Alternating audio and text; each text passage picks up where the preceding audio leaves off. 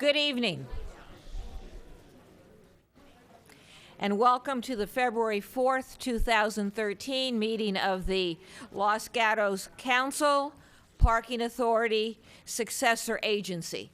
Before we begin with the flag salute, I'm going to ask everybody in the chambers right now to take a seat, not on the floor.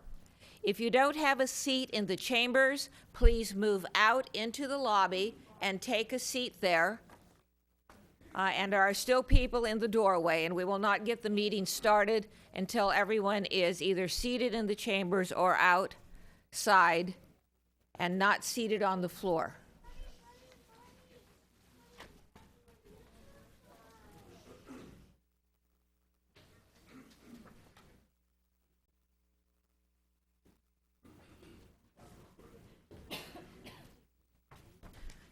And while you're moving into seats in the lobby and off the floor, I would ask you to please put your cell phones on silence or vibrate.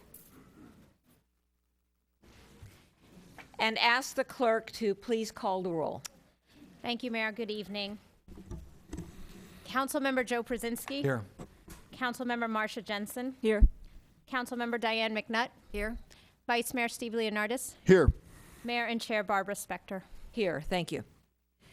The first thing we do at all of our meetings is the Pledge of Allegiance, and what we have historically done and will be doing this evening is asking a young member of our community to assist us in leading the flag salute.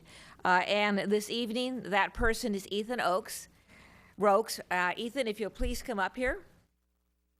And I'm going to have Ethan stand up here with me at the dais while I tell you a little bit about this impressive young man.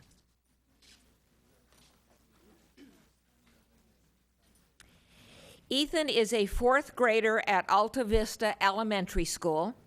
His favorite subjects in school are language arts and science. He is a Weebelo 1 in Scouts. This is a rank in Cub Scouts Pack 358. He earned Aquanaut, is that right? Not. And Citizens Badges. Ethan has an older and younger brother, and all have been in scouting. His dad is an Eagle Scout. Ethan participates in food drives and various Scout Creek cleanup projects. The Ross Creek area in Westchester was adopted by Pack 358 when Ethan's older brother was Weebelo, in the Weebelo Pack. He plays soccer. He is a member of the Los Gatos United Soccer League comp team, the Predators. He plays basketball through the Los Gatos Saratoga Recreation Center and baseball, AAA Union Little League. He enjoys reading, drawing, and playing video games. Ethan can land a front flip on the trampoline. He has a 2-year-old golden retriever, Charlie, who likes to eat Ethan's socks.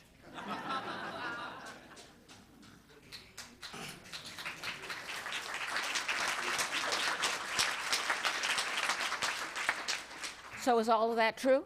Mm-hmm. Okay, so would you please stand while Ethan leads us in the salute to the flag?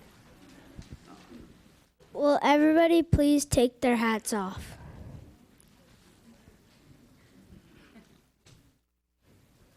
I pledge allegiance to the flag of the United States of America and to the republic for which it stands, one nation, under God, indivisible, with liberty and justice for all.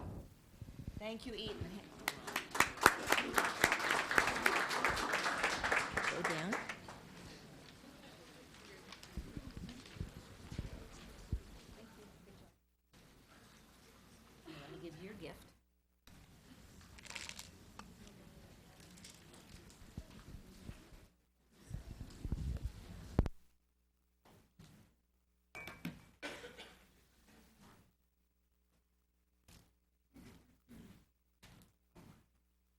One more round of applause for this special guy.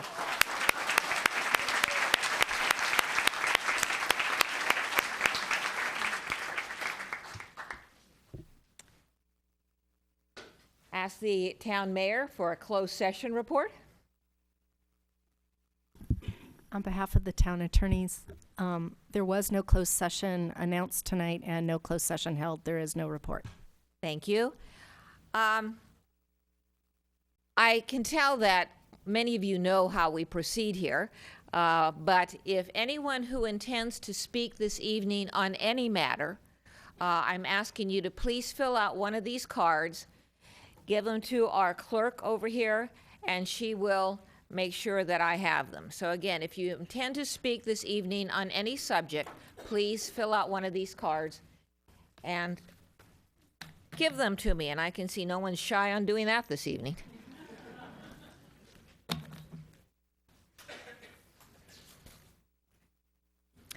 All right, the next item on our agenda, council matters. Does anybody on the council have anything to report out? Seeing no one, then I will. Along with the vice mayor, I attended Art in the Council Chambers on Thursday, where we honored the high school students who painted the artwork you see in the council chambers this evening.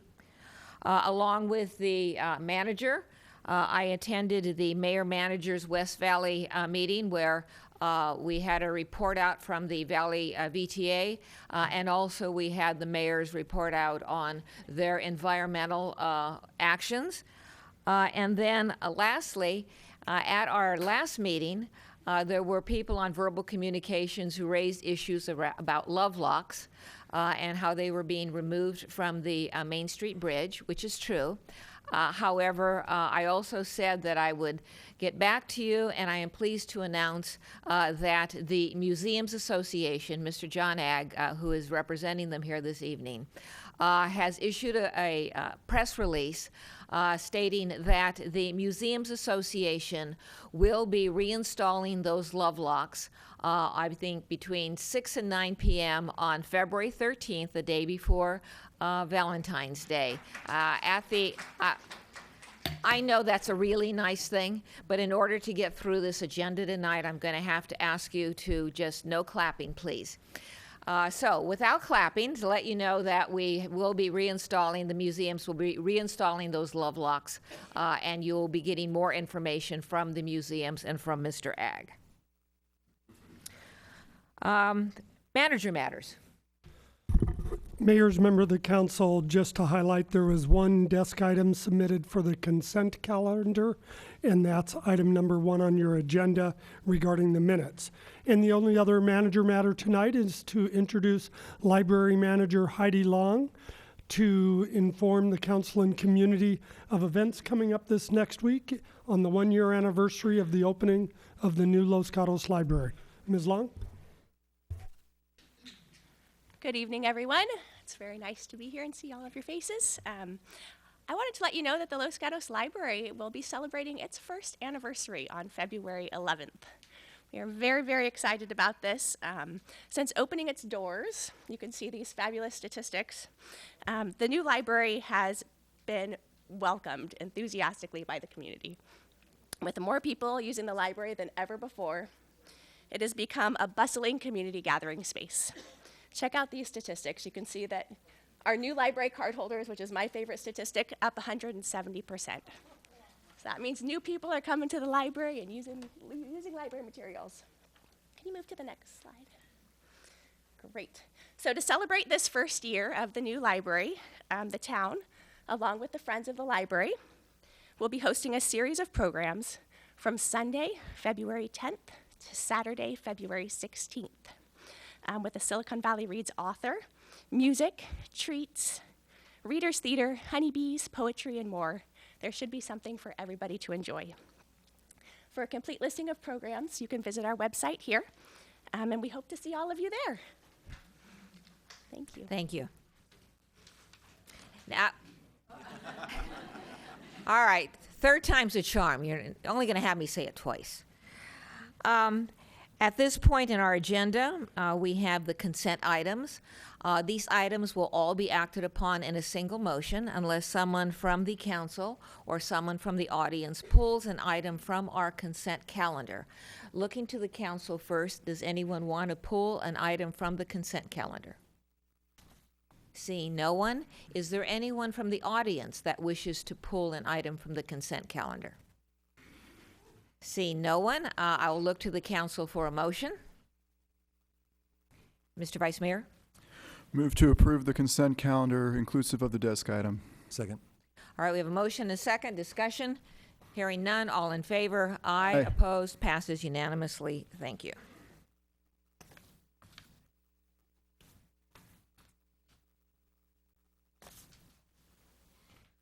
All right, next agenda item, verbal communications. Oh, I'm sorry. Do we have anything else on the successor agency options? We do not. Did we have a desk That was item on part that? of the consent calendar. All right, did we have a desk item on that? No, we did not. Okay, thank you.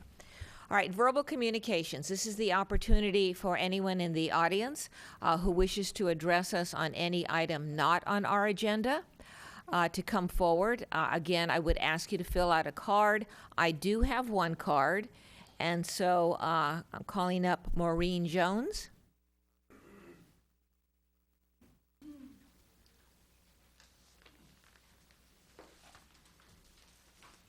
Good evening. Regarding the Valley Water District's vote to purchase and add unapproved fluosilicic acid to our drinking water for the purpose of treating people rather than the water. The article I'm handing out for you today is entitled Fluoride, Teeth, and the Atomic Bomb. It was commissioned in 1997 by the Christian Science Monitor, and despite editorial approval, it was never published. The author, investigative reporter Christopher Bryson, went on to write a book, The Fluoride Deception, published in 2004. Both the article and the book are based on the 1995 declassified documents of the U.S. atomic bomb program, known as the Manhattan Project. The documents cast new light on the roots of water fluoridation and explain the political longevity of a public health policy that can now easily be shown to be neither safe nor effective. Fluoride was the key chemical in atomic bomb production. Massive quantities of fluoride were essential for the enrichment of uranium-235, not only for the first two atomic bombs and nuclear weapons of the Cold War, but also for uranium enrichment to this day.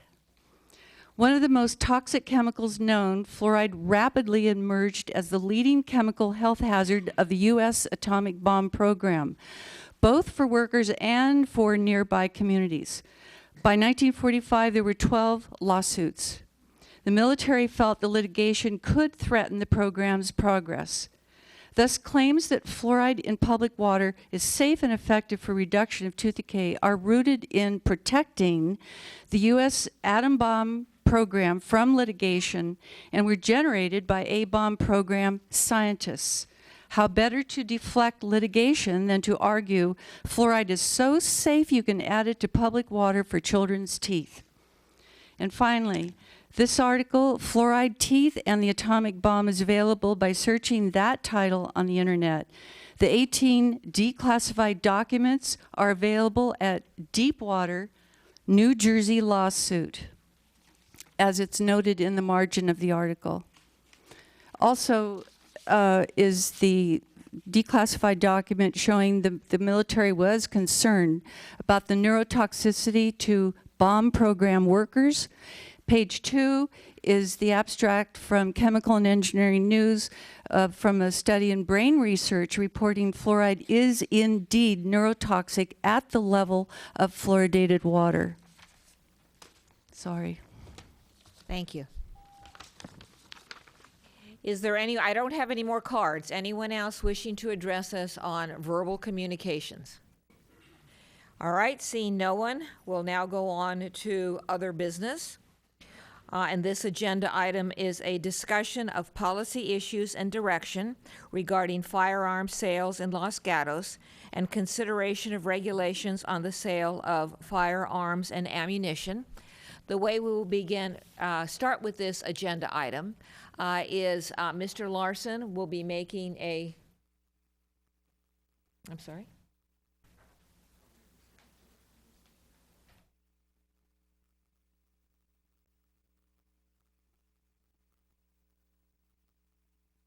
Is there a question from the Vice Mayor?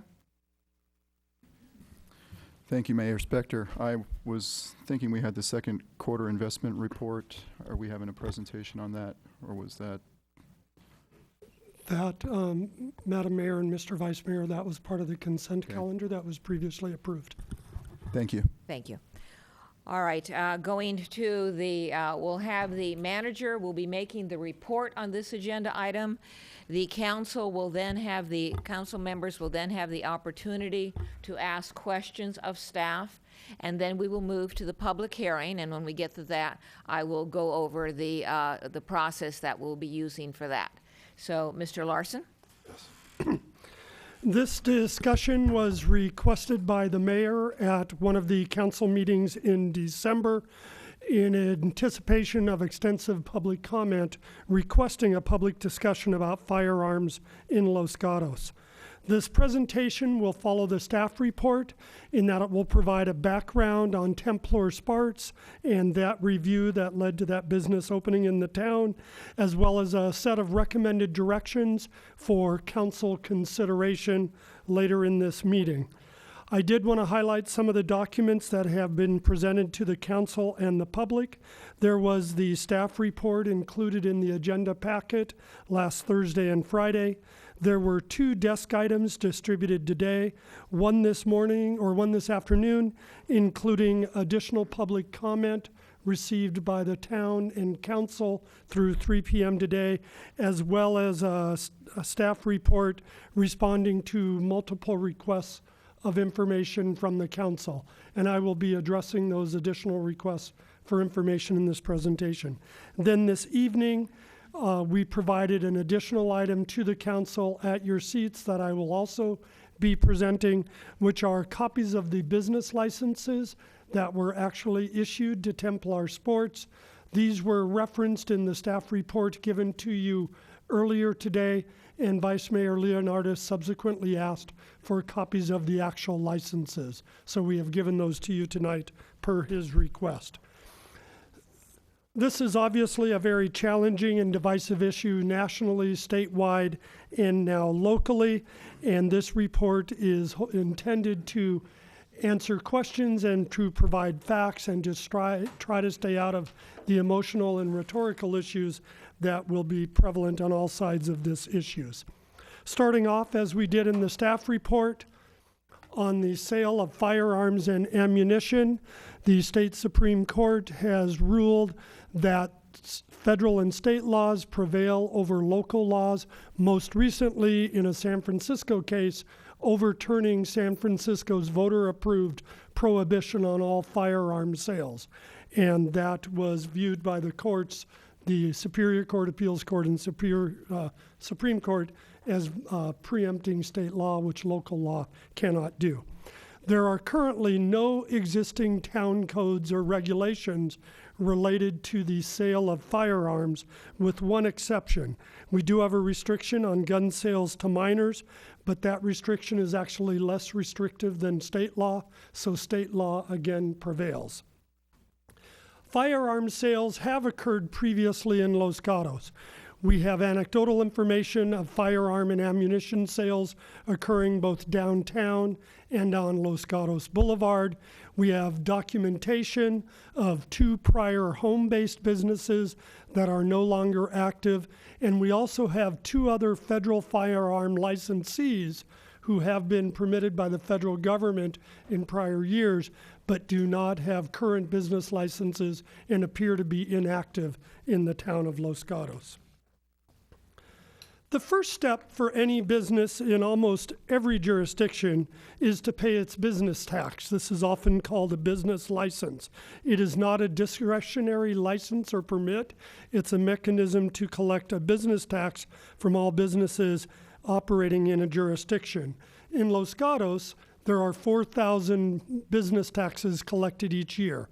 3,200 of those are renewals, and roughly 800 are new each year. On average, for 2 fiscal years we looked at, 6 per year required a conditional use permit before the business tax could be paid and the license received. The process is such that a business owner comes down to our finance department here near community development and submits an application. Based on that application, the town reviews the intended business use and where that business would be operating to ensure it is in compliance with town zoning. Upon that review and approval, the business pays its tax and receives its license.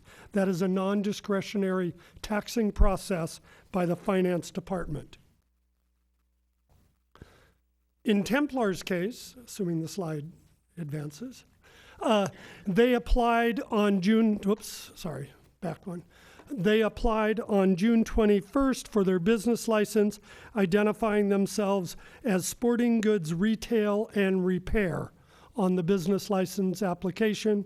That was reviewed in the next process I'll describe on the next slide in a moment, and the business license was returned or approved on that same day, and the business license sent out within a week, which is our normal timeline for most business licenses where it is in a zoning where the use is allowed. I will highlight in the documents that were given to you earlier this afternoon, shortly after 1 p.m., there was documentation that in August, Templar came back to the town and provided documentation that the state requires that their business license specify that it is allowed for firearm retail sales, or that the town has no prohibition on firearm retail sales. As I mentioned on the prior slide, there is no prohibition in the town code on firearm retail sales, so that revised business license was issued in August on the 28th, 29th, right at the same time as they were coming in for their design review. The certificate of use and occupancy is the process used by many jurisdictions and Los Gatos through its community development department to review any new business to ensure compliance. Staff reviews the proposed use against the town code and the building code. If it is allowed by right, it is approved automatically. If the use is not allowed, then it is either denied or it is referred to the appropriate planning process for subsequent staff, planning commission, and council approval. That is the standard process. So a typical business coming into the front counter, let's say it's for a hardware store, would come to the counter. If it's a non-formula store and it's of a certain size, it could be in downtown or on the boulevard, it would turn in its application for a business license. That business license internal verification would go to CDD. That would then generate a request for a certificate of use of occupancy, and we would review to make sure that business is proposed for an address where the zoning is appropriate for that use as specified by the town code. In this case, retailing is explicitly allowed in the town code at 611 University, which is the address of Templar Sports. Prior to 1977, that was in a light manufacturing zone where retailing that was linked to the manufacturing was the only retailing that was allowed. However, based on a unanimous council vote in 1977, that zoning that covered 611 University was changed to a commercial industrial zone, and retailing was allowed explicitly by right in the town code with no conditional use permit, no requirement for a public hearing, and no discretionary action by the town in that zoning. Police review. The police, under the current town code, do not have any authority or discretion regarding firearms retailers. Nonetheless, Templar Sports has submitted to voluntary reviews, and police believe they are exceeding current state and federal standards. Questions have also been raised regarding an off-duty officer involved in Templar Sports, and as I documented in the staff report, I did want to mention that there has been explicit direction to that officer to keep any and all private business activities separate from public role, resources, and involvements. So here's the chronology on Templar Sports. The week of June 18th, there was an informal discussion with the police chief prior to the federal firearms license application, prior to any lease being signed, prior to the zoning having been reviewed. And 3 days later, the applicant applied for and received their business license through the process I described previously. Then in August, early in the month, there was an electrical permit issued for internal work. That is simply a building code review that is ministerial for safety and compliance with the building code. Then at the end of the month, there is a submission for an architecture and site permit, which was strictly for minor modifications to the exterior of the building. At the same time as the ANS permit application is when the request for the modified business license came in regarding firearm sales.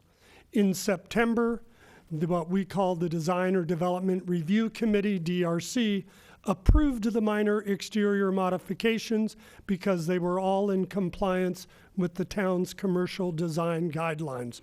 Again, that architectural review has nothing to do with use. It's simply architecture and site. Following the DRC approval, the building permit was submitted in late September, and then the work was completed and signed off on December 20th. So a number of questions have come forward that I thought it might be most helpful to answer them as directly as we can. First, why was this store allowed to open?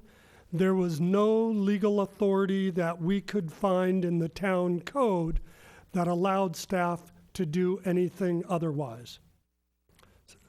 Why are other businesses more regulated? Simply, it's specified in the town code that they will be more regulated. The town council adopted in 2002 the requirements that any formula retail businesses in downtown had to go through a conditional use permit process. The town council put in the town code in 2004 that any personal services salon on the ground floor in downtown had to have a conditional use permit. And in 2009, the town council approved a massage parlor and service ordinance. So those were all three prior actions that set up separate processes and standards for those types of businesses. No such standard or process has ever existed for firearms retailers in Los Gatos, to the best of our research and knowledge. Can we close Templar Sports? We believe we have no legal authority to close Templar Sports unless they violate federal or state law. Can we restrict firearms in the future? Absolutely, within limits, as we're now recommending. And this moves to the last part of staff presentation. Staff is recommending and requesting council direction to research and bring back for council consideration a number of appropriate land use and regulatory controls over firearms retailers in Los Gatos. First and foremost is which land use zones are most appropriate for firearms retailers. We do not believe, based on prior court rulings, that we can prohibit firearm sales in all land use codes. There needs to be some appropriate places to avoid the blanket prohibition, which has not been sustained in prior court rulings. But this is a research project we'd bring back. Clearly, our initial thinking is residential would be inappropriate. Downtown commercial and neighborhood commercial would likely be inappropriate. Controlled manufacturing or commercial industrial might be zones to further review for their appropriateness as potential firearms retailer locations. Whether or not firearms retailers are limited to any specific zones, the council could adopt, as other jurisdictions have, a conditional use permit requirement for any retailer of firearms or ammunition. And this would be a conditional use permit process, as the council has previously implemented for formula retailers, personal service salons, and massage parlors, and other businesses throughout the town. 3, we believe we could restrict home occupations to avoid a repeat of what existed a few years ago in town that would apply to non-collectors for people who are in the active sale and resale of firearms. 4th, other jurisdictions, most notably Campbell and San Jose, have established a police permit process. This police permit process is not a land use approval. It is an operating requirement on the firearms retailer that has been sustained looking at 3 issues: safety, security, and liability. It's not the legitimacy of the use and operation. It's ensuring safety, security, and liability protections. One city in the state has progressed on requiring ID checks for ammunition sales. As you already know, California requires ID checks for any firearm acquisition in California. ID checks are not required for ammunition sales. We also understand this is a matter being considered for possible state legislation, but one jurisdiction so far has been able to implement this locally without challenge. And we would review that and bring back a recommendation. Last, a nonprofit organization out of San Francisco working with a national organization called Mayors Against Firearms is recommending jurisdictions and is providing draft ordinances that require the reporting of lost and stolen firearms within 24 hours. So staff is requesting your direction to pursue any or all of these the council is comfortable with, and to bring back the fruits of that research probably in a 3 to 4 month time frame based on decisions you'll make on February 19th regarding workload assignments and distributions. If we were to proceed with all or even most of these, Los Gatos would move from being one of the jurisdictions that has historically to date had the least regulation and restriction of firearms to being one of the jurisdictions in California that has the most regulation and restrictions on firearms sales and ammunition. So in conclusion, given the lack of action by prior councils, we believe neither staff nor the town council had or have any legal authority or discretion to deny, restrict, or delay Templar sports. However, the town can follow the lead of other local jurisdictions in establishing appropriate new standards and requirements for the future. That concludes staff's report. Thank you, Mr. Larson. Looking to the council, questions for Mr. Larson? All right, I don't see any there, so I have some. I just want to circle back on what you were saying. It seems as though we have 2 permits from at the town level. The architecture, not the architecture and site, but the occupancy, I guess it is architecture and site, and the business license, is that correct? There are 3 documents that were issued by the town, well, plus building permits, so you could actually say 4 for Templar Sports. All right, and then from the state, there was what? I know there's the federal firearms license, the acronym is FFL, federal firearms license, and I'm not sure what the title of the authorization from the state is. Chief or attorney?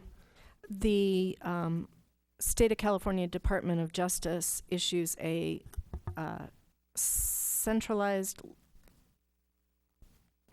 firearms dealer and dealer inspection program and they have a licensure submission acknowledgement, and then they issue ultimately a certificate of eligibility. All right, and that was a state? Yes.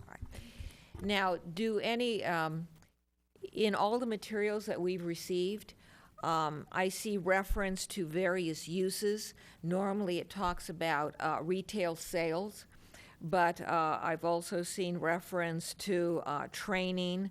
I've seen reference to modifying firearms, machine shops, gunsmithing. What is it that under the documentation that we have to date that Templar is allowed or not allowed to do? They are allowed, it's a retail store, and so obviously they can sell merchandise, and there could be some repair. There would be no manufacturing type facilities going on. All right, and the retail is clear to me. The repair would be by virtue of one of the documents they submitted to the town, is that correct? Their original business license said sporting goods retail and repair, and so repair was explicitly called out in their original business license application. And then, so did that carry through to all the documentation? It was repeated again when the 2013 business license was issued as provided to you tonight, and then that was modified for firearms sales. When we talk about sales, are we talking about sales that include mail order sales or internet sales, or do you know? I don't believe anything in our current practice or codes differentiates. And then you also talk about, these names have been sort of thrown around, the business being called Templar Sports. Is that the entity that can sell, or is it an individual? There are multiple levels of review that I've seen in the documents submitted. Templar has existed as Templar Sports and Templar Armaments or Armory in various documents that have been submitted. And then there's an individual certification and licensing that needs to occur at the federal and state level. I believe one of the documents we provided to you in the 1:30 packet this afternoon was an example of Rob Chang, I believe the name is, one of the owners of Templar Sports, his actual certificate from the state that allows him to own and sell firearms. And from the town's perspective, is there any challenge with the use of the various entity names and individual names? We have not found any to date, in that it has been a fairly transparent record of the business and the licensing. We are and will continue to ensure that we believe the business is operating to the standards required by state and federal law. And should we ever identify an exception to that, we would work with the state and federal authorities on whatever enforcement is appropriate. And that includes the licensing and permitting of the businesses and individuals in the sale and repair of firearms. Okay, thank you. Ms. Jensen. I wanted to follow up on one of the mayor's questions regarding the business licenses and repair. And then looking at the business licenses we received this evening, they do not refer to repair at all. So what is the manager's reasoning in, I think you stated that repair is allowed? Yeah.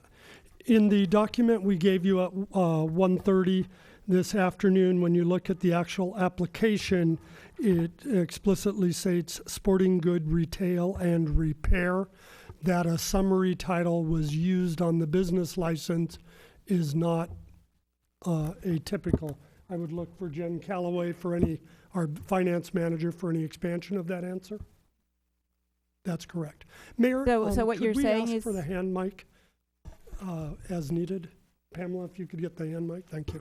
So if I understand your response, the all of the applications, and we received many at 1:30 this afternoon, are incorporated into the final license? Am I understanding your answer correctly? The original license was sporting good retail and repair. We had nothing in the town code that required them or required us to specify whether it was firearms or not. They came back, and under state law, they felt there had to be either a letter from the town stating that we had no restrictions on firearm retail, or that had to be noted on their business license.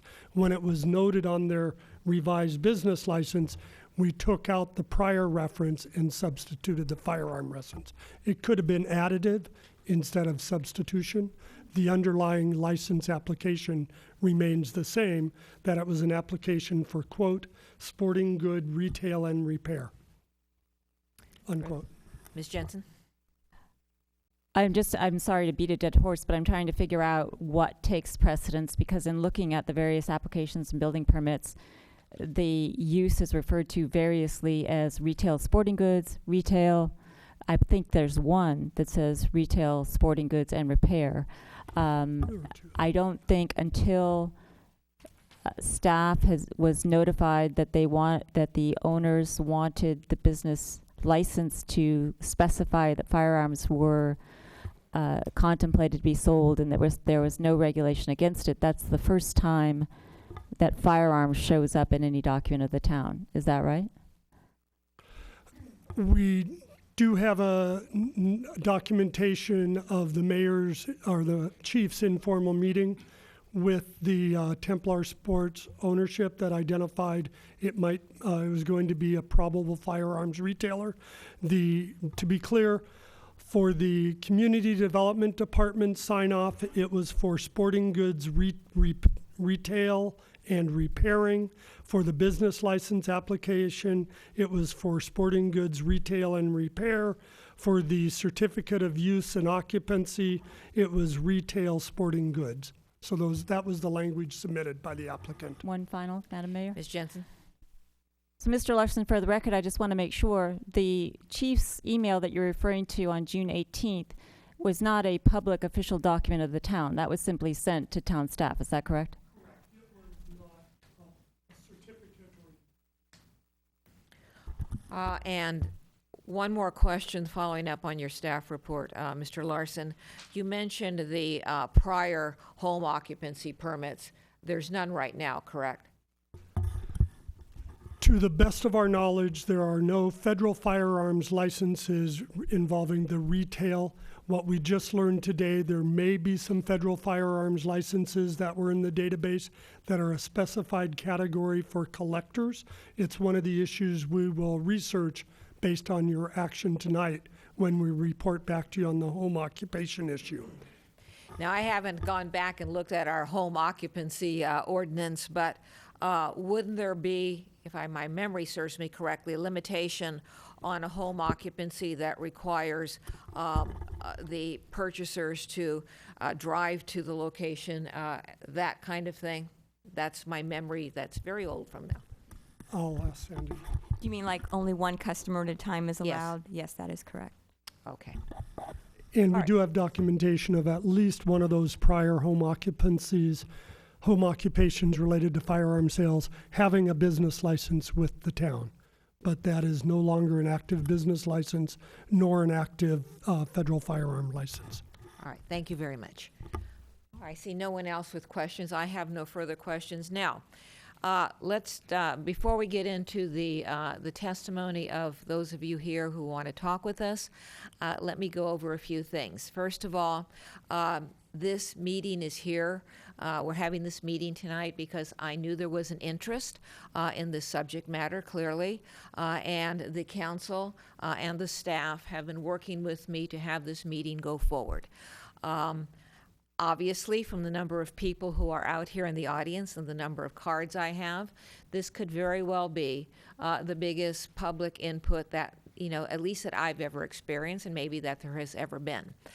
That being said, The way it will go forward is I have the discretion to limit the amount of time that people speak. The maximum is 3 minutes, but I have chosen not to do that because I am assuming that when you come up, you will make your presentation in 3 minutes or less. You will have those lights up there. When you see the gold light, that doesn't mean you need to hurry up and finish. That means you have 30 seconds left, okay?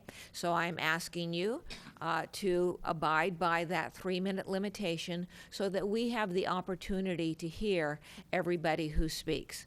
I'm also asking you once again, whether you're sitting in the chambers here or whether you are out in the lobby, because we can hear you, that we refrain from clapping. So again, so we can keep the hearing moving along. And I also noticed, because, we can see, that there are a lot of folks here with signs. And we also know from prior experience that when folks wave their signs up in the air, it disrupts the meeting. So if you're going to use a sign and you want us to see it, then holding it at, chest level or lap level, we can see it when you do it. And some of you are already doing that, and we can see them. And lastly, if you're speaking and you know there are other folks here with you who agree with you, you may not want them all to speak. You may say, I have 12 people here who agree with me. Or will the 12 people here who agree with me raise their hands? That's very powerful, and we get it. So we're going to work with you. We're asking you to work with us. And I have a pile of people who want to speak here. And so I'm going to start with Cynthia Schneider, followed by John Fitzgibbon. And Madam Mayor, while that speaker's coming forward, I just wanted to provide a more authoritative answer to the question from yourself and Councilmember Jensen, if I may. And that's regarding the business license documents. The forms that are actually sent to the business retailers and posted in their stores, as you saw, are summaries of what was on the business license application. And the example that was given to me by our finance staff is for a jewelry store, we would say jewelry. We wouldn't say jewelry sales and repair. They're summary disclosures of the type and nature of the business. Thank you. All right. Again, whether you are in this chamber or you are out in the lobby, we're asking you to quietly listen to whoever is presenting, whether it's staff, council, or one of the speakers. So that being said, we will start with Cynthia Schneider, and it'll be followed by John Fitzgibbon. Ms. Schneider. Good evening. I'm Cindy, and I've been a resident of Los Gatos for 27 years, and I've always felt enormous pride in being a member of this community. As a community, we have many things in common. Our children, our neighbors, our businesses, our schools, parks, creeks and trails, and each other.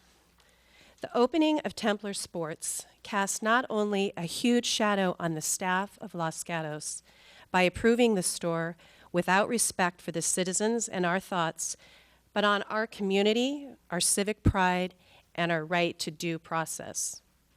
The opening of Templar Sports, a gun shop, has created a huge division in our town, pitting neighbors, friends, businesses, and parents against each other. Instead of civic pride, the town staff, by its lack of concern for the opinions and beliefs of the majority of the people in Los Gatos, has brought shame and fear to our community.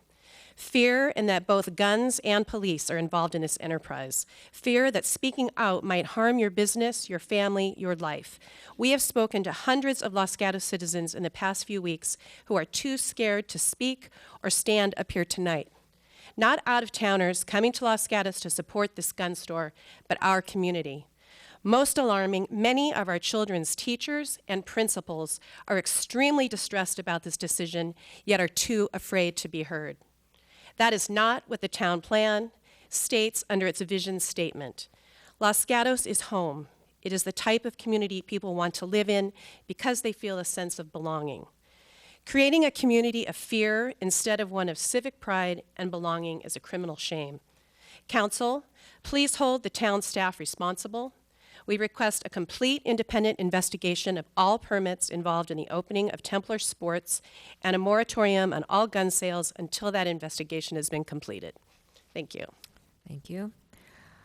John Fitzgibbon, followed by Donna Madier.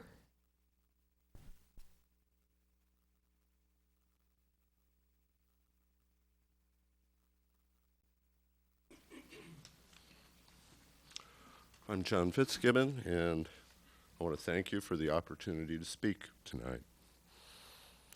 I'm surprised that I'm here because I'm somewhat surprised that there's a hearing on this topic. The owners of Templar Sports have complied with all of the regulations, strictures, ordinances, codes, etc., in order to open their shop, which they did weeks ago. On the other hand, there are those who don't approve of what Templar Sports sells and wants them closed without legal basis and without any true legal standing in the matter. So we have those who have fully complied with the law and those who have no legal basis or standing. Who is out of bounds? And yet, here we are. And if there is any consideration of changing the rules to the disadvantage of Templar Sports and possibly to their demise, I think that there should be thought given to the fact that when the law is used to target single individuals, then those individuals do not have equal protection under the law. And when that happens, the rule of law is transformed into the rule of caprice. I hope for a good outcome tonight, and I thank you for your attention to this matter. Thank you. Donna Madier, followed by Benjamin Cogan. Hello, my name is Donna Madier, and I am here as a parent. I have two precious little girls that attend Van Meter. I was one of the 200 parents that attended the school safety meeting not long ago, and I gotta say, I was so touched by seeing the way this community came together. I'm fairly new here, and I love this town, and I love what I saw. I saw the school administrators putting their heart into it, coming up with wonderful ideas. The police were there with their support, telling us the things that they were going to do to keep our children safe. And as parents, of course, there's nothing more important. And I wanted to leave there that night and come home and say, we're doing everything, absolutely everything. Everyone in this community is doing all they can to keep us safe. But I felt a bit disheartened. I saw the commitment, but I didn't feel that it was enough. And that was really what it came down to. When I heard about a store being opened that warehouses guns 2,000 feet from our school, just around the corner, I felt a bit sick at heart because I felt like we were being a bit hypocritical and not serious as adults. Because on the one hand, we're saying, hey, little Johnny, stay away from guns, but pay no attention to that gun store you're walking by on your way to school. And that just makes me feel like we're not doing what we should be doing as adults. Times have changed. Since Newtown, there have been, 1,200 people shot in the U.S. with guns. This is a different world that we're living in. We have some old rules. All right, it's time to change. This is our moment. There are people in power here who can make a huge difference. And it's not just, it's about keeping our kids safe, but it's not just about saying, hey, don't have a place that sells guns. It's about giving a symbol to our kids that we are responsible, that we do mean that we think that it's wrong to play with firearms, and that we are really taking their safety so seriously, and there's nothing more important. And I just want to make sure that we have input, that we come together as a town. They say it takes a village, and it does. And that means not just the school administration and the police and the parents, that means the staff too. We all need to come together on this issue, and things need to change. Thank you. Thank you. Benjamin Cogan, followed by Tom Spilsbury.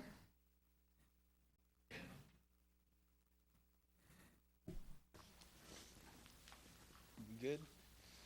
Thank you, council members, for being here and taking the time to talk to all of us. One of the beautiful things here is community. Whether any side you're on, this is the biggest turnout for Los Gatos. Mr. Kogan, if you'll direct yourself My to us. apologies.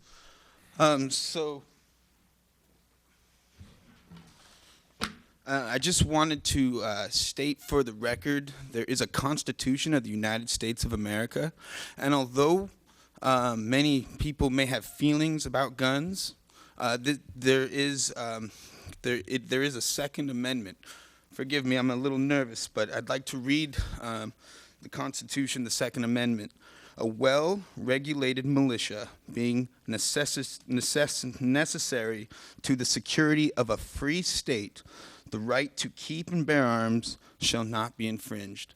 So we have someone who has done everything legally to become a gun store in Los Gatos. Now, whether or not the gun store actually opens in Los Gatos or not, guns are still available. There's gun stores in Campbell, San Jose, and other stores. But I just want to talk basically, forgive me, I don't know why I'm nervous. But I guess it's why do we not trust American people? Because we are all in this room for guns. Whether you believe it or not, you're either for the police and the military having guns, or you're for the fellow man having guns. The right to bear arms is a Second Amendment right. It's a freedom, just like the freedom of speech that you have allowed me to have here today. And I thank you for your time. I would just not like to see us lose the Second Amendment. So I know there's a lot of people speaking. I thank you once again for your time. And I do support the gun store, and I don't support any bans like Feinstein's bill or anything like that against gun control or against gun rights. So I'm pro Second Amendment. Thank you for your time. Good night. God bless. Thank you. Mr. Spilsbury, followed by Lori Sutterfield. Good evening, Mr. Mayor, Council. Tom Spilsbury. I'm a long resident of Los Gatos since 1962. I can remember when I was young, which is hard for me to remember, but when the guns were sold at several places in town. Coast to Coast had a hardware store that sold .22s, pellet guns. Los Gatos Hardware sold antique shotguns. There's been several stores throughout the history of Los Gatos that have sold guns. I personally don't own any guns. I grew up in a family that my father had guns, and we were taught not how to deal with guns and how to stay away from them and how to use them at a young age. There's a responsibility that we all have as parents for our children. I have two beautiful children that I love, and I want to be safe as well. But I also want to be safe in a world that they have a chance to make choices and be responsible for their choices. And I think allowing Templar to be here as a right, as a free business to establish themselves and sell their product in the community is an American right. And I support the Templar store, and I hope that you all agree with me, which that's never going to happen. But I do appreciate you giving me the time to speak. Thank you. Thank you. All right, Lori Sutterfield, followed by Peter Levy.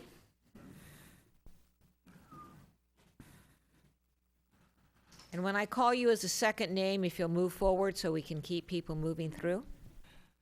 Good evening, I'm Laurie Sutterfield, and I'd just like to say I'm here in support of Templar Sports, and I'd like to donate the rest of my time, if I could, to Mr. Chen, who is one of the owners of Templar Sports. We give everybody 3 minutes. They can take it or not, but we don't share time. Okay, thank you. Did you not hear? My name is Laurie Sutterfield, and I'm here in support of Templar Sports. And since I cannot donate my time to Mr. Chen, that's what I wanted to say. And I believe there are a lot of people here who are agreeing with me tonight. Thank you. Peter Levy, followed by Glenn Horton.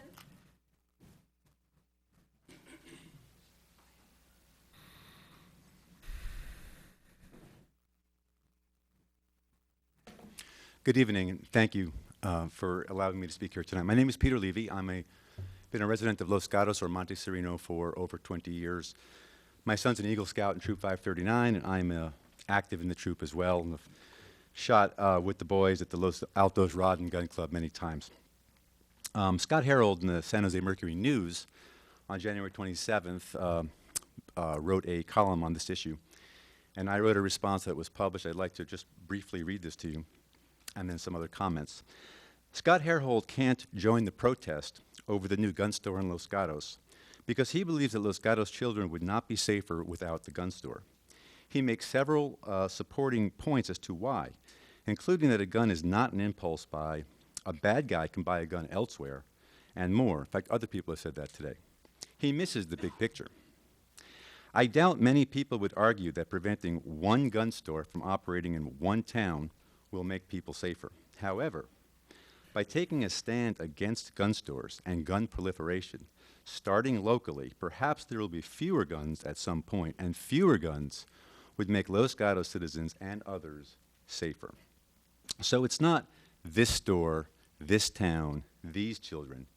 It's all stores, all towns, all children. Of course there is a place for guns in society, as the last speaker said. No one is arguing that. But the point is to make it harder, not easier, to obtain them. And where better to start than in our town? I know we could argue ad infinitum about what I consider the small picture issues surrounding this store.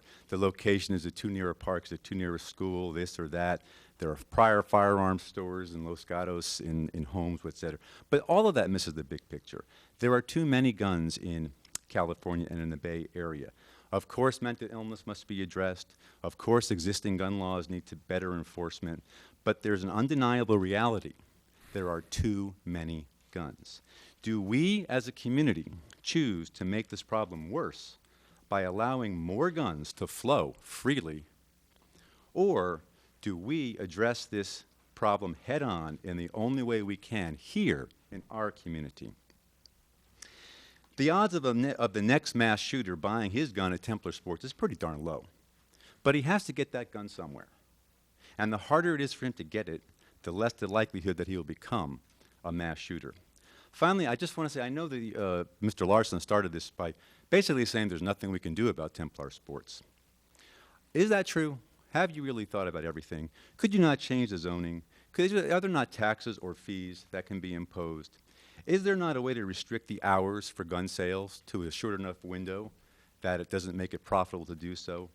Could you not require firearm sales to have hours of instruction time? Thank you very much for hearing me out. Thank you. Glenn Fortin, followed by Robert Oneto.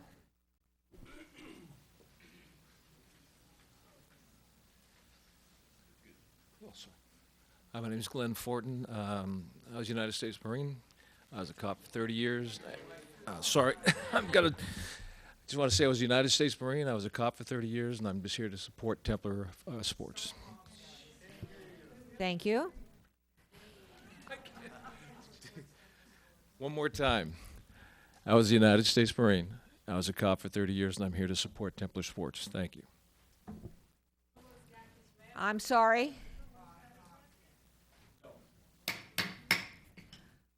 All right. I'm going to ask you one more time. Give respect to the people who are speaking. The only people who speak are the people who have been recognized to speak at the podium. If we don't do that, then we have all kinds of rules and regulations that I can follow, but I don't want to do that. I want to listen to you. Then later on, I want you to listen to me. All right, Robert Oneto, followed by Sandy Decker. Good evening. Thank you for allowing me to speak. I'm a father, and I'm here to express my concerns as a parent. Sorry. I've lived in Los Gatos, in and around Los Gatos for the last 40 years. I always took great pride and thought of Los Gatos as being a very progressive and open-minded community.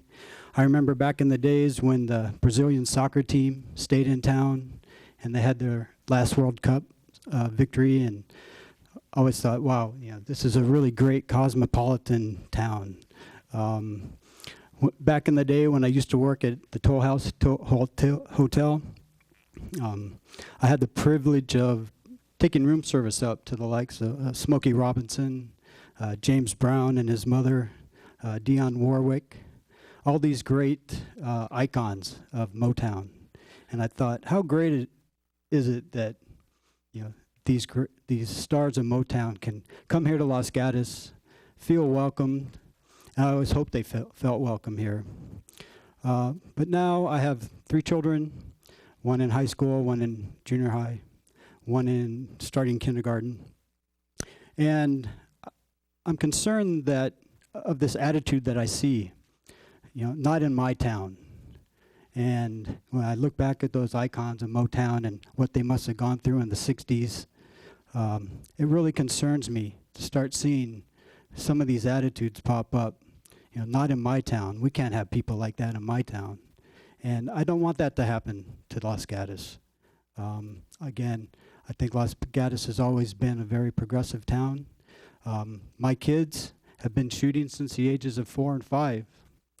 They're all straight A students, and they're all on the college track. They all take advanced placement in mathematics and biology courses. We sportsmen, we sportswomen, we're no different from other people. We're your neighbors, we're your friends.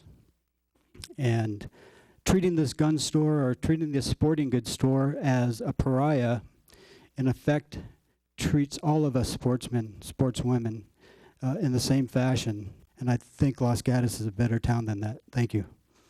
Thank you. Sandy Decker, followed by Kathleen Duria. I know I'm pronouncing that wrong. Good evening, Council. Sandy Decker, 45 Glen Ridge, Los Gatos. Thank you for hearing all of us, Mayor Spector and Council. It is very obvious after beginning this testimony, and you'll hear a lot more tonight, the Templar firearms application was not approved properly. The excuse that staff had no discretion is simply wrong thinking for the town of Los Gatos that takes time to be involved in all levels of land use. We all deserve to know what a Type 10 and a Type 7 licenses that Templar now holds. We need those details. Many states do not allow these 2 licenses because they permit incendiaries and explosive devices. Really, Council, on University, across the street from a ballet school, no public notification, no notification of surrounding schools, no conflict of interest report on a uniformed Los Gatos policeman being a co-owner of this store, no courtesy notification to the merchants in the area. Planning staff allowed a bunker to be created at 611 University and called it a minor modification. The licensing for this application is so convoluted, it states Templar is a retail sporting goods store when it is a de facto firearms store, looking to expand in order to repair and manufacture. Could that be the reason staff decided that the LM district was a more appropriate, so that their future expansion could be yet just another administrative approval? According to the paperwork available from the town only today, this application has actually been in the hands of staff for over a year. And according to that paperwork, after being warned by several staff members, the town manager, still being warned that there was going to be a public outcry, still made no decision to take this through the public process. Take this decision out of staff's hands. Put it before the people of Los Gatos. Allow us to examine this with the real requirements, conflicts, and impacts of staff's incomprehensible approval of a firearms store in Los Gatos, with no consideration for the public voice, yours or ours. Council, stand with us. Set precedents by having the courage to say no to the intimidation of interests that would continue to add to the staggering toll of gun violence through the proliferation of guns in our country. Thank you very much. Thank you. Kathleen Duria, followed by Gil Decker. You were close. It's Kathleen Duryea. I'm a resident of Los Gatos. I have something very brief to say, and I'll start with a quote from Rosa Parks, which is, "Knowing what must be done does away with fear." I'm nervous because of this topic, but what I want to address rather than what has happened is what your role might be going forward. If I've understood the explanation tonight and what I've read in both our local paper and the Mercury News, is when you look at a town for zoning, for commercial development, for residential development, the town is divided. And what concerns me is that if there were to be future retail applications, that the whole town is looked at rather than, well, that's okay in this neighborhood, but it's not okay downtown. So that if this application had gone to the quote downtown, there would have been public hearings and reviews. The permitting would have been different. I think when you look at Los Gatos as a town, my hope would be that you as the council, as well as all of us as citizens of the town, think of us all together rather than divided by area. If a particular retail establishment isn't suitable for one part of town, why is it suitable for another part of town? I'm urging you to consider going forward to think of the entire town and not location, location, location. Thank you. Thank you. Gil Decker, followed by Neil Broomberger. Thank you, Council, for this opportunity to speak. I have two topics, weapons and conflict of interest. First, weapons. Much earlier in my career, I spent 7 years as an Army helicopter combat pilot, then followed by almost 24 years as an Army Reserve officer. Much later, I was appointed by President Clinton to be Assistant Secretary of the Army for Research, Development, and Acquisition, the senior official for all Army procurement. I have extensive experience in military weapons of all kinds, be they weapons used by soldiers and special forces such as Navy SEALs, up through artillery and missiles. Soldiers and special forces receive extensive leadership, psychological, and technical training in the use of these weapons. The civilian public receives nothing like this, notwithstanding the laws. Here is a direct quote from New York Mayor Michael Bloomberg in a foreword he wrote for a research report on reducing gun violence in America, and I quote, "They," referring to these assault weapons, "belong on the battlefields in the hands of our brave, professionally trained soldiers, not on the streets of our cities, our suburbs, or rural areas. As retired military leaders such as Colin Powell and Stanley McChrystal have said," end of quote. The Constitution requires militia. That's National Guard, that's military, that's police. I don't think they envisioned assault weapons. I don't think they meant individual people. So that's open to interpretation, and I'm not a lawyer. Los Gatos by itself cannot change the federal or state laws, but we surely ought to be able to prevent gun sales, repair, and manufacturing, particularly of high-rate assault weapons. And I don't see any indication that that's prohibited. Now, conflict of interest. Our excellent police force is the agency to ensure public safety. That said, I am disturbed that a part owner of the gun shop is a Los Gatos police officer. My appointment by President Clinton to be Assistant Secretary of the Army required Senate confirmation. During my preparation for my Senate hearing, I was advised that if I was confirmed, I would have to divest myself with any connections with companies that do business with the Department of Defense. No stocks, no investments, no nothing. I did this because I believed it was a good rule and that even the appearance of conflict was to be avoided. I am in no way impugning the integrity of Chief Seaman of the police force, but I do believe there should not even be the appearance of a conflict of interest. I encourage you, Council, to remand this approval to the same process as other businesses, namely staff analysis followed by Planning Commission review followed by City Councils, open to the public, and that explicit restraints be specified at least on assault weapons. Thank you. Neil Broomberger, followed by Ted Simpson. Thank you. Los Gatos has no need for a store which sells deadly weapons and ammunition, much less one in such close proximity to our schools, parks, and residential neighborhoods. And let's be clear, this is not a Second Amendment issue. This is a business, and there's nothing in the Constitution that protects that under reasonable zoning and other restrictions. However, many others here tonight have and will express their views on both sides of the gun debate. The point I want to make tonight deals with the manner in which the Templar gun shop was approved. And let's not kid ourselves, it's a gun shop. They sought to call it something different, but it is. Aside from a handful of fishing rods, all you see is guns. Everyone who had a hand in the maneuvers to Mr. Bloomberg, if you misrepresent. talk to us, please. I'm sorry? Direct your comments to us, please. Okay. Everyone who had a hand in the maneuvers to misrepresent its business, its application, or to simply slide it through without public debate should be held accountable. There's no question that the presence of a gun shop in this community is a matter of intense public interest. Who could possibly be ignorant of this?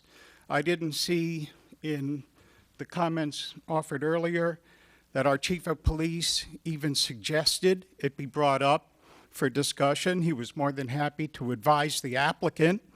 Did he advise the mayor? Did he advise the council? No.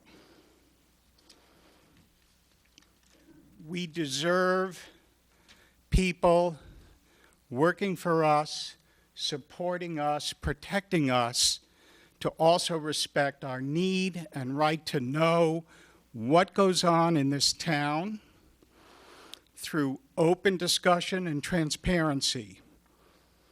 The people that were involved in this and its approval, even advising the applicants on how to go about this in a manner that avoided all of that, should be held accountable.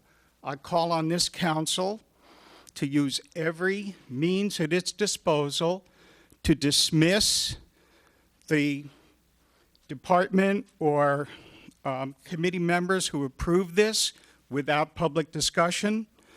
And I urge this council to dismiss anyone in the employ of this town who has an interest in this gun shop or who had a role in its approval without discussion. Thank you.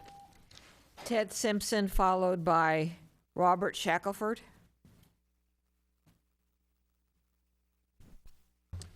Hello, my name is Ted Simpson, and I'll be very brief. I would just like to say that I am very much in support of Templar Sports. I would also like to add very quickly, because there's a lot of misinformation being spoken about. It is impossible for an individual to walk into a gun shop anywhere in this state and almost anywhere in the country and buy a machine gun or an assault rifle. Assault rifles have been banned in 2 different periods, I believe, in the NFA Acts, I believe in 1934 and 1968, something like that. So when you hear these people saying, oh my God, you can buy a machine gun or an assault rifle, that's utterly false. You can look at the laws that are on the books, and you haven't been able to buy assault rifles for a very long period of time. I'd also just like to ask, do you have your constituents of this town, every time a new business opens, come after you with this much veracity about clarity and opacity in the permit process? Has it ever happened before? The fact that a gun store is opening that has followed every request for information, has followed every law that's on the books, has passed the most stringent background checks possible in the state, you know, I fail to see the issues here. I mean, they have done everything that you have asked and then some, and have passed the background checks by so many state level, county level, and national level agencies. I mean, you can't just walk into a gun store, buy a gun, and walk right out in California. It's impossible. There's a background check involved. You cannot have any felonies and a handful of misdemeanors at all on your record, or you're utterly denied. Sorry, I'm rambling, but anyways, again, I would just like to say I'm very much in support of Templar Sports, and I hope you don't act without being fully informed of the laws and regulations. Thank you. Thank you.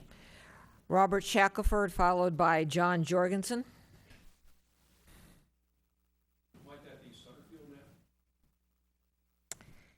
This definitely looks like Robert Shackelford.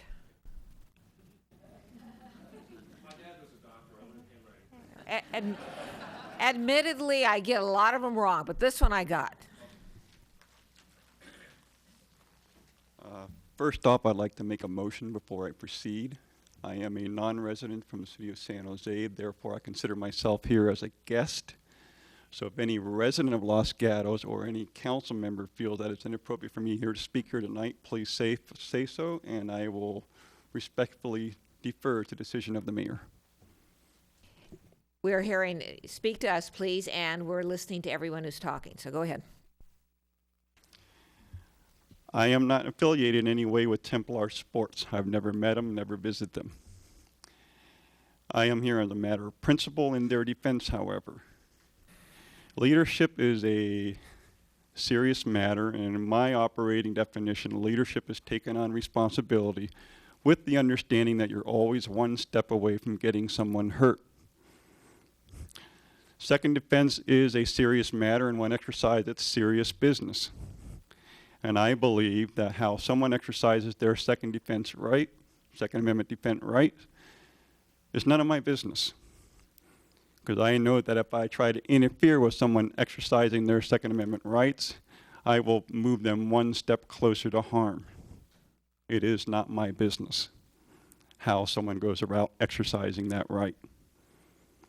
The same goes for a business that chooses to step up and be a resource and a provider of services to those individuals who choose to exercise their Second Amendment right. That is a private business, a private transaction, and I respect that.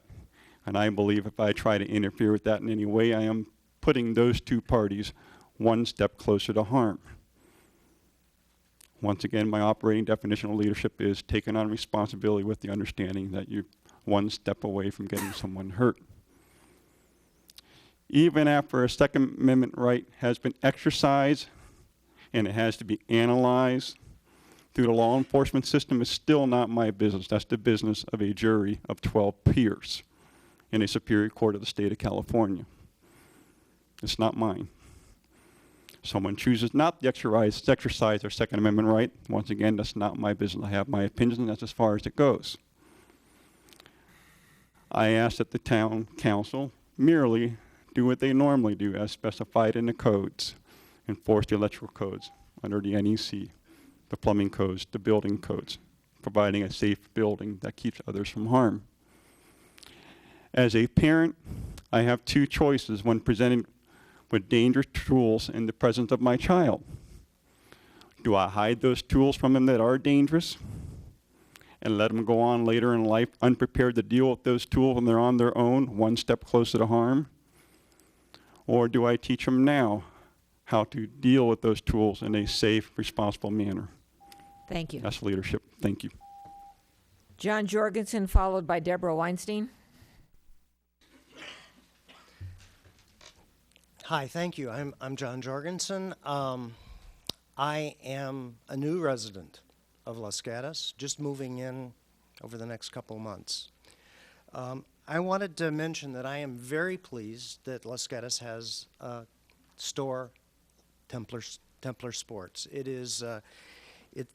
pleases me because I strongly believe that access to firearms produces safety. Just the opposite of what some of the people here have been talking about. Over 3,000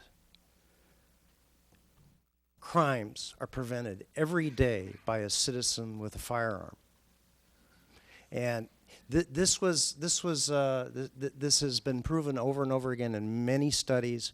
Citizens with firearms prevent crimes. And if you look at the state of California and the per capita gun ownership versus other states in the union, our violent crime is far higher than the violent crime in states in which access to firearms is easier and there's a higher degree of ownership. The gentleman named Dr. John Lott, who's an esteemed economist from the University of Maryland, has studied this extensively, and he has shown strong correlation between the correlation of having more guns and that resulting in less crime. Our citizens need to be armed to prevent the bad guys from hurting us. Lastly, I wanted to talk about the right. Why do we have this right? It's a fundamental right. It's a human right.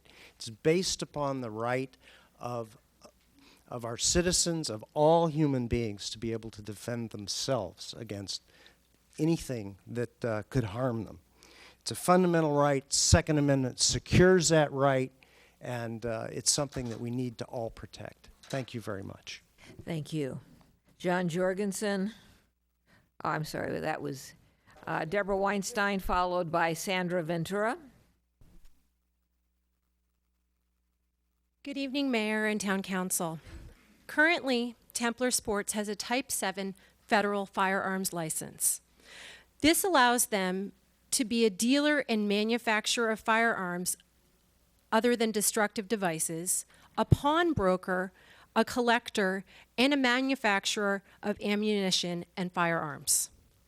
According to the ATF, as of January 10th, 2013, in the United States there are currently 132,115 active federal firearm licenses. Of that total, only 7,828, or less than 6%, are Type 7 that Templar Sports possesses. That is pretty exclusive for a store that is advertising itself as a retail sporting goods store. I draw your attention to the last page of your staff report from last Friday. After only 2 weeks in operation, the owner of Templar Sports was interviewed by a gun enthusiast website in which he states he has, and I quote, big plans for the shop. Templar Sports is, and I quote, working on getting proper permits in order to store and sell gunpowder, and working on securing an assault weapons permit for his law enforcement officer customers.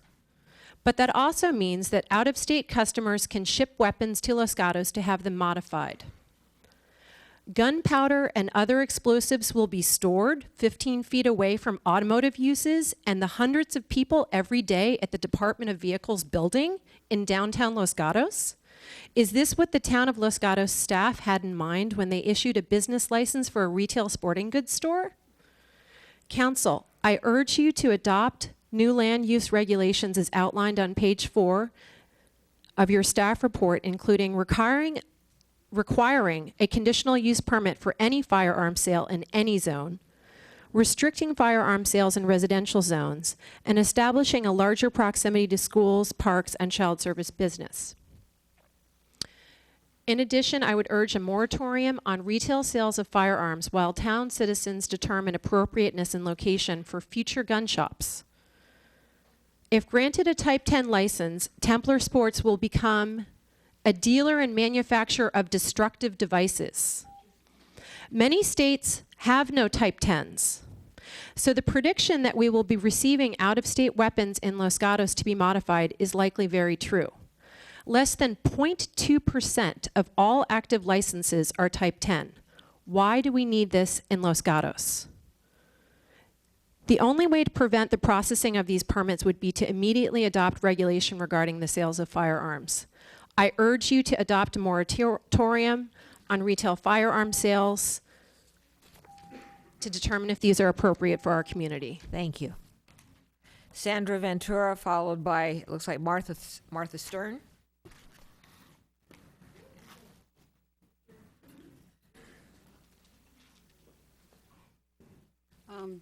Hello. My name is Sandra Ventura. My family has lived in Los Gatos for 3 generations. My neighbors and I have a daily reminder, sometimes all day, of the murder of Andrew Dow, our Los Gatos 21-year-old neighbor of 18 years. He was shot in the head while sleeping by his revengeful father, Ed Dow, who then turned the registered gun back to himself and committed suicide. The next day, I found the bodies of Andrew and Ed. I personally have seen what a gun can do to a beautiful human being in remission from a major cancer fight on his way to an exciting life. He was killed by a gun that fell through the cracks, ordered by a court via a restraining order to get a gun away from Ed. No one followed through to make sure that this disturbed man's gun was out of the house. The system failed Andrew. Maybe if he was attacked in any other way, he may have had a chance to fight back. It affected all of my neighbors, and it shook up the whole Los Gatos community, only to find a year later, after Andrew's death, the town allows a gun shop without a voice from our community. Why was I not able to have a voice in this huge decision? As a long-term taxpayer of this community, why weren't my devastated neighbors allowed to have a voice in this decision?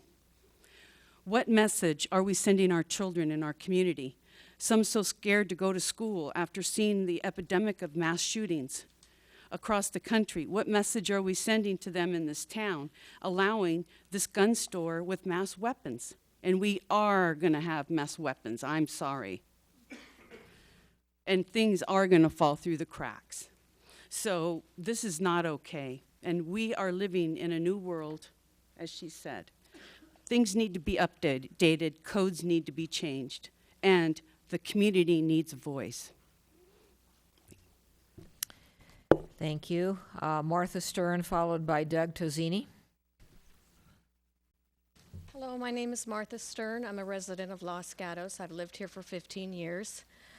I am not in support of a gun store in Los Gatos. And I feel that in August, when Templar Sports revealed that they would be selling firearms to the town council or to the powers that be in the offices here, it was clear to anyone receiving this information that this would be a highly controversial issue.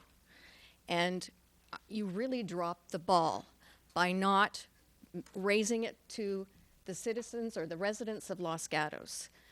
You know, if it was raised and we had a public debate about it beforehand, and the residents believe that, you know, the majority wants the gun shop, then fine. But, you know, now we're, you know, in a mess. The store's open. It's very hard to change things. Maybe this was done on purpose. There's a lot of conflict of interest or suggested conflict of interest. I would really like to see an examination of the process. I would like to see a moratorium on sales of firearms in this town. I know that there are a lot of people in this room and in the surrounding rooms who are in support of the gun shop who are not residents of Los Gatos. I feel that this is a Los Gatos issue. If you're from Cupertino or San Jose and you want a gun shop, then have one in your own town, but not in Los Gatos. Thank you. Thank you. Doug Tozzini, followed by Leslie Tozzini. Hi, I'm Leslie Tozzini. I'm talking for my husband and myself. And I'm here to support the Templar Sports. And I just wanted to make a comment because I've heard so much here from young parents and people from schools that they're so afraid, that there's this fear. And I don't understand that fear so much because I was always raised that if I was afraid of something, I needed to educate myself and find out about it. And I think that would be very helpful for people that are afraid of firearms to learn what they're all about, to learn that there are many, many, many children in our country that have firearms as a sport, and it is a very character-building way of learning to have a sport that you can compete in. I would ask people that are afraid if they would just educate themselves, please. Thank you. Thank you. Before you go, are you speaking for Doug Tozzini also? All right. Then we'll have Ann Malcolm, followed by Alan Malcolm. Hi, I'm Ann Malcolm, and I'm here in support of Templar Sports. I've heard a lot of mothers here saying in somehow that as a gun supporter, that me, as a gun supporter, in some way I don't care about the safety of my children. That in some way they, who don't want guns, are in some way superior morally to me. And I would like to say that I love my children just as much as everybody else. However, I just believe that we have the right to own guns. And if you don't want to have a gun, nobody's going to force you to have one. Why are you forcing me not to have one?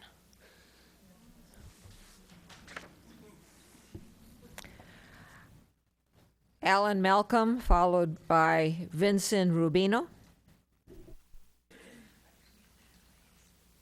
Do we have Alan Malcolm? All right. Then Vincent Rubino, followed by Avi Zakai.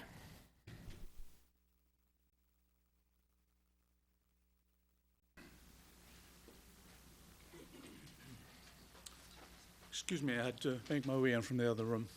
Alan Malcolm. Can you hear me? Okay, hold it closer to your mouth. All right, there we go. Go. Thank you. Very briefly, I think the Second Amendment gives people the right to have firearms in this country. I think it's a tragedy that some people are hurt by this. The Newton is an example of that.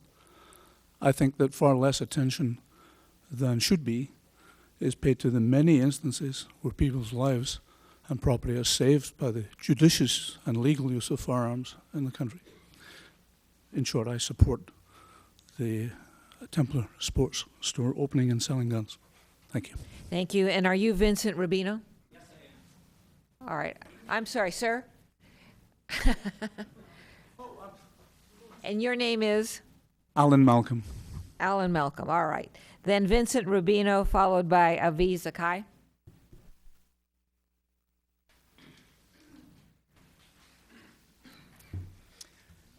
Hello, my name is Vincent Rubino. Thank you for this opportunity to speak. Sorry. Hello, my name is Vincent Rubino. Thank you for this opportunity to speak, and also for the opportunity to show my children the nature of democracy in this town and how it is performed. The fact that you're having this in open council is very helpful and very commendable. Thank you. I'm a resident of Los Gatos and have been resident here for about 15 years. My sons are Boy Scouts in Troop 501, and I've made a point of taking them out so they had the chance to learn how to shoot, because I do think that that is an important thing. Several years ago, I was also a member of the Los Gatos Leadership Program. I distinctly remember planners saying they had a great deal of latitude in making changes and being able to make things happen within this town.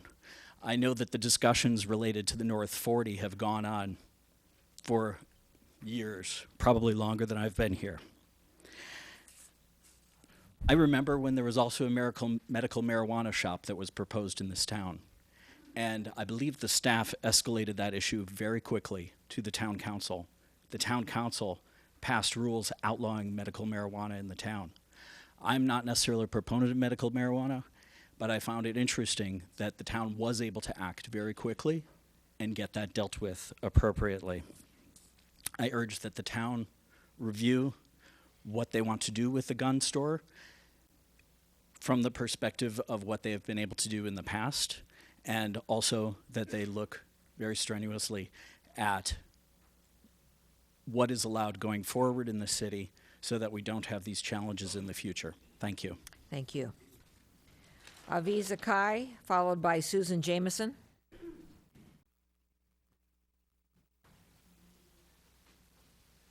With concern to my own and public safety, I would like to express my support to... What's that? I'm sorry, sir.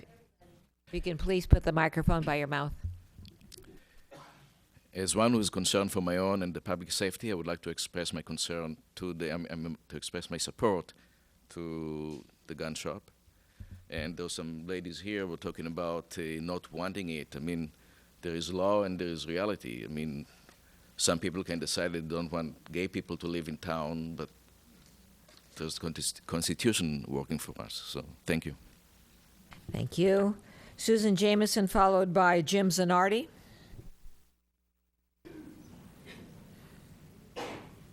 Good evening. I'm Susan Jameson, and I've lived in Los Gatos just for 2 months.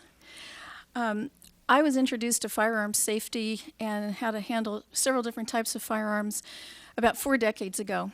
And a few years ago, I decided to become a gun owner. And both times I was very impressed by the rigor and the seriousness of the training you get before you're allowed to have a firearm.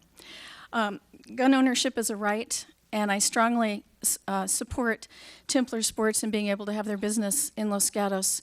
And I'd be very disappointed if Los Gatos adopted the most strenuous restrictions on gun ownership in the state. I think that would have an adverse effect only on the good guys, the law-abiding sportsmen and women, and would have virtually no effect on the bad guys. Thank you. Thank you. Jim Zanardi, followed by John Tomasetti. Good evening. My name is Jim Zanardi. I've been a resident of Los Gatos all my life, born here and raised here, third generation. My businesses have been here. I own retail property in this town, and I've been through this process many a times, and there's been times when I've had tenants who didn't have to come in front of the council to open a retail store. There's been other times when tenants had to come here because the code said they had to because it was a restaurant or whatever.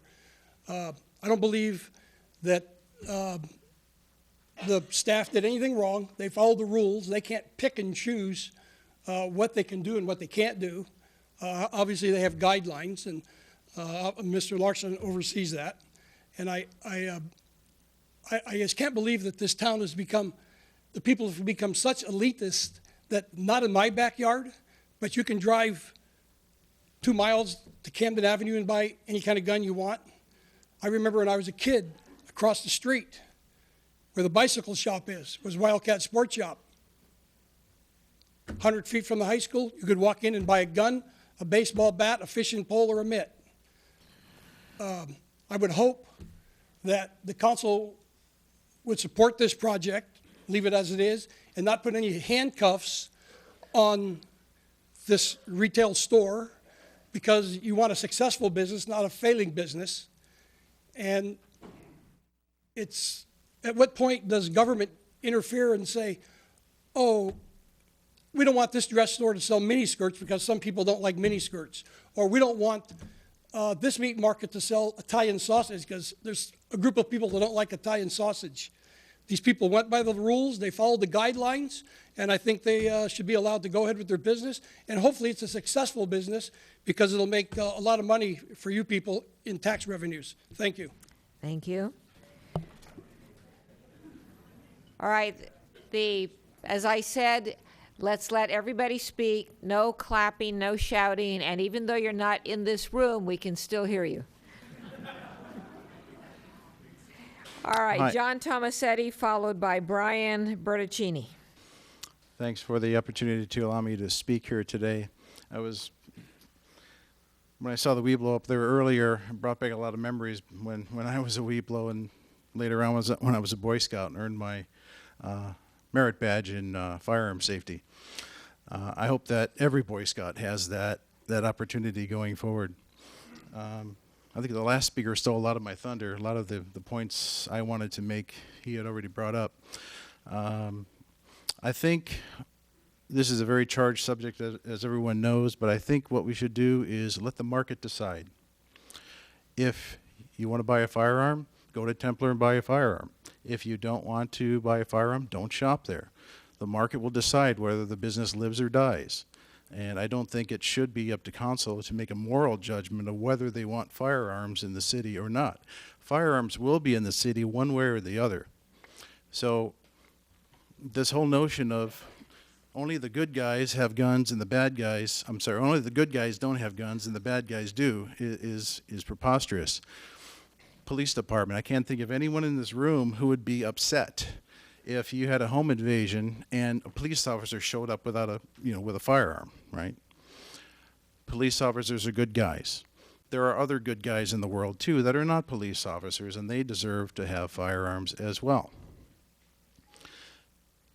If you're going to have somebody own a gun shop in Los Gatos, why not have it be a good guy? Good guy that's also a police officer.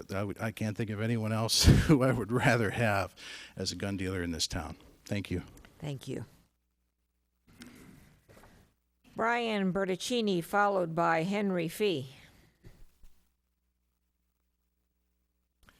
Hi, my name is Brian Bertaccini. I'm from San Jose. I don't live in Los Gatos, but I happen to marry a very wonderful woman that comes from this community. From what I've seen so far, it looks like the council's got some work ahead of them. And I hope this is everything that you asked for when you decided to run for this office. And I don't mean that in a sarcastic way, because it's gut check time. Because there's going to be a decision that needs to be made, and that decision is, do we restrict certain rights, or do we pass on it? I'm a veteran. I spent 4 years on active duty. I spent another 12 years in the reserves. I don't speak for all veterans, but I know myself there was always a commitment that I believed in the founding principles of this country, the Constitution, the rights that were granted. Some people may say we need to change the times with the times. Then we see tragedies like what happened in Connecticut, and it's hard to say, what do we do? What's in the best interest of the community? We can all give to fear and say, no, not in my community, that's fine. Or we can really look at finding ways to be stronger. Maybe the problem here isn't the gun store, the sporting goods store, whatever you want to call it. It's more an issue of mental health and what are we doing to look out for others in our community before these problems happen. But all I want to do is say to the council, I wouldn't want to be in your shoes for this. I know you owe the community here a decision, and I would hope that you look at this decision as not just a decision that will go in favor or against Templar Sports, because whatever decision you make and what applies to Templar Sports, it doesn't apply to them. It applies to the rest of the community, and I would ask not to surrender to fear. Thank you. Thank you. Henry Fee, and then Michelle Van Zuyden.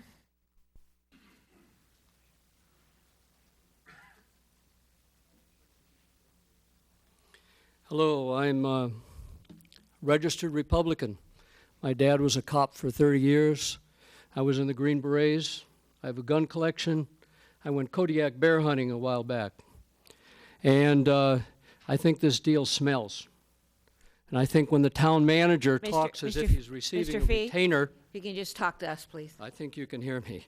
When the town manager speaks as if he's on a retainer from the Templar gun store, there's something wrong with the whole system. And when we're told that he was not required to ask for a public hearing, I think that ignores the fact that the option for a public hearing was always there.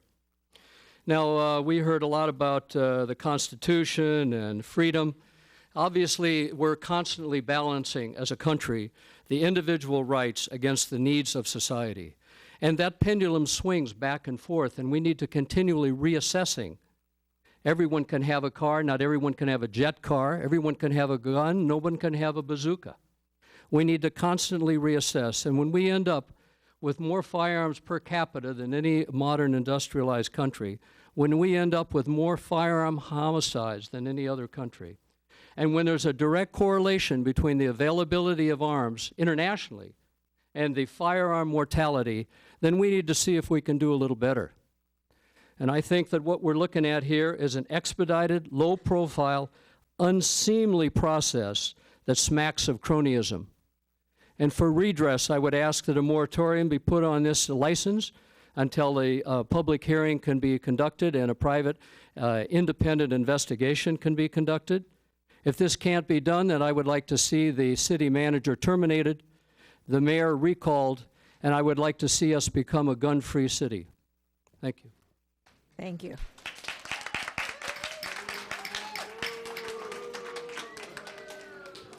All right. Before you start, Ms. Van Zuyden, we've talked about it before. The next thing that will happen is that if we have this outbreak one more time, we will take a recess. The next thing that will happen is that the chambers will be emptied, and we will conduct this hearing with everybody outside and only the council members in here, which will make it a lot more quiet, but also a lot more professional. So, one more time, please show respect for the speakers and for the council and for the process. Thank you. Go ahead. Thank you, Town Council. My name is Michelle Van Zuyden, and I've been a resident of Los Gatos and Montsereno for the past 29 years. I'm currently serving in my sixth year as a school board trustee for Los Gatos-Saratoga High School District. A few weeks ago, on January 16th, we held a meeting entitled School and Law Enforcement Partnership on School Safety with our police department and the Los Gatos Elementary and High School districts. There was good attendance and much discussion on how the schools, the town, and the police are all working together to coordinate and plan for school safety. As a parent or community member, you may have been reassured that there was always good communication with these local agencies when it came to our children's safety. However, where was the coordination and communication regarding the opening of a gun store in our town? A gun store located on the main street of Los Gatos, along the path that many of our students go to school every day. Why didn't the police and the town notify the schools regarding this new retail establishment that restricts residents under 18 like our students? Obviously, if our students are restricted from entering this new retail store without a parent, it must be seen as harmful to those 18 and under in our community, and yet our schools were never notified. Wouldn't we want to work with our school resource officer, who is a Los Gatos police officer, to develop a new plan now that guns are more accessible in our community? The gun store was approved right after Labor Day, right after the school year started. Shouldn't we have started discussions then? In fact, the fact that the current and retired Los Gatos police officers own the gun store, is that somehow hindering the communication between our schools and the police on this safety issue? Let's have a true partnership in our town to discuss all factors that threaten our students' safety, including the opening of a new gun store. The voice of our schools and our students needs to be heard on the impact of a gun store in Los Gatos. Please review the current codes for the sake of our children's safety. Thank you. Thank you. Joe Greiner, followed by Rob Houston or Hudson.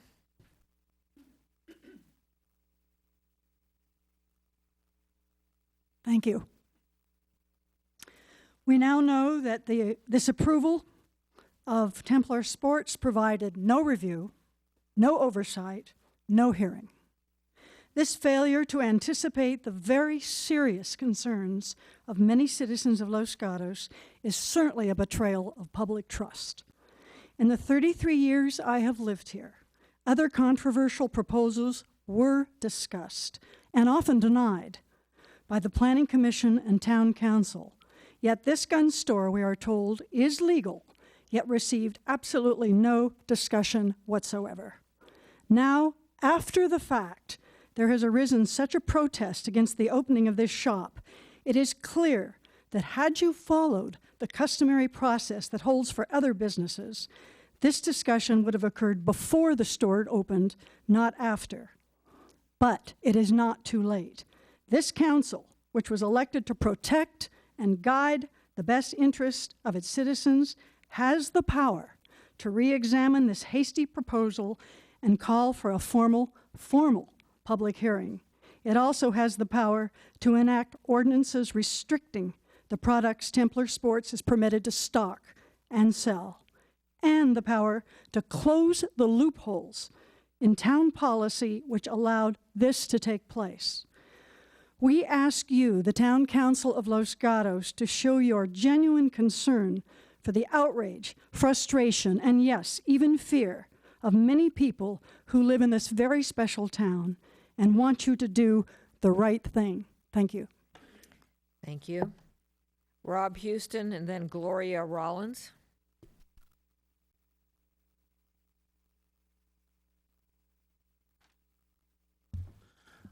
Good evening, Mayor and Los Gatos Town Council.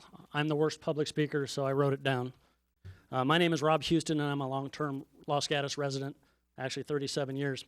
I do not own a firearm, but may purchase one in the future if I choose to. The Constitution's Second Amendment protects the rights of an individual to possess a firearm, and I'm thankful we have that right. I'm here in support of small businesses like Templar Sports. I want to see the town foster and grow small businesses and not target them with restrictions and rules that hinder their efforts. If a business is legal, let them open shop in Los Gatos and let the free market decide if they make it or not. Let us choose where we shop and spend. And remember, the town wins when people spend money here instead of San Jose. Please support small businesses, and thank you. Thank you. Gloria Rollins and then Jeff Kloptik, I think. Hello, my name is Gloria Rollins. I'm a resident of Los Gatos. Two of my young children were here earlier. I kept them up way past their bedtime because I told them this is a very important meeting. I don't know the ins and outs of the process under which the town approved the gun shop. I'm just here I have a plea for the town. In light of recent events at Newtown, Connecticut, I was saddened and appalled to read in the paper that Templar Sports, a gun-selling shop, has opened at our doorsteps. Los Gatos is a wonderful town to raise our kids. It is a safe and nurturing community. As such, our reputation and real estate prices reflect this. After the Newtown tragedy, our hearts are broken, as the president rightly puts it. And now, with a new gun shop opening right at the heels of this massacre, it simply adds salt to injury. I have signed a petition to the president and have written to our state senators already advocating my support for tighter gun regulations.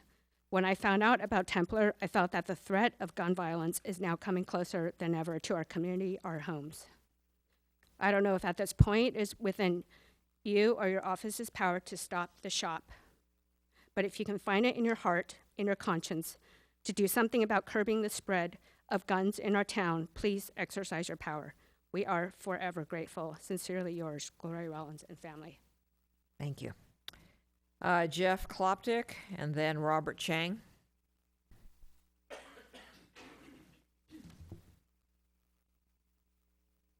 My name's Jeff Klopotic. I'm a resident of Saratoga, and prior to living in Saratoga, I lived in this wonderful town. And just to contribute to the history of firearms in Los Gatos, there used to be a shooting range about a half mile up the hill that a lot of hikers now can go up and enjoy. I enjoyed it so much that I proposed to my wife up there. And prior to living in Los Gatos, I did travel extensively, and I lived in various areas of the country, some of which were what I would consider pro-gun, those that were, favorable to guns and or gun ownership. And I lived in areas that were not anti-gun, those that were hostile to firearms and firearms ownership. My observation as a result of my travels was that the issue at hand is that anti-gun areas seem to be the ones that have the spectacular and horrendous shootings that make the news. More popular, everyone knows about the shootings in Chicago and their strong anti-gun culture, Washington, D.C. But then when you take a look at the smaller locations, such as what we could relate to in Los Gatos, those like Sandy Hook, Aurora, Colorado, or for Columbine, and then another one would be like Cary, North Carolina. These are all nice little suburbs of major metropolitan areas. I don't want to see Los Gatos become known as an anti-gun jurisdiction, especially so close to my hometown now in Saratoga. And as a result, I would like to encourage the Los Gatos Town Council to show that it's favorable to guns and gun ownership and vote to support Templar Arms. Robert Chang and then Lisa Mamel.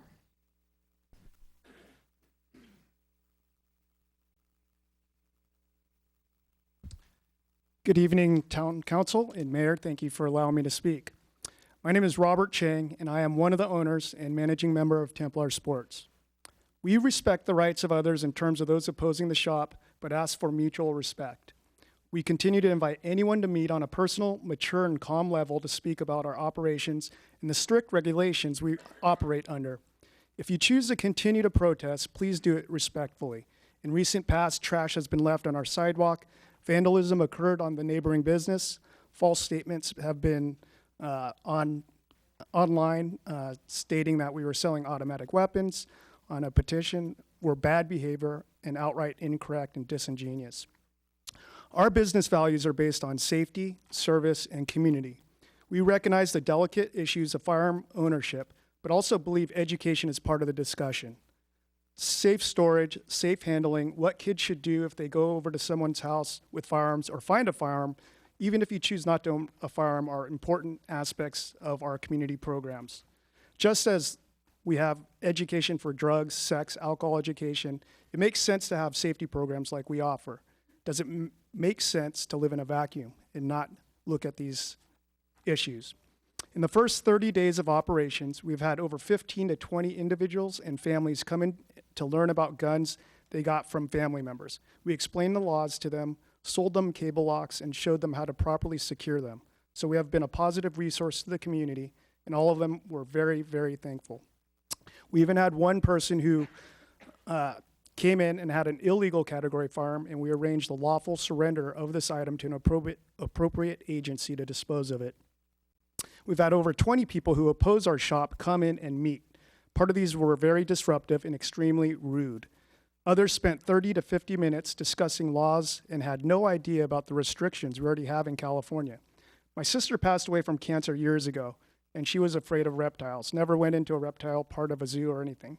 I commend those who were opposed to our shop to at least come in and learn about the laws and safety. It was about education and not conversion. It was like my sister went into the reptile area of a zoo for the first time. If there is a further action considered by the town, Templar Sports asks to be a partner in the process. We truly feel the current strict laws, requirements at the California and the federal levels are more than adequate to regulate our business. We also do things within our business beyond a number of the requirements at the local, state, and federal levels. In conclusion, we ask that both sides of the discussion to be civil and respectful in this process. Thank you. Thank you. Questions of Mr. Chang, Mr. Leonardis. Thank you, Mayor Spector. Mr. Chang, you are one of the owners of Templar Sports. Who are the other owners? Correct. We have two other owners. It's an officer in Los Gatos Police Department and a business member in the Los Gatos business community. Who are those individuals, for the record? Can I confer to my counsel before we answer that question?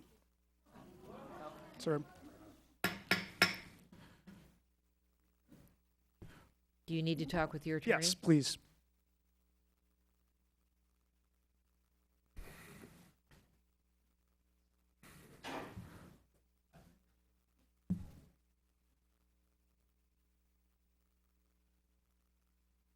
Apologize.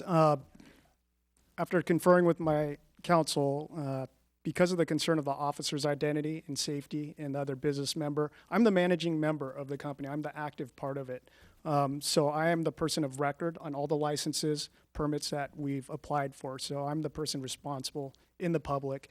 We're more than happy to meet with you and to disclose the identities of the other owners outside of the public. Aye. Mr. Leonardis? Let me continue.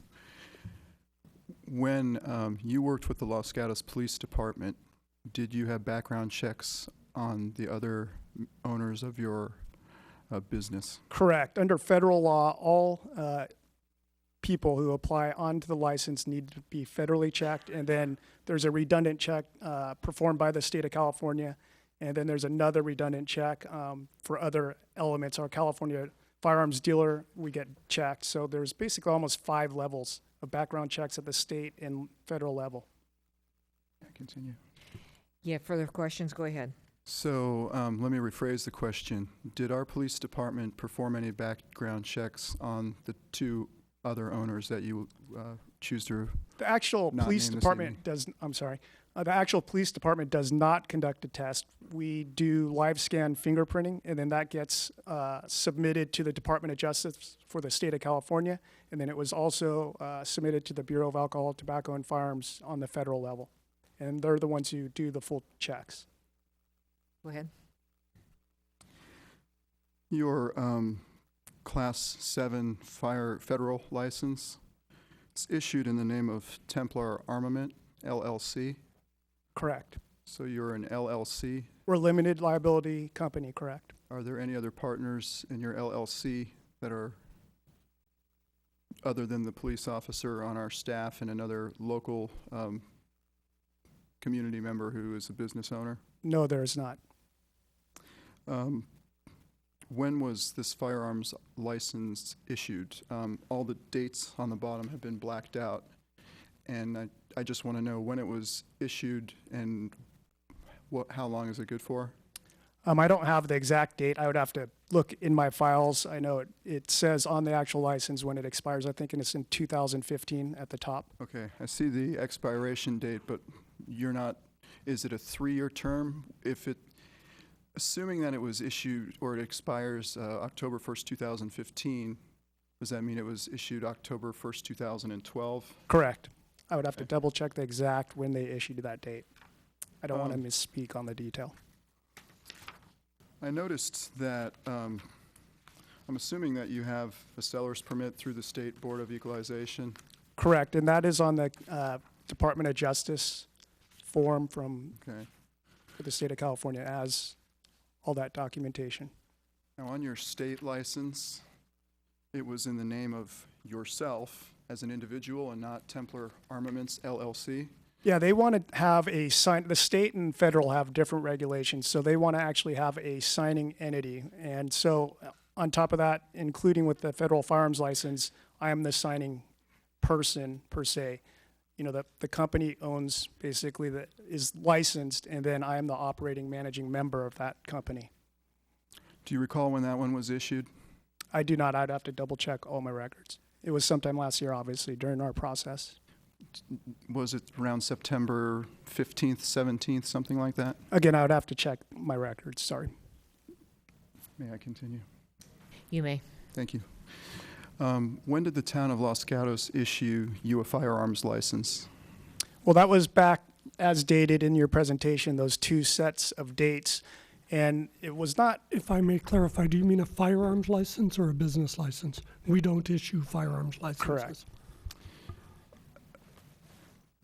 Mr. Leonardis, go ahead. The floor is yours. Thank you, Mayor Spector. It appears to me that we issued a license that says that he is permitted to sell firearms prior to his license being issued from the state, prior from his license being issued from the Mr. federal Leonardis, government. right now, would you please direct your questions to Mr. Chang? Yes, thank you, Mayor Spector. It appears as though we issued your business license that says you have a right to sell firearms prior to your license being issued from the state of California. And What happened, we were going through the process with the state, and there's 2 parts of the regulation. There's one that says if the town does not have any regulations, we need to secure a letter. The other option is the town can opt to issue a business license that says it's valid for retail firearms. Los Gatos chose on the face value of that to put that on our license and go by that requirement. Mayor Spector, may I continue? You may. I wasn't through asking you my question, but thank you for the answer. It appears as though your license was issued at first as a retail license for a sporting goods store in Los Gatos. And then there was some language added about August 29th that says you're licensed to sell firearms. And it appears at that point in time, you may not have been federally licensed to sell firearms or licensed by the state of California to sell firearms. Can you tell me if you previously held a federal firearms license prior to October 1st of 2012? I have not. And one of the compliance issues, and it's on the forms in both the state and federal regulations, it says you cannot commence operations until you have everything in a row. So, you know, we did not commence any retail operations or sales until December 29th. And so we had to wait. There's a process in which they come back, verify it, issue a license. So even though one license may come before another, we still can't operate until obviously the building's signed off, all these other issues. So in terms of what the terminology is, and both on the federal and state level, we didn't commence operations or anything that required the license until we had everything secured. Go ahead. When did you form your LLC? I would have to check there again. I do not want to give the wrong dates in terms of when we formed it. It was in early, I think the first or second quarter in between that area of 2012. Was it June? Was it July? I would have to, there again, I don't want to speculate here and give a wrong date. I'm not trying to be evasive. It's just, if I give you the exact date, I have the documentation, we can provide that. Yeah. Go ahead. Was your LLC in the name of Templar Armaments, or was it Templar Sports, or was it? I'm sorry, it's Templar Armament LLC, and it's traditional, to give you an understanding, a Class 7 manufacturing means that we can do gunsmithing. And so it gives us, able to service police departments, firearms. It just gives us a better latitude in doing that. So it's not like, having a large manufacturing capacity. So in terms of that, I'm sorry, can you restate the question again? Well, I have another question for you. And I think I'll give you that one. Okay. When you initially filled out your paperwork applying for your use, your business license application, you mentioned you would be opening a sporting goods store in Los Gatos. You didn't mention you were going to be opening a law enforcement supply store, an armament store, nothing of that kind. I just wonder why you decided to approach opening your business that way. Well, I think we described it as not necessarily just a police supply store. We do fishing, we have first aid kits. There's a lot of different things that we were thinking in terms of the overall product selection of what we have. So we looked at the application and didn't see specifics. When we met with the town planning, we met with the police department, we were very candid and open to them, and we're looking to them for guidance. And we felt that when we filled out all those forms, we filled them out in accordance to what you were asking for us. May I continue? Be an artist. Now, why don't you do this? You have a number of questions you have left? I'm not entirely certain. Okay, go Depends on the answers. Okay. I'm trying my hardest. If I may, we have offered, I prepared a letter. I'm sorry, for now, I understand, but are you going to be speaking later? Speaking later, but this is turning into a cross-examination with my client. We're happy to answer any questions that the council has. I've been in communication with the town's attorney, where we have provided documents and voluntarily provided several documents to the council. We're happy to answer any questions that the council may put to us. We can also answer it publicly as well, but I think you have a lot of people who want to speak tonight. All right, thank you. I think it would be a better use of our time if you would direct the questions to my client about specifics about the business. We're happy to answer questions. Thank you, sir. Mr. Leonardis, you can continue on with your questions of Mr. Chang. Thank you. Thank you, Mayor Spector. On your certificate of occupancy and use, it's stated that this is going to be a office being used for a contractor, general contractor space. It doesn't say you are going to open a retail operation or a gun shop there. Can you elaborate on that? Why that says that? There again, I'd have to look at that document. I'm not sure what you're looking at. Another question. It appears that in late August you approached a member of our staff directly and told her to put very specific language on your city business license, stating exactly how it has to be stated in order for you to get a state firearms license. What was that employee's response to your request? They said it was unusual, but I showed them the actual code from the Department of Justice. So again, they went by what is directed within the law of California.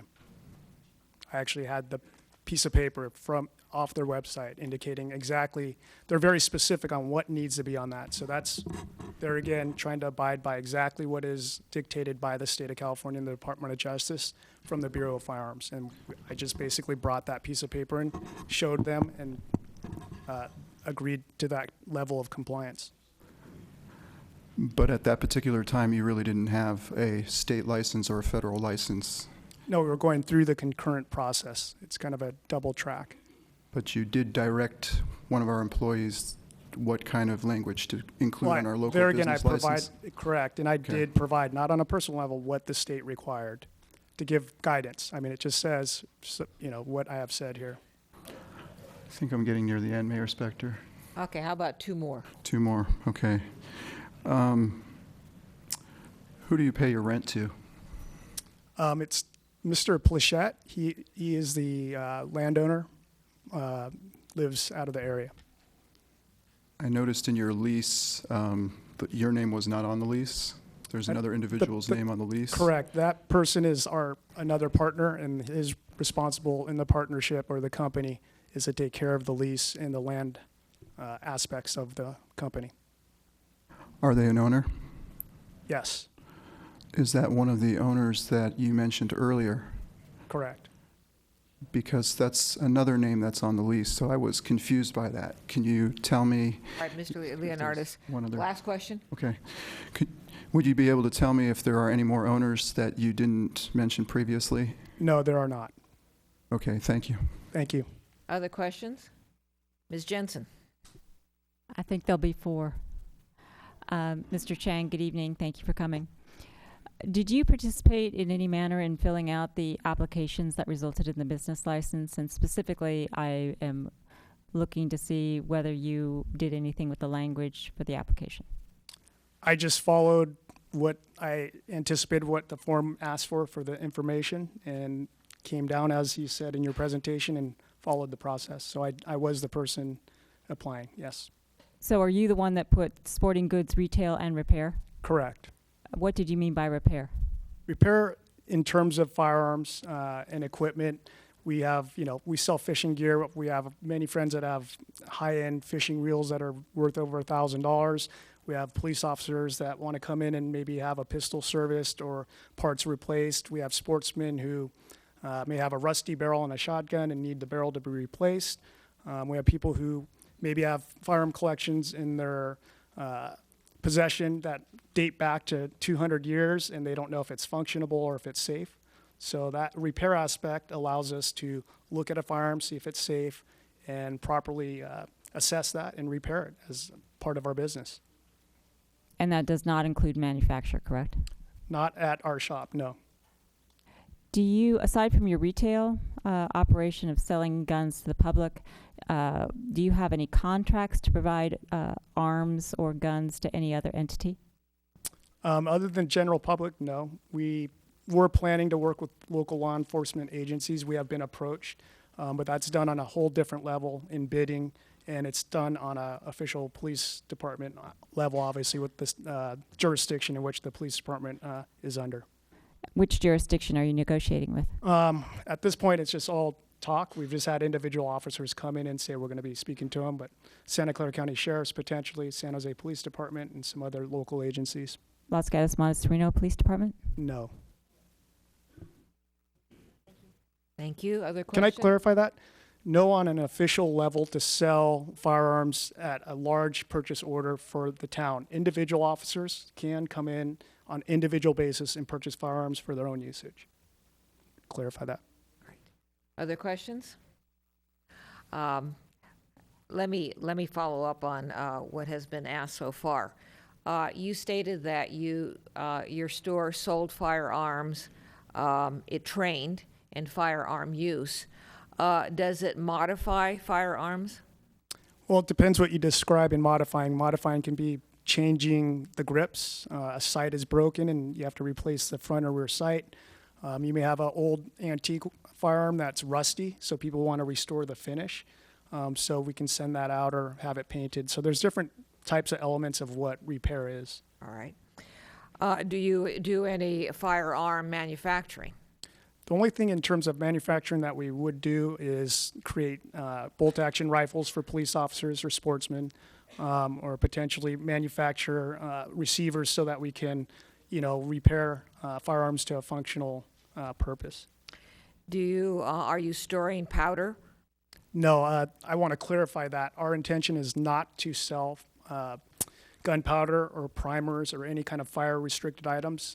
It requires a lot more resources in terms of our building, and it's just not meant for that. So I can give you your assurance that we will not be doing that wherever that came out in the public. It's misstatements. There again, we'll clarify that.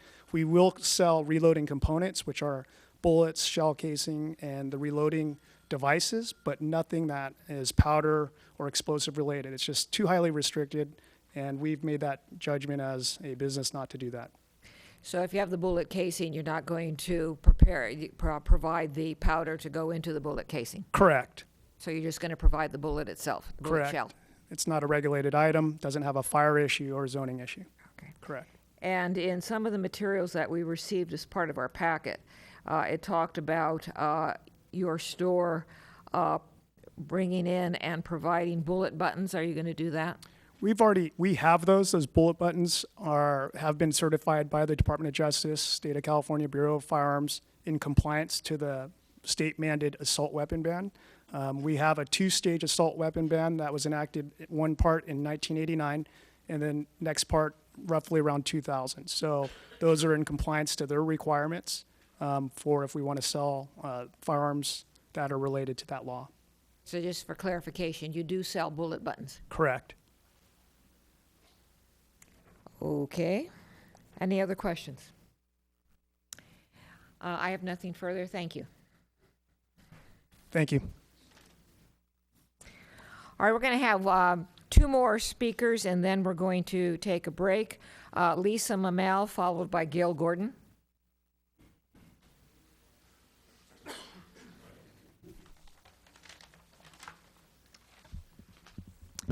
My name's Lisa Mamel, and I'm a mother and a community member of 17 years.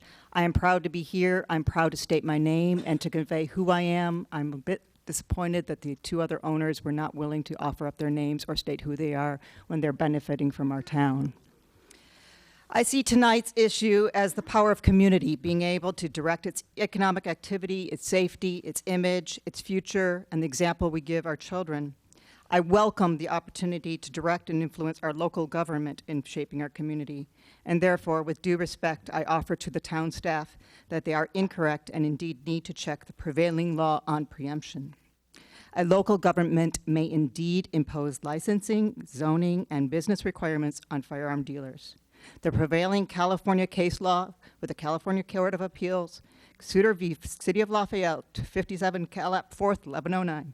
State law and federal law does not preempt the regulation of the broad field of sales of firearms or regulation of firearm dealers.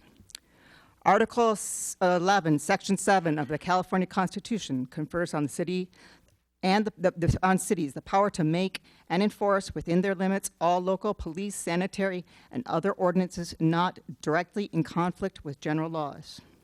Among the California cities that impose licensing, zoning, and ammunition, zoning and business requirements on firearms and ammunition dealers include Lafayette, Berkeley, Sacramento, Richmond, and Los Angeles.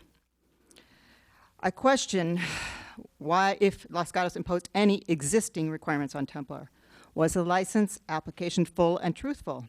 Once it was determined it was different, did it require reconsideration as the amendment? Just a moment, Ms. Mamel. Can we please not do that? Right. Hold on just a moment. Do we have a blank screen, or did we have a blank screen? Okay. I'm sorry. I was watching that and listening to you. I was trying to do both. Go ahead. May I just notice that time went by? May I reserve about 15 seconds that went by, please? Go ahead. Thank you. Was a planning commission required to consider the reasonable public complaints even after the permit issued? Was a public hearing mandated because of the nature of the business? Even post-permitting, has Los Gatos government considered enacting ordinance with regard to firearm sales? The following are in several cities in California. 1, a liability insurance. Is Los Gatos ready to be liable for the event of violence stemming from a gun sold in Los Gatos? 2, background checks on applicants, the applicants themselves. There are 3, maybe 4. Are they no past violent convictions of employees? 3, sensitive area placement, away from schools, parks, religious sites. On-site security. Standards for the businesses include the maintenance of alarm systems, surveillance cameras, requirements for the safe storage of all firearms, long-gun ammunition when the store is both open and closed for business. I'm going to preempt this and I won't go further. I'd like to offer to the council a copy of the Town of Lafayette codes which regulate firearm sales. I'd also like to offer them a copy of the model law regulating firearms dealers and ammunition sellers by local governments in California. All right. Wrap it up now. Thank I you. urge the council to place a moratorium on the sale of guns in Los Gatos and to take a measured, deliberate step at determining the town environment it wants to have and the regulations to bring it into thank you. action. All right, Gail Gordon, and then May I offer the copies of the codes? you can give them to the clerk right here. Ms. Gordon. As you heard, my name is Gail Gordon. I have been a resident of Los Gatos for 26 years since 1987. I'm a retired teacher from the Los Gatos Union School District, and my two children went to Van Meter, Fisher, and Los Gatos High School. I do not believe the town staff or the town council did their due diligence in regards to Templar Sports, which now I guess we should be calling, the real name is Templar Armory. The 220 town plan states that extreme care is used in approving all new development applications. It states that, quote, input from surrounding residents and property owners is a major consideration during all development review process. I would like to know for the record which neighbors or property owners were notified about the opening of Templar Sports.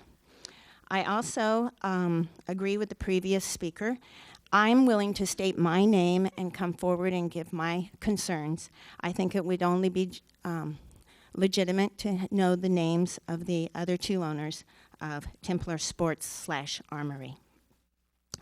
I've received from the research from the town the Robert Chang memo to Suzanne Avila, in which it states, he writes, the town of Los Gatos does not restrict or regulate the sale of firearms. During the past 26 years that I've lived in Los Gatos, I know that there have been sporting goods stores that have sold fishing licenses and hunting licenses, but it has not ever come to my attention that there was a place that you could buy arms. It hasn't become an issue in the past, but it is an issue now. The email from Robert Chang also stated, our business timeline is working at a fast pace, as a prompt response would be greatly appreciated.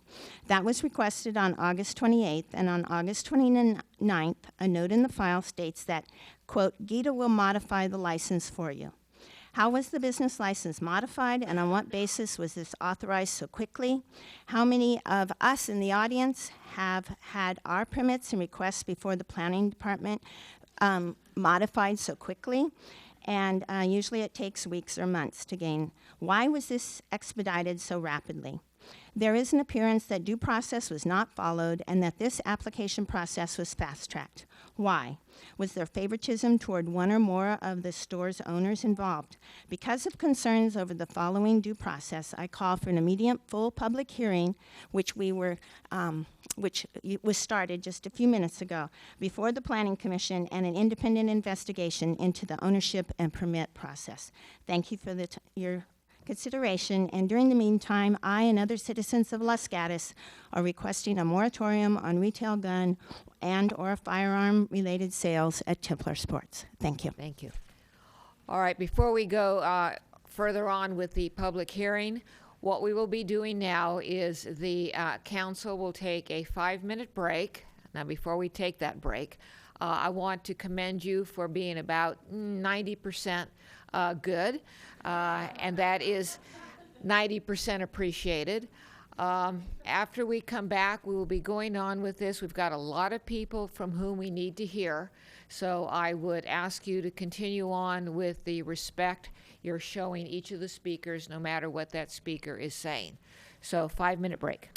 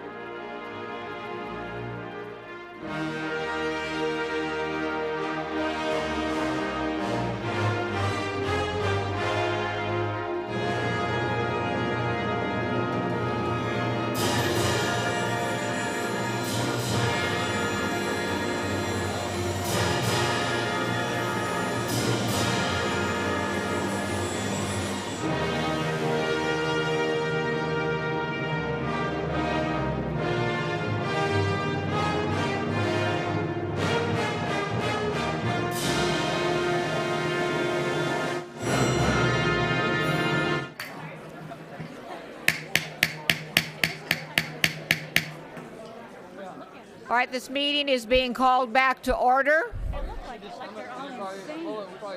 Let's quiet down, sit down. All right, come on, sir, if we can sit down now, please.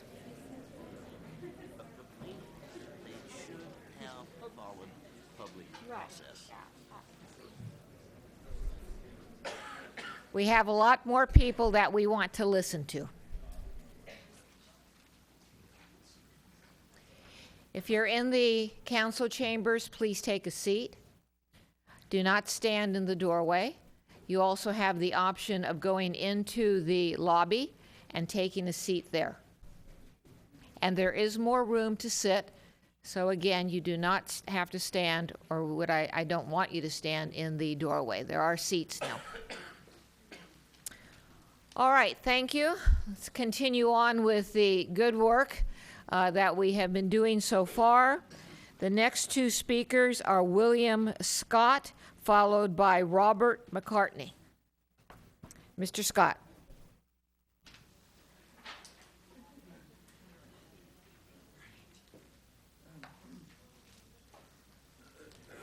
Hello. I'm here to support the Templar Sports opening. I believe this will. Oh, sorry. I believe this will expand the access to responsible gun education, knowledge, and to the law-abiding adults of Los Gatos. And I think it's very important that we have more freedom and more and less cultural fear. Thank you very much. Thank you. Susan Dinga. Oh, I'm sorry, Robert McCartney, then followed by Susan Dinga. Good evening. My name is Robert McCartney. I live in Los Gatos. Thank you to the council for convening this meeting, and thank you for the opportunity to speak to the council and those attending this meeting. Citizens of the town must trust that town staff will communicate decisions and the reasoning behind them to town council in such a way that the council can properly review these decisions and inform the citizens of those decisions or actions which may be of concern. Evidently, town staff found that Templar Sports was simply another legal enterprise, one that happened to sell firearms. Did staff consider that a retailer selling firearms might eventually choose to sell equipment for the reloading of ammunition, an activity that could result in the retailer storing amounts of gunpowder on the premises? Did staff consider that a firearms dealer might choose to sell the Barrett .416 caliber rifle? This rifle is certainly capable of killing an elephant at a distance of half a mile and arguably could be used to shoot down an airliner. Did staff consider how the sale of firearms fits into the town's general plan by, among other things, molding the character of the town? The sale of firearms surely raises these and other questions. If citizens of the town are to trust council and staff, then these questions ought to be asked and answered in a way that makes the answers and the implications of the answers clear to all. I ask the council hold public hearings into the process by which Templar Sports was allowed to open and begin business. And I ask that until those hearings are complete, there be a moratorium on firearm sales in the town of Los Gatos. Thank you. Thank you, Susan Dinga, followed by William Kashub. My name is Susan Dinga. I'm a resident of Los Gatos for about the last 16 years. I came to this meeting. I was fairly disturbed, but I'm even more disturbed now. I want to thank Mr. Leonardis for the questions that he asked, and I thank you for having this public hearing. I'm sorry that this didn't happen when it should have happened, which was when the town employees learned that there was going to be a gun shop apparently requesting a license in the town. I am not against guns. I'm an American citizen who believes in the Constitution, but I do believe that the town employees did not exercise their responsibility to this town. And I do believe that there might have been some lack of knowledge on their part because of the way things were presented to them.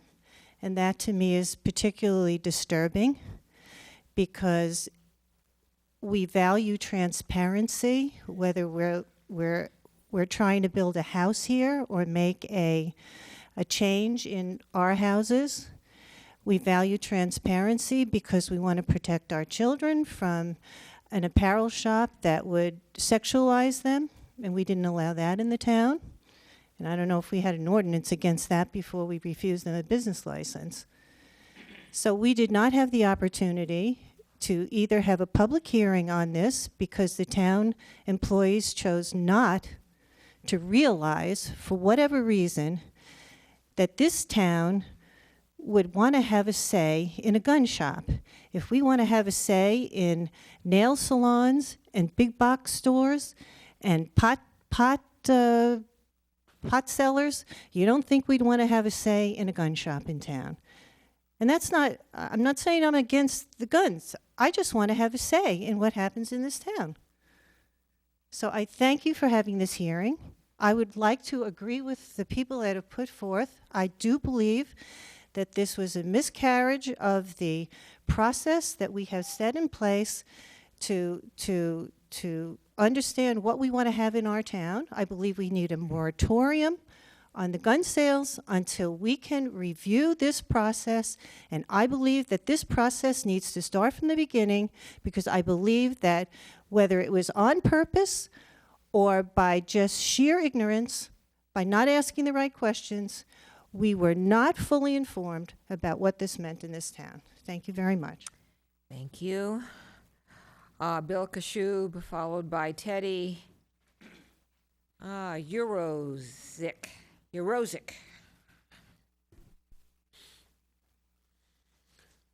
The town manager has used words of powerlessness through his public comments supporting the decision on Templar.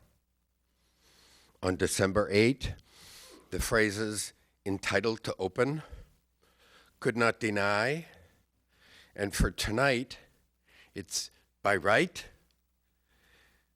no legal discretion to deny, nor require to pay, and nor to participate in a public hearing.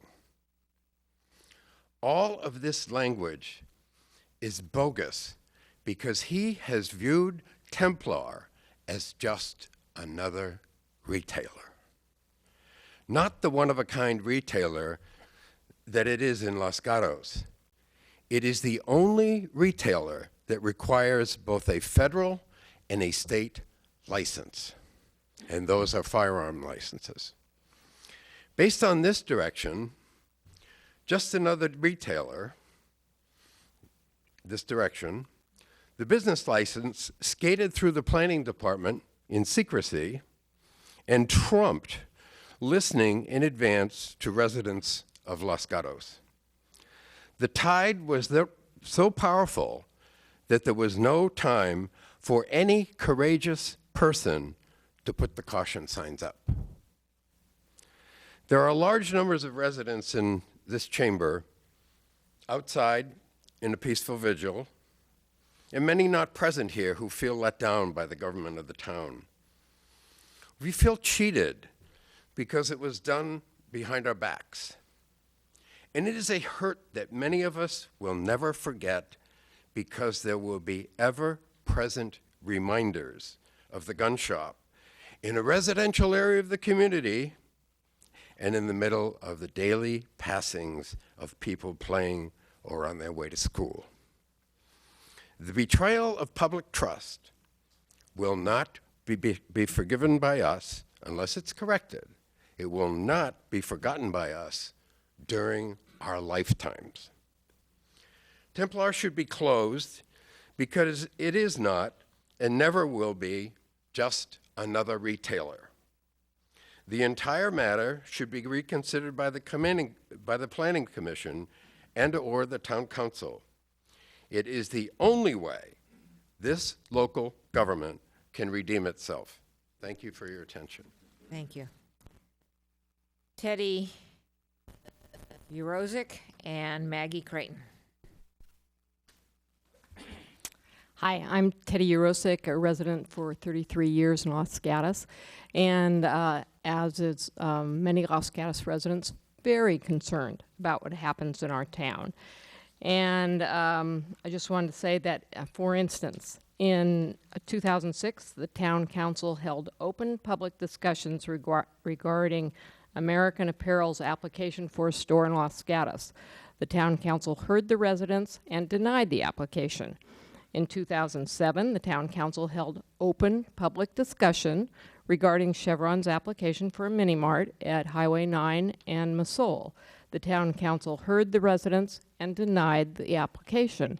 In 2012, the town council did not hold open public discussions regarding Templar. The residents were not informed, not heard, but the application was approved. Why, I guess, is the question. We don't know why, what happened with the process that we take pride in. So do you really think that the residents of Los Gatos think more of clothing and candy bars than guns? Right your mistake and reopen the gun store's application to public discussion. Thank you.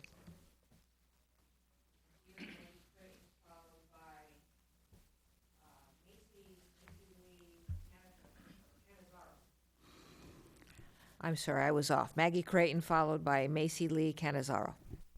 Okay. Thank you very much for the opportunity to speak. I just want to say, give us a break. You know, give us a break. People talk about people with fear, and if they're just educated to what to do about guns, everything will be fine. But give us a break. There was a deep, I feel, betrayal of the trust of this town by us not being forewarned that a gun store was going to go in. I mean, what about everything we're hearing all the time on television, the shootings? Yes, everyone can say, yes, it's because of gaming. It's because of bad mental health. It's because of this. It's because of that. But it's happening. Why shouldn't we be afraid? We are afraid. We are afraid that if there is the distribution of more guns in this town or any town, that there's more trouble, maybe more mass shootings, more people getting killed, more people using the gun as the reason to get back at someone. It's real. Let's not deny it. This is a problem.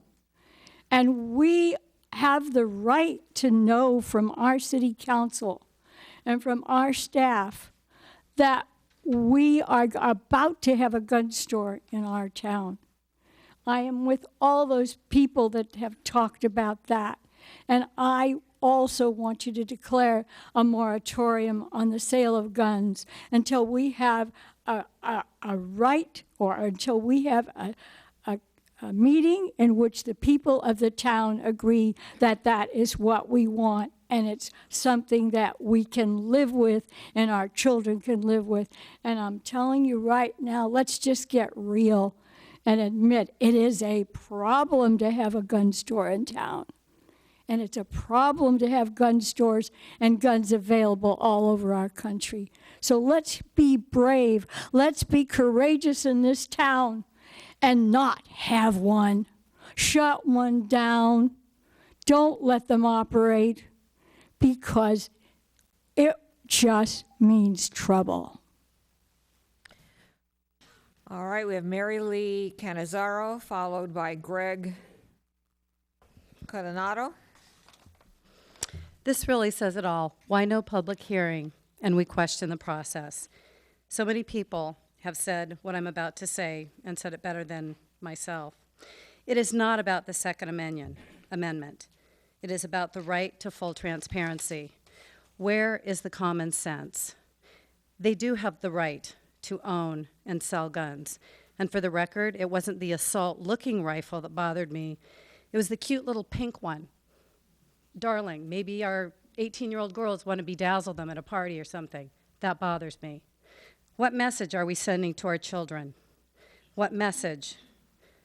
The citizens of Los Gatos have been compromised, and its spirit has been broken. A community that prides itself on family values and community support needs to have its elected officials represent and restore trust in the community. It is my understanding that establishments such as skate parks and American Apparel were not allowed in Los Gatos after much debate and public communication. Why was the seemingly subjective decision made to allow a gun store, and it is a gun store, to color the fabric of our town without our knowledge? Why wasn't I allowed to express my vote or have my opinion heard? Again, this is not about the Second Amendment. Where is the common sense?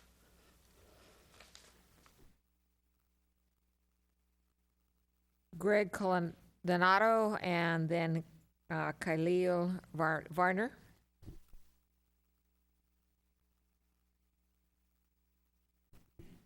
I hope it's not my pronunciation. Donato. Noting no one is coming forward. Mountain View. Khalil Varner.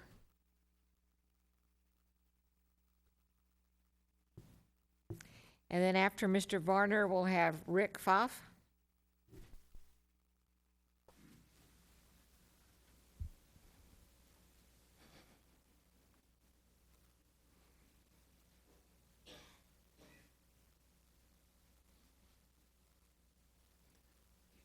My name is Khalil Varner, was invited here by Templar. I live in Sunnyvale, and I wish to say yes to the Second Amendment and yes to Templar and no to any more restrictions and abuse against guns, ammunition, and dealers, on top of the many other already unconstitutional laws. Thank you.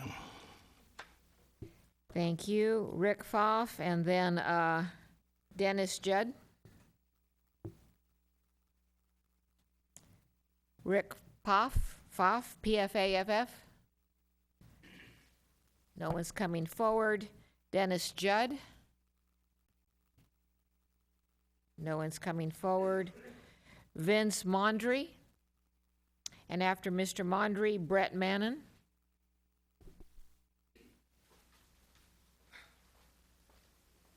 Hi, I'm Vince Modry. I want to thank you for the opportunity to speak tonight. I am pro-Templar. I'm getting to the point where I'm afraid of my own government. Our freedoms are being attacked at every level.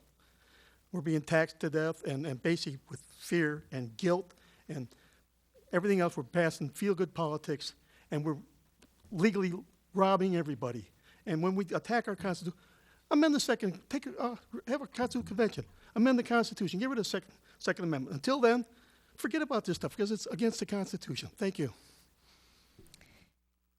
Thank you, Brett Mannon, and then Shannon Susick. Hi, my name is Brett Mannon. As of last October, I've lived here 50 years. We moved here when I was 8 years old. My dad's a 31 Stanford graduate, so we've been in the Valley for a while, one way or the other. I just want to mention precedents, which has partially already been mentioned. The CVS used to be a coast-to-coast. They sold handguns, rifles, and shotguns, the whole works. Carrick's Wildcat Sports Shop, now Summit Bicycle, in their previous location was now where Tandoori Oven is, so they were right downtown. Thrifty Drugs, now Rite Aid, sold bullets, 22, so forth. Where the Toll House is, there was a place called Claybird, and God knows they sold everything, including assault weapons, so-called. Rural Sportsman is now called the Spa. They sold sporting goods and so forth. In the Eureka building, there was a gun store in the early 70s, and they sold nothing but guns. They were strictly guns. You'll notice that none of these stores still exist. So if you're not profitable, you go out of business or move. It's not a sort of artificial censoring. The cat's out of the bag. Pandora's box is open. Guns exist, and nobody's going to uninvent them. Guns are, and until hell freezes over, the apex tool for criminals. No laws of any kind will eliminate them. The majority of killers in these infamous mass shootings of late are willing to die at the end of their mayhem. How do you stop them? Suicidal wackos intent on big body counts are going to switch to gasoline. And picture that big group waiting to get in here. Imagine some guy upstairs with a 6-gallon bucket of gasoline going whoosh over the whole crowd. Hundreds, if not dozens of people dying or will die. So at some point, people may long for the day that they only had puny pistols instead of real weapons of mass destruction. Whether there's no gun store in Los Gatos or none anywhere in the United States, no lives will be saved, criminals will have guns, and the 50 57% of the gun deaths each year that are suicides. These are the people who will drink and drive into you, leap off overpasses, step into traffic and Caltrains, and especially do intentional drug overdoses. They'll be dead, just not shot. I want to read two excerpts from the Bill of Rights. The First Amendment: Congress shall make no law respecting establishment of a religion or prohibiting the free exercise thereof. Second Amendment: the right of the people to keep and bear arms shall not be infringed. These involve the core laws of the United States. So when I see an ad in the paper like this, a gun shop in Los Gatos, how did this happen? One should be as offended as if an ad said, a synagogue in Los Gatos, how did this happen? As an atheist, or at least an agnostic, I might be tempted to say, who needs a synagogue? It's the law. And that applies to gun stores too, in my opinion. Sir. Thank you.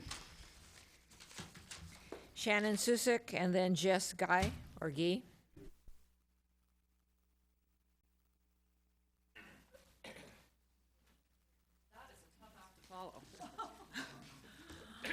My name's Shannon Susick, and I have lived here for a while. I'm a fifth generation Californian.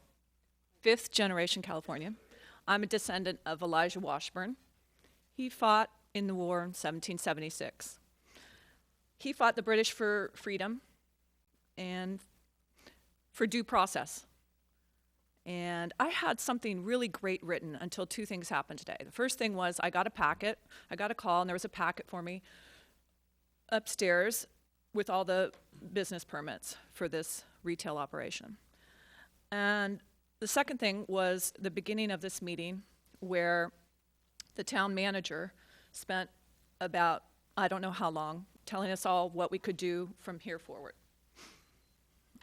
So regarding the packet that I got, you guys all got copies, I think, today also, there was an email from the police chief to the town manager in August, telling him about the proposed retail gun store. And there's many things in there regarding the owners, but the ending of it was they discussed a likelihood of community resistance. Well, here's your community resistance. And I think that the town manager's job is to plan and for him to have some foresight and some consideration for the citizens, not to put up slides of what we can do in hindsight. And I think I'll just end it there because it's a lot of time being spent on something that should have been looked at 6 months or 7 months ago. Thank you. Thank you. Jess Guy, or Guy, and then Jennifer Crotch.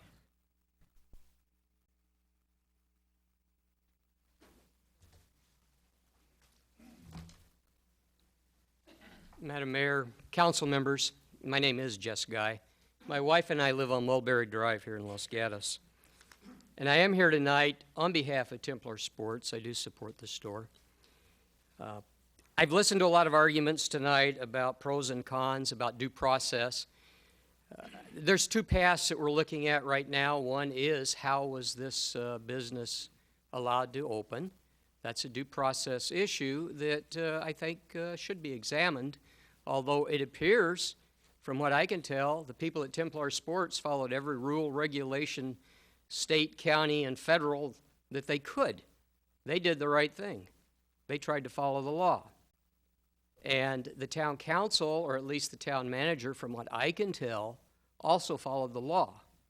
Now, people have made some arguments tonight which I think are based on a lack of knowledge of what the laws are, especially the federal laws relating to firearms and firearms businesses. Just by way of history, I served 30 years with the Bureau of Alcohol, Tobacco, and Firearms. I was an agent. We licensed gun dealers. We inspected gun dealers. We arrested gun dealers. So I know whereof I speak when we start talking about laws.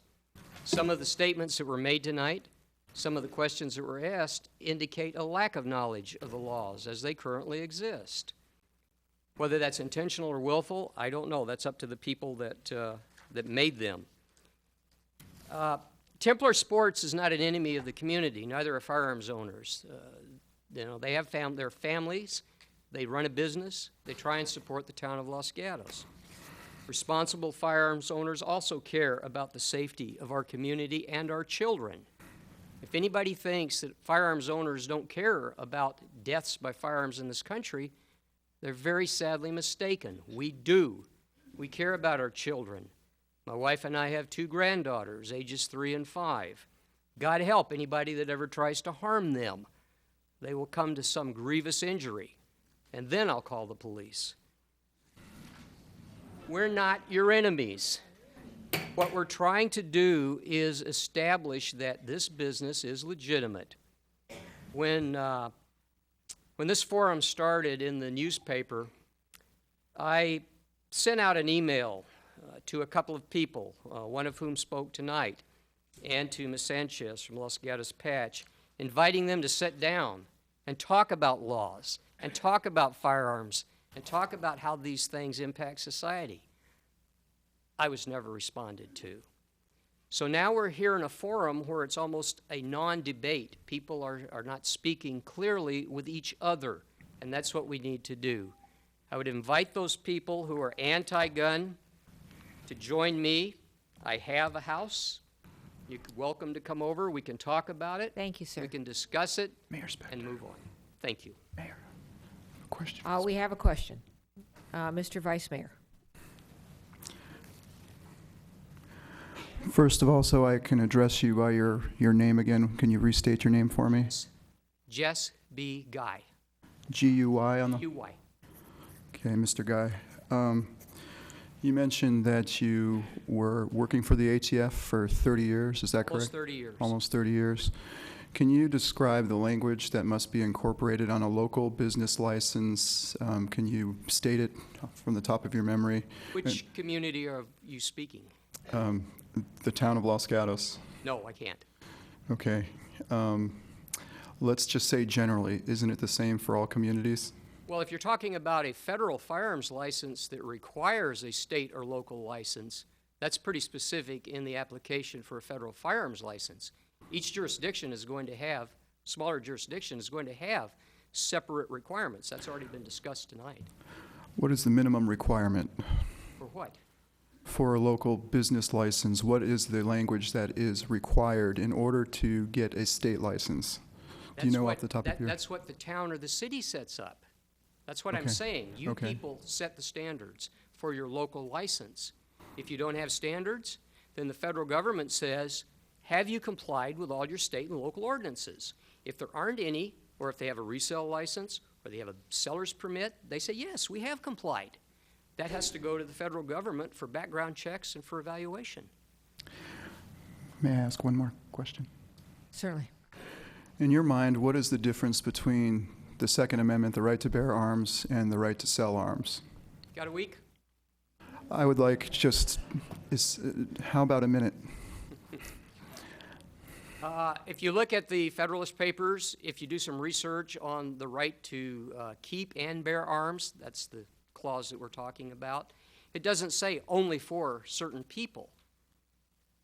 Templar Sports is composed of people. Now, you can argue that it's a business and the Second Amendment doesn't apply to a business. Well, the Fifth Amendment might, due process. The 14th Amendment might, due process. And that's been brought up tonight a lot, this due process issue. Maybe, and I'm not giving away anything, but maybe there is a due process argument to be made by those people who say, well, maybe the town council should have done some more. Okay? But I'm not going to concede that point, but they have an argument, and I think that's valid. So the Second Amendment, which deals with the right of the people to keep and bear arms as decided by the United States Supreme Court, means everybody gets that right. Further questions? Real quick. So the Second Amendment guarantees the right to sell arms as well? When arms were contained in the Bill of Rights, they didn't discuss the right of people to buy or sell. Just like the First Amendment doesn't say, gee, it doesn't say you can print anything you want. No, it says free press. That means anybody can have a free press. Just like the Second Amendment should mean anybody could have arms. If you want to incorporate not selling or selling, that's up to you guys. So that's a no. No, that's up to you. All right. Thank you. Thank you. Other questions? Thank you, sir. Jennifer Kroc and Eric, followed by Eric Royce.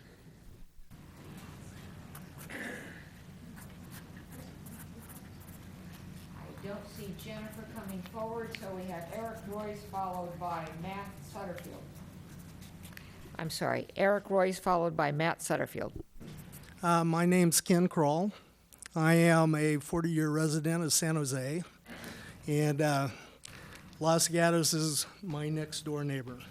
And, you know, listening to everybody speak tonight, you know, what I'm hearing is, you know, safety and image. And I think Greg, you know, did a really good presentation of the chronology of what's taking place, you know, to give Templar a license to sell arms. And from that perspective, you know, the language in the slides that he used was appropriate because he was following the law. So I'm saying that by closing this one store, it's not going to make your kids safer. You know, and as the woman said, she saw the child that was shot.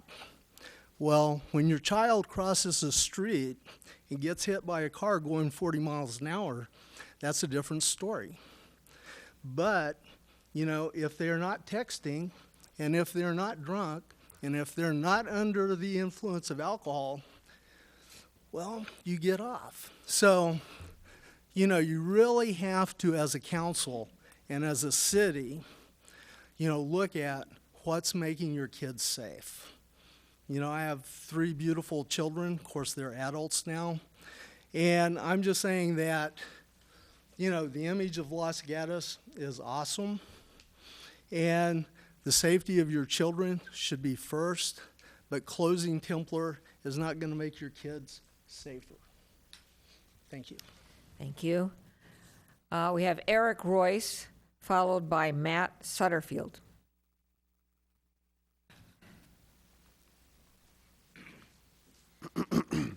Good evening.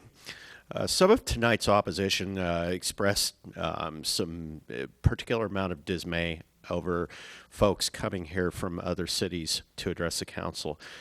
Such opposition is inconsistent, incompatible, and contrary to the petition clause of the First Amendment, which provides that the people have the right to petition the government for a redress of grievances, not their government, but the government.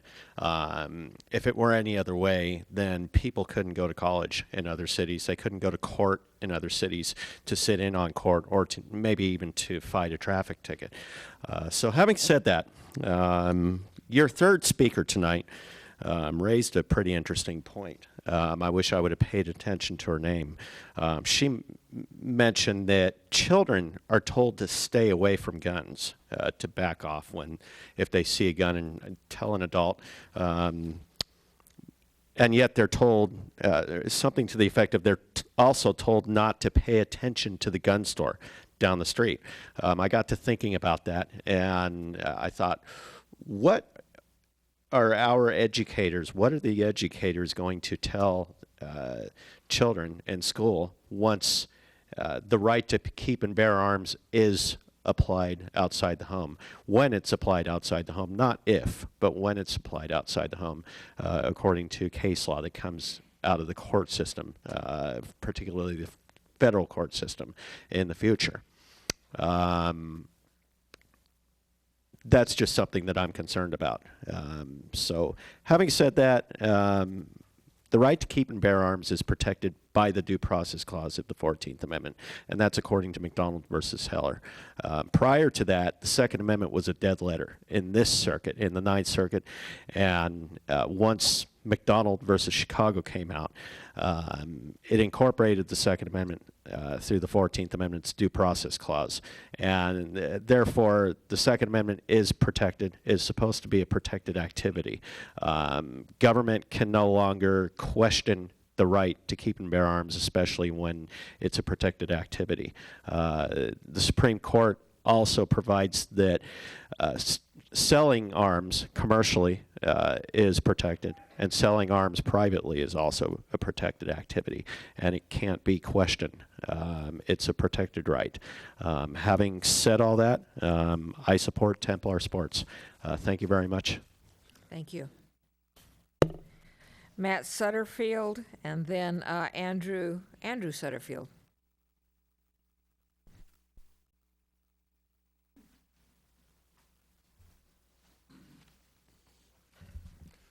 Good evening.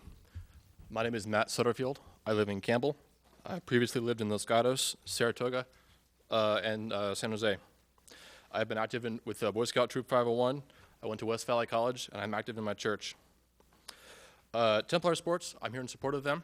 They have complied with all laws, federally, state, and locally. The argument that we need community discussion would not apply to a coffee shop. There's a store selling jelly beans. Why don't we talk about that? There's no different with the gun shop. Sunnyvale recently had a gun store open, U.S. Firearms Co. City of Sunnyvale did a study. They found that violence does not increase. There's no more increase in any kind of violence around gun stores or in the city as a whole as a result of the store opening. And I think that would be an interesting study for the council to read. There are many rules regarding firearm sales in California. There's a 10-day waiting period for all firearms. They're not an impulse purchase. You don't see kids playing and go buy a gun to shoot them. There's a 10-day waiting period and a strict background check by the federal government and the ATF. Regarding the partner that would not be named for Templar Sports, it's my understanding in the business world, silent partners are not all that uncommon. It's not unusual at all for a partner to not state his name. Criminals don't use gun stores. It's not hard to get a weapon on the black market. Much more dangerous than any Templar Sports sells. I apologize, I'm jumping around here. I'm not a very good public speaker. I want to mention 2 Supreme Court cases while I still have time. Both mentioned by the previous speaker. 2008, DC versus Heller. Court decided it was an individual right to keep and bear arms, not a collective right, theoretically. Moreover, in 2010, McDonald versus City of Chicago. Chicago had a ban on either all pistols or gun stores. I'm not sure the specifics. Supreme Court in 2010 struck that down, and there were quite a large fee levied on City of Chicago for legal defense. The 14th Amendment was brought forth as you can't, city and states and local municipalities must also abide by the same laws as the federal government with respect to gun sales. In conclusion, I support Templar Sports, and I speak for myself and 2 brothers. Thank you. Thank you. Well, I don't know if this is one of the brothers. Andrew Sutterfield?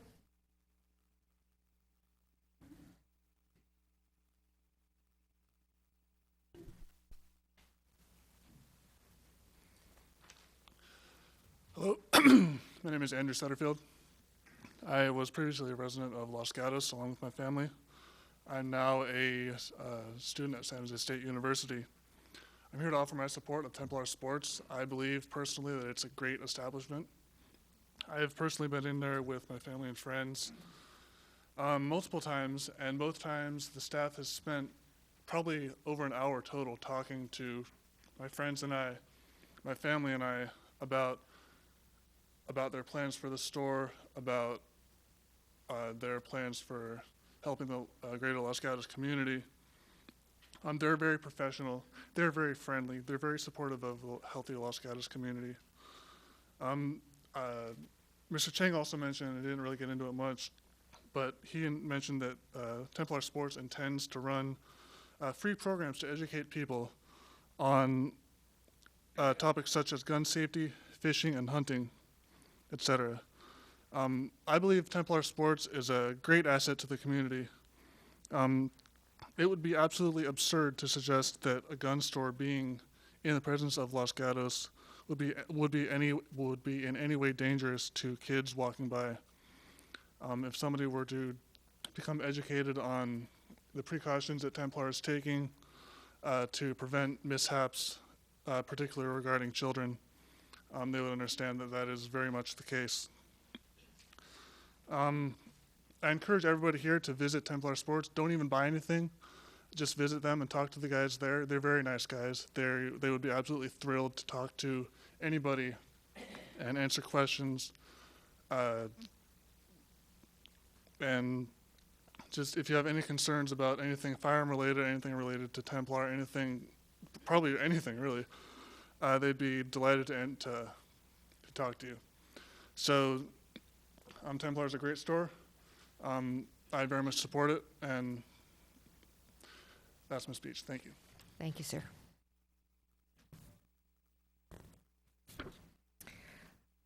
Marcia Elliott, and then Don Kilmer.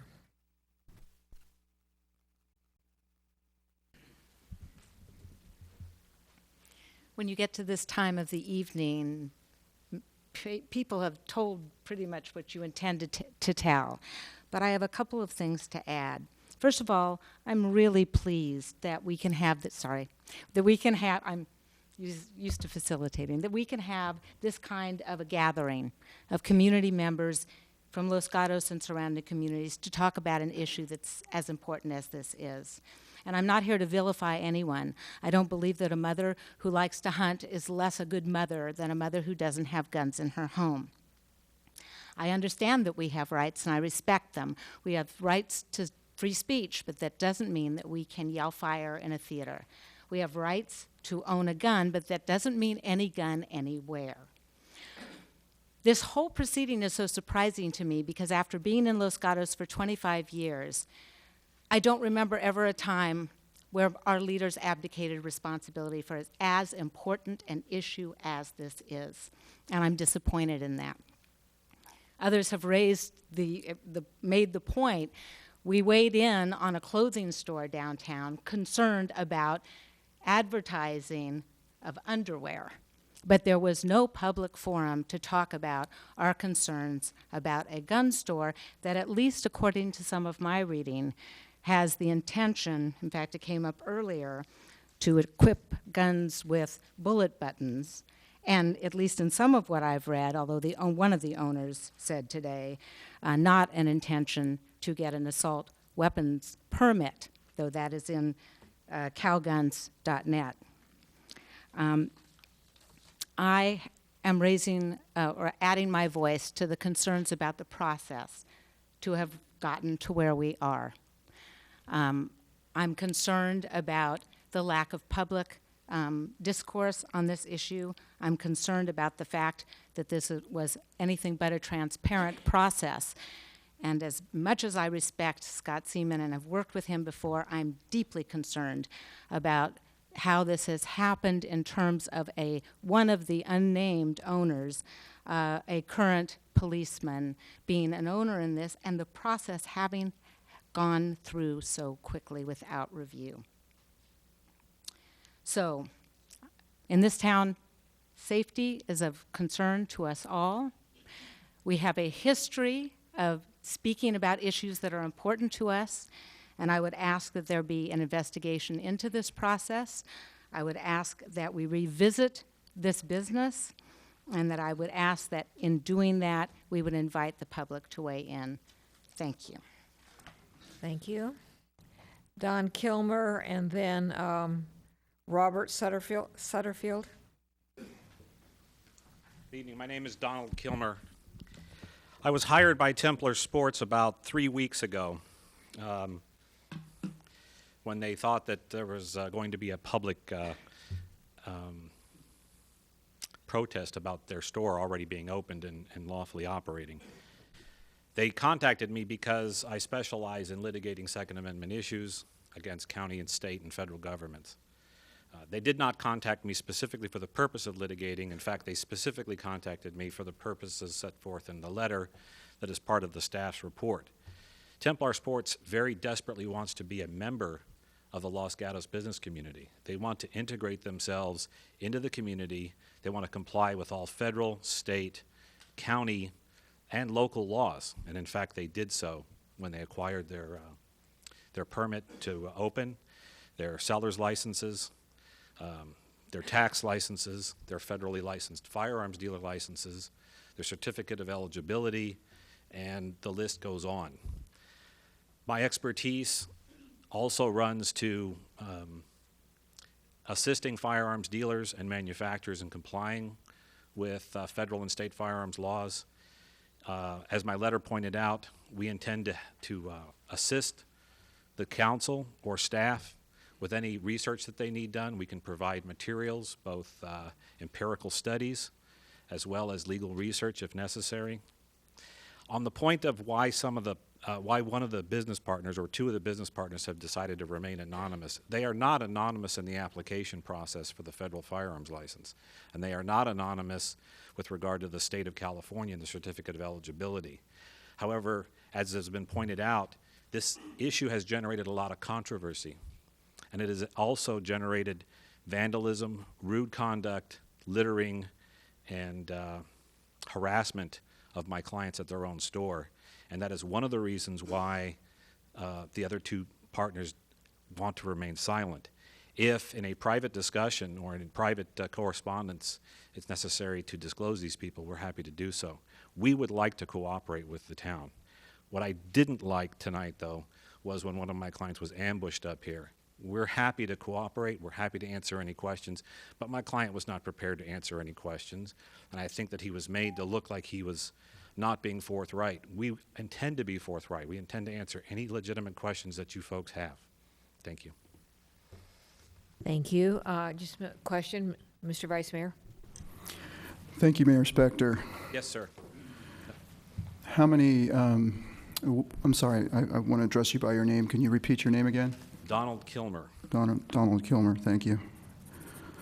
How many owners does Templar Sports currently have? I don't need their names, but at this point, but if you can just tell me how many owners. My understanding is that there are 3 business partners. It was formed under a limited liability corporation. I am not the business's entity attorney, so I was not involved in forming the limited liability corporation. One more. Can you describe the process required in obtaining a federal and a state firearms license? What are the steps? What is required from the state of California, the federal government, and whatever municipality might or might not have? Well, I think part of the confusion is that there may be this thought process that you have to acquire one license first, and then a second license second, then a third license third, and then a fourth license fourth, and then you go on. That's not how the process typically works. What usually happens is that the person who wants to open a gun store or a federally licensed firearms dealer is that they simultaneously apply for all of the permits. However, federal law prohibits the store from actually operating and opening its doors and conducting sales transactions until all permits are acquired. So it's typically a concurrent or simultaneous process. There is no step 1, step 2, step 3, step 4. There is an application, there is an ATF, there's a form that the ATF provides to people who want to be federally licensed firearms dealers. That application is a controlled document. It's controlled by the ATF. It may be used only for ATF purposes. Then there is a process that the state of California requires to obtain a certificate of eligibility. Most of these issues were addressed by your very able and qualified staff. From what little I've spoken to them, they're very up on the law, and I really have only spoken to them in the past week to try and answer any questions or provide any information to them. If you would like a detailed outline of the firearms business, I think the letter that's part of the staff report has a link to the ATF website that specifically goes to the part of the website that addresses opening a business with a federally licensed firearms. And so I would direct your attention to that as well. We also provided a link to the California Department of Justice's website, which also takes you through the business steps. And then, of course, local business requirements like getting a business license and a seller's resale permit and that sort of thing. Further questions? Just one more. Thank you for bringing forth those items that were included in the staff report. I did spend 2 weeks reading the ATF laws. I wanted to ask you a question about your offer to help our staff, considering that you're an attorney hired on behalf of the owner of the store, one of the owners. Don't you find that to be a conflict of interest to be directly in communication and offering direction for our staff? No, I'm not giving you legal advice. You already have lawyers. I have clients. I made it clear in my letter that I represent my clients, but my clients have instructed me, and my instructions from my client are that they want to be as transparent as the law allows them to be with this process. The two owners' names who have remained confidential are done for very, I think, sound reasons. One of them is a police officer. Police officers are not, there's already laws that protect police officers from having their names and addresses privately or disclosed in public. That's it. All right. Other people with questions? Seeing none, thank you, sir. Thank you. And the offer stands for help. Robert Sutterfield and then Alice Miano.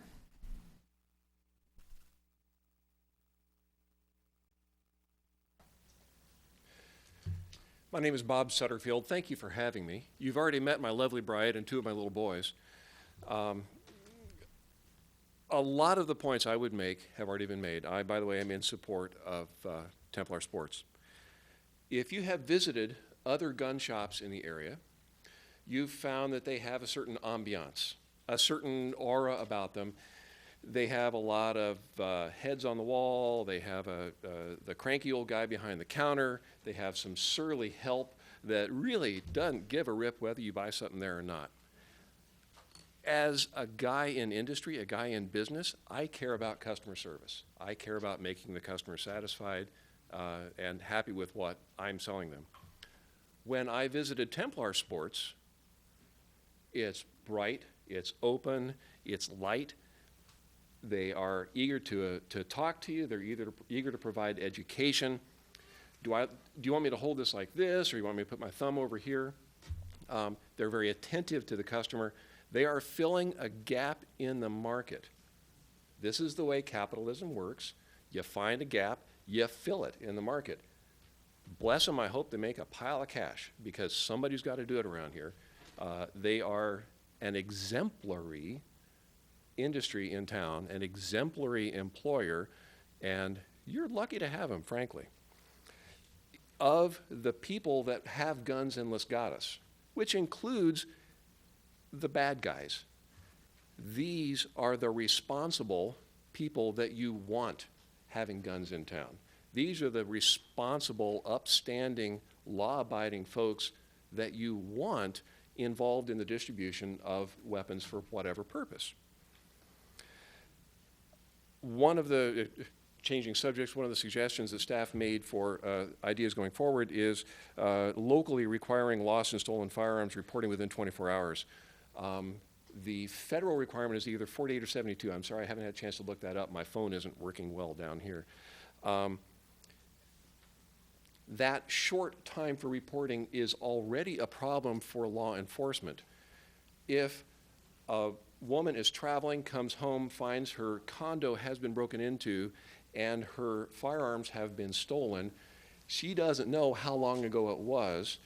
She can be held to, well, you could have known, and now she's a federal felon for not having reported it as quickly as she could have. So tightening that to even shorter, 24 hours, is non-productive. She's a federal felon. If she's responsible, she's going to retain counsel. She's going to cooperate as best she can with law enforcement. But just the process of getting counsel involved, it's going to delay them. It's going to delay the administration of justice by the police. Thank you. Thank you for the invitation to speak. Alice Miano, then Robert Adams.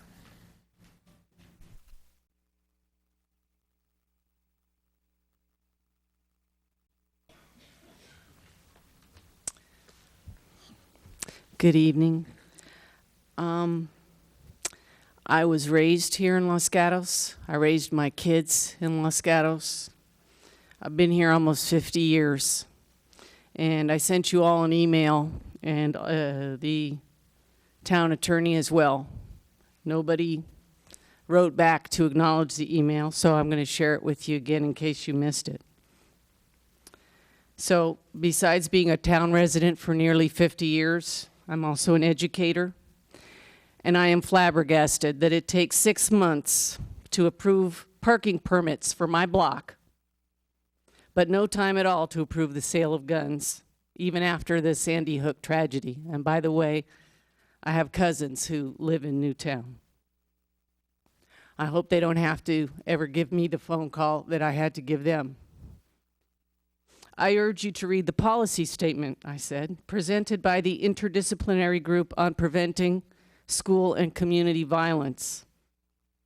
The policy was endorsed by 183 organizations and more than 200 violence prevention scholars and practitioners. The statement recognizes that while there are no words that can provide adequate solace in times of such great grief, we must strive to ensure that schools from kindergarten through college are safe havens to support and nurture students' substantive social and civic learning. The statement calls for a renewed nationwide effort to address the problem of mass shootings that have occurred repeatedly in our schools and communities through meaningful action by political leaders and communities. The statement urges a cooperative approach to improving mental health resources, integrating threat assessment processes, evaluating the effects of violence in the media, and limiting access to guns as the components of a first step toward keeping our schools and communities safe. So I ask you to please carefully review that statement. If you'd like me to, I will forward you that. I can give you this letter again, and it's got the URL listed for you. Thank you very much. Thank you. And just for your not for everybody's information, we received many communications, mainly emails, over the past 1 or 2 months, and each of those emails sent to the town has been distributed to each council person and is a member, as part of our packet. All right, Robert Adams and then Michael Glow. Robert Adams?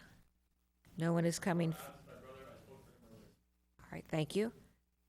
Did you say Michael Glow? All right, Michael Glow. And then Bruce Richardson.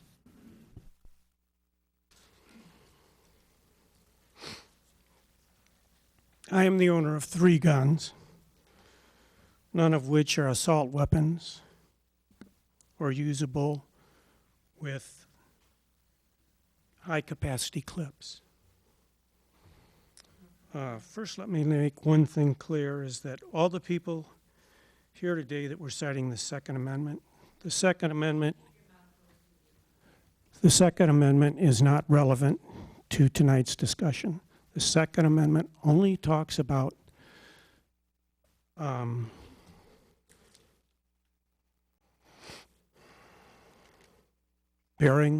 keeping and bearing arms. Has nothing to do, does not address the sale or purchase, for that matter, of arms. The Second Amendment also was written in the age of muskets, when the average load time, firing and reloading, took an average of 1 minute. It is a totally irrelevant law today with modern technology guns. Let the market decide, a lot of people have said tonight. We're not talking about Los Gatos supporting this gun shop. That gun shop would have already been out of business if they depended on just the community of Los Gatos to support it. They are going to draw from the Bay Area. Not only that, most retail organizations today heavily depend on online business to survive.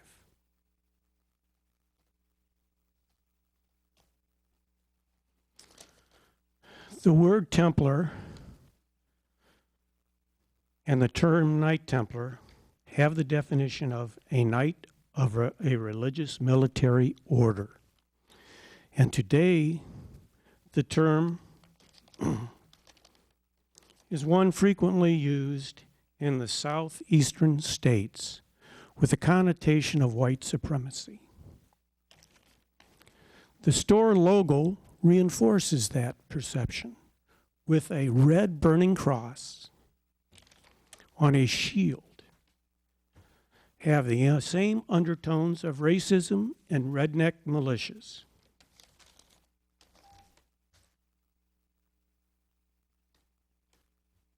The only name and logo I can think of that would be more offensive than Templar Sports would be KKK Armory and Bomb Factory.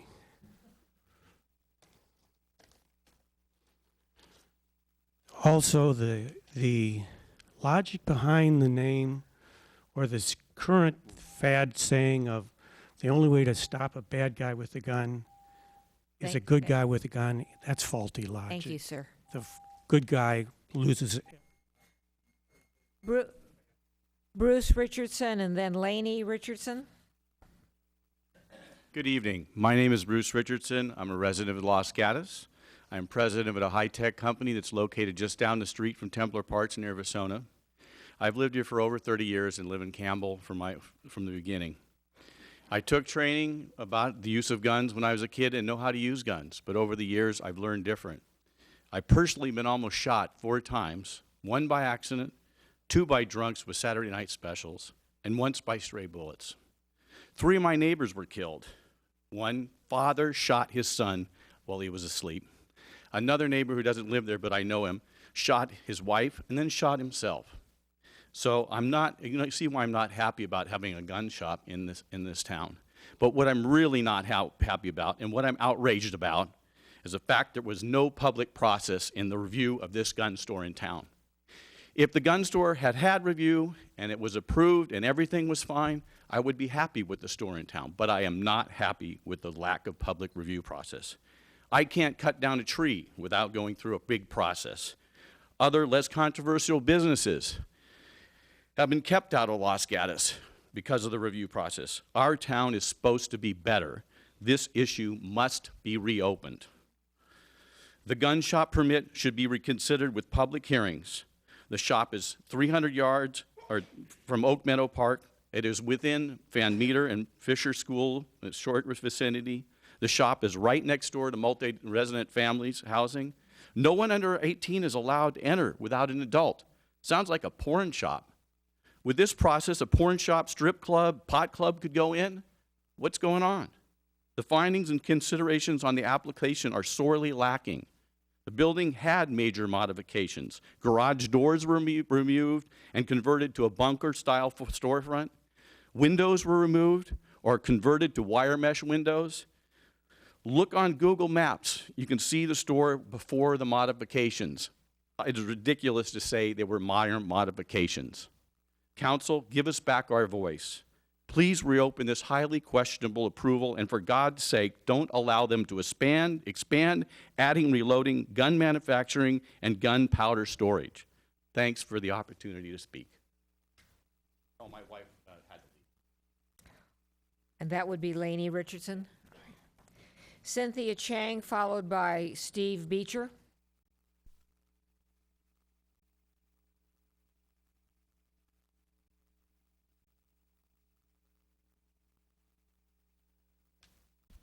Good evening, Mayor and Council member and everybody in the audience. My name is Cynthia Chan. I'm a board member of Los Gatos Saratoga Union High School District, but I'm here tonight as a concerned citizen, not representing my board. I have lived in the local community for almost 30 years and actively involved in the school and community volunteer activities, in addition to serving as a board member. I was Troop Committee Chair 508 for 6 years. I have 2 Eagle Scout sons, so I very much support the youth-related activity as well as other community activity. I'm a Rotarian. Over the years, we have observed a lot of gun-related tragedies occurred on the school campus and larger community. We have students use parents' gun committing suicide. Gun shooting at school campus, movie theater, shopping center, gun shooting at workplace. I think after a while, you see the news over and over, and you just see the list goes on, and you don't know where it's going to stop. We try very hard to provide a safe learning environment for our students, but it is getting more and more challenging to reach that goal. And our school district, with the help of the town of Los Gatos, we pay for the salary of the school resource officer, which works closely with our students. And by the way, because the name, the identity has not been disclosed to the public, all we heard is a police officer is owning the store. A lot of people were suspicious about whether the school resource officer was the one, and then we were assured that he's not a person. But it really broke the trust of the community members about the police station. So I just want to make sure a due process has been followed and we have held the staff accountable. And also, I don't understand why all the important dates have been blackened out on the documents, because as a board, when our staff provide us the documents, all the information will be there. I also would like to ask if the police I just want to make sure the council will start an independent study and investigation as soon as possible. Thank you. Thank you. Steve Beecher and then Clark Rasco.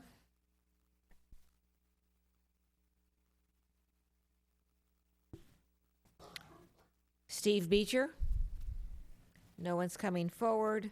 Clark Rasco, RAS, looks like CO. No one's coming forward. Leslie Morley. No one's coming forward. Oh, sorry. Okay, it'll be Leslie Morley, followed by Janet Nettie. Hi, I'm Leslie Morley, and I would like the council to, relook at the process. And I'm not saying no to a gun store in our backyard. I would prefer not a gun store in the backyard. But there's a national debate going on, and I think there's going to be stricter laws coming down. And I'm very concerned that there seems to be an escalation in violence, and I think it would be a safer world with fewer guns. And I'm really concerned about mental health, and it seems like there is more depression. And when I hear about suicide with kids, I know a family in Los Gatos whose son was an Eagle Scout. He knew how to use firearms. He committed suicide. Maybe it's not preventable, but certainly people who have mental issues should not be able to buy guns. And in my own family, there was, in 1987, a mass murder of a family that was related with my mom's cousin. And the man who, the 40-year-old son, killed his whole family at a holiday gathering and then committed suicide. And he had a record of being in a mental hospital. And I just think that the day has come that we need to have stricter background checks and less guns. And I really wish that this whole process was done differently and that you can do something at this point. Thank you. Thank you. Janet Nettie and then Steve Schwartzer. Janet Nettie. Okay. Steve Schwartzer and then Joseph Leight, L-E-I-G-H-T. Hello, my name is Steve Schwartzer. I am the co-owner of a family-run business which has been in the town of Los Gatos since 1972. I'm here tonight to support Templar Sports, another small business who's chosen to open a retail store in our fair town. Like many in this room, I try my best to shop local, helping support merchants who provide products, services, jobs for our community, and tax revenues to the town. I personally have visited Templar Sports and have found that it is a very well-run store with a knowledgeable and professional staff who are fully aware of the unique position which they face in today's society and in our community. While there's often much emotion involved with the topic, the simple fact is that the sale of firearms is highly regulated at both the federal and state level. Spending more town resources to further regulate and pursue the closure of a legitimate business, in my view, is wasteful. I ask you, the council, to judge a business by their behavior and overall contribution to the community, not simply by the product they sell or the services which they provide. Thank you. Thank you. Joseph Leight, and then there'll be Hank Riley.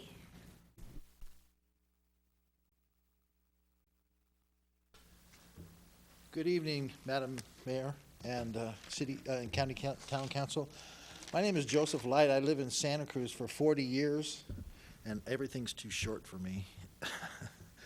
I've lived in Santa Cruz for over 40 years, and I'm here to speak praise and gratitude for this whole process of tonight's meeting. It's just, God bless us, everyone. There's nothing like a controversy to get the people out, and what an excellent turnout. I'm delighted to see so many citizens activated and involved. We have social and mental health problems in this nation, and I'm supportive of those concerned with and trepidation about the issue of weapons, and I'm also supportive of a legitimate business that provides tools for people to defend themselves or to go fishing. In the interest of beneficial education to promote the safety and peace of mind of all concerned citizens, I suggest that Templar consider hosting a series of receptions and trainings on gun issues, responsibilities, and gun ownership and their safe uses, perhaps with sparkling cider and snacks, conducted by well-qualified firearms instructors to inform all those who are interested.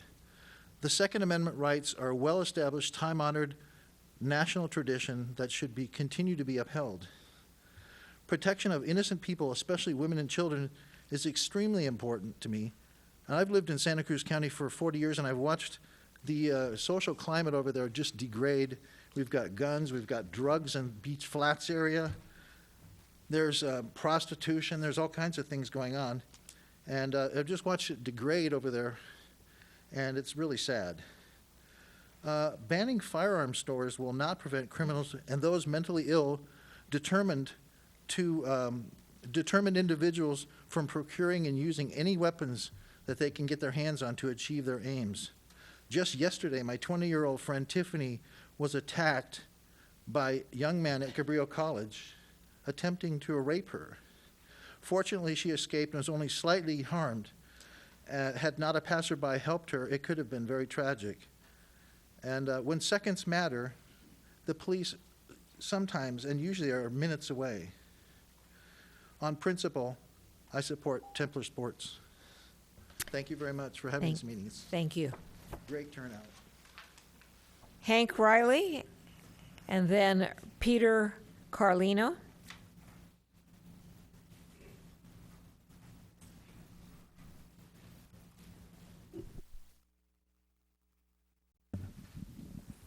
Hi, I'm Hank Riley.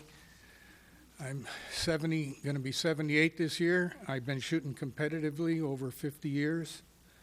I help teach the 4-H rifle shooting.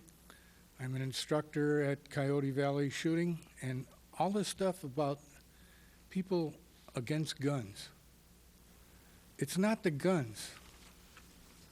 if it was the guns, you have to go after all these automobile dealerships here, because cars kill more people than guns do.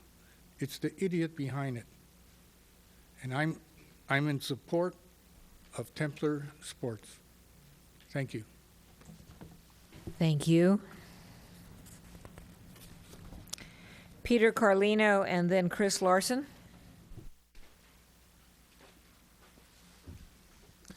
Hello, Mayor.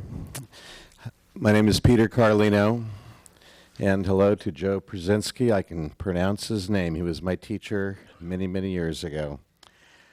I am an out-of-towner. I was born in San Jose. I was raised in Campbell. I live in Cambrian. I met my wife in Los Gatos. I spent many a weekend in Los Gatos. I've worked and had jobs in Los Gatos. I spend money in Los Gatos. My daughter lives in Los Gatos. I go to restaurants in Los Gatos. I go to Capelli Salon in Los Gatos. I love the community. I'm 61-year-old grandfather of 4, father, husband for 40 years. I'm here to say that I support Templar Sport Shop. I support their legal right to sell firearms. I think that they're getting a little bit of a raw deal. It kind of saddens me, the hostility that I've seen in the last 3 or 4 hours, some insinuations of collusion by government officials. I'm not even going to address the fact of trying to line them with the KKK. I'm blown away. I was in the Naval Air Reserve for 6 years. I do support the Second Amendment. I do support freedom to be an American.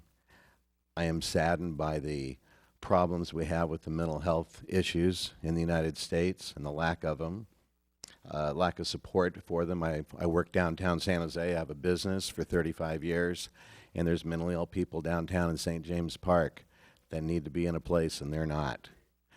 I feel that the more good people that have guns, the safer we are. That doesn't mean that everybody should own one. I owned a gun shop myself for 6 years in Santa Cruz County. I worked with the ATF. I helped take 2 criminals off the street that were really bad. I supported the Santa Cruz Sheriff's Department. I supported law-abiding citizens, and I supported the San Jose Police Department. A gun has saved my life 4 times, and I'm running out of time. All I can tell you is I'm glad it was there. A shot was never fired, but I'm alive to say twice because of my ability and twice because of my father's. So I thank you for the opportunity to speak, and I do support Templar. Thank you. Chris Larson and then Ronald Rozeski. Hello, I'm Chris Larson, and I'm from Sunnyvale, and so I'm one of the outsiders. But about a year ago, we had something similar going on in Sunnyvale. We had a gun store that had opened, and after the fact, people were unhappy about it. I don't know exactly what's transpired here, but I agree with the statement that was made earlier that closing the gun store isn't going to get rid of the guns in this town. People will go someplace else. Seeing the gun stores, first in Sunnyvale, now here in Los Gatos, people coming and complaining about these things. If I have a right to keep and bear arms, I have to have some place to acquire them. And closing gun stores here just gives the next person opposed to guns the thought that, well, maybe I can close a gun store in my community. And the next person, maybe I can close a gun store in my community. And pretty soon there's no place to get a gun. So I don't think that's a solution. And the second thing is I've heard a lot of people complain about the openness of the process. And you guys, you have a town council, you have city employees, you have a process, and as far as I can tell, the process was followed. And I think what I'm getting out of not having an open process is we didn't get the result we wanted. Well, if you don't like the rules, change the rules. But if the process was followed and people did everything they were supposed to do, I don't know why that doesn't constitute an open process. Does that mean that every time any business wants to open in Los Gatos that it has to be put to a public vote? Every business? Was that what you need for an open process? Or do you just simply have rules and you trust people to do their job, and if they don't do their job, you call them on it? So anyway, I'm in support of Templar Sports, and I hope they stay open. Thank you. Thank you. Ronald Rojeski? Yes. Ha, I got it. And then there'll be Kenneth Kroll. My name is Ron Rojeski. I'm a resident of Campbell. I've been in California for the past 15 years. The reason why I'm speaking with you today is that as opposed to vilifying people that appreciate firearms and gun owners, I want to introduce myself to you and who it is that I am. And myself, I'm an engineer. I work in clean energy, so I focus on energy storage. I have 2 daughters. One daughter, she's a student over at MIT. She does neuroscience. Another daughter, my youngest daughter, she does roller derby. I'm a ham radio operator, so I spend a lot of time talking to people over in New Zealand. I spend time talking to people over in England. I'm also an astronomer, so I spend time going out to places unknown that are very, very dark and taking a look at the skies. So I'm also a gun owner, and I also support strongly the Second Amendment, and I also support Templar Sports. Thank you. Thank you. Kenneth Kroll? All right. Well, you did, but that's okay.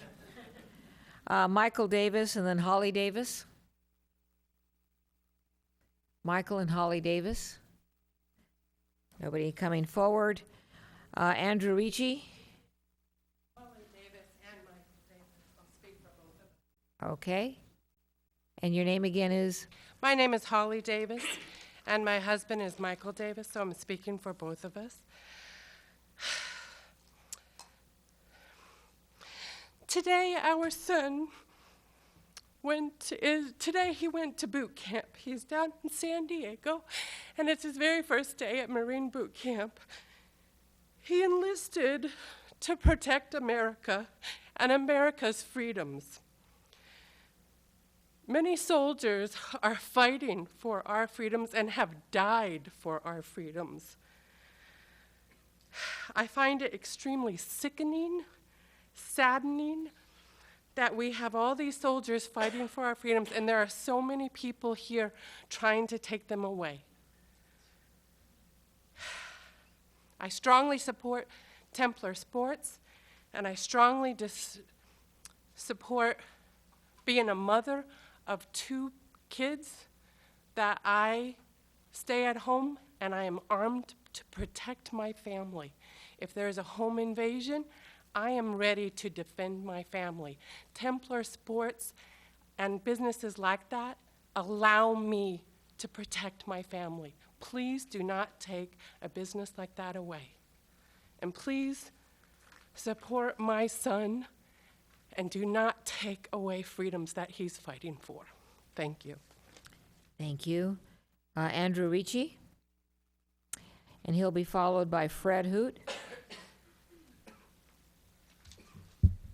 Good evening, council members and citizens. My name is Andrew Ricci. I'm a resident of San Jose, and I often spend time in Los Gatos, shopping, dining, or simply jogging on your beautiful Los Gatos Creek Trail. I want to thank the Los Gatos Town Council tonight for staying out here till 11, probably longer, and hearing all of our comments. I want to voice my wholehearted support for Templar Sports. I'm an avid gun owner and an avid supporter of the Second Amendment. However, my argument in support of Templar Sports will not be based solely on the right every American has to keep and bear arms. Many have already spoken on the subject, and I have no doubt many more will before the evening is out. My argument will be rooted in common sense.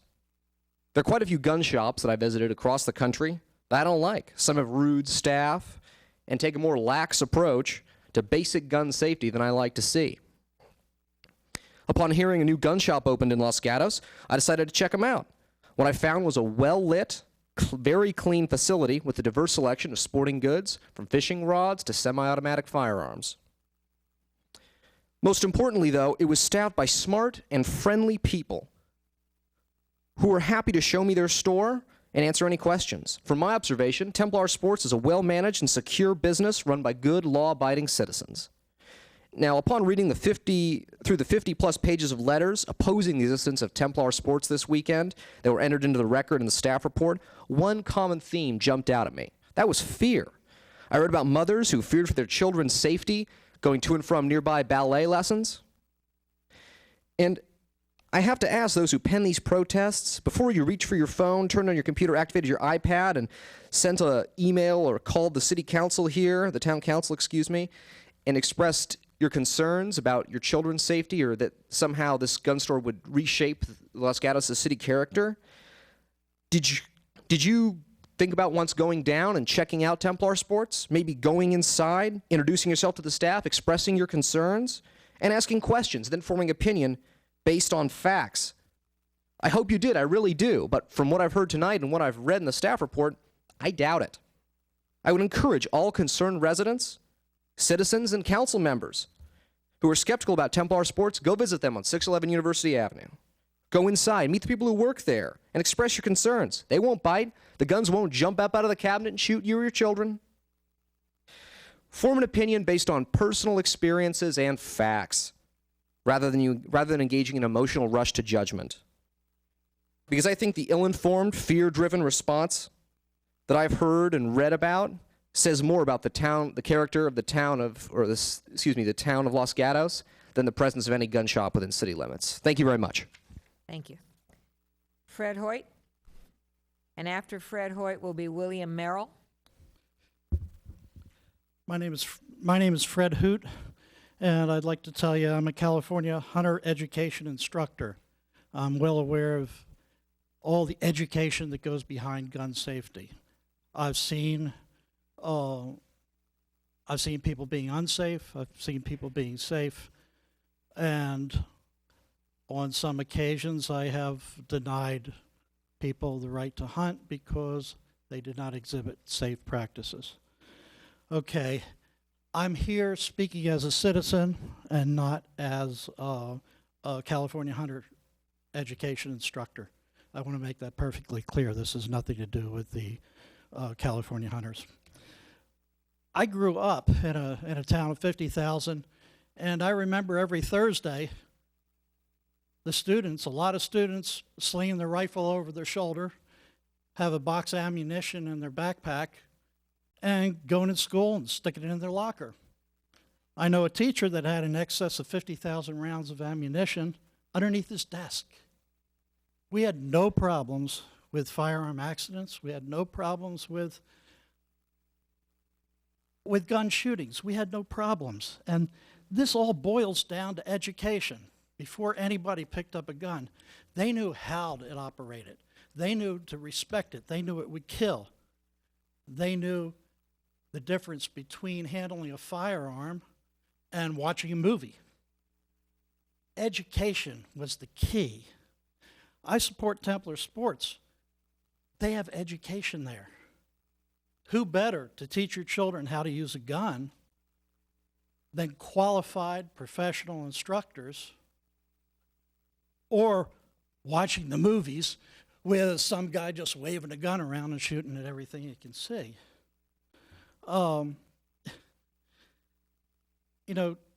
Everybody's concerned about the safety of the children, and I think it has to do with education. If we educate the children, teach them respect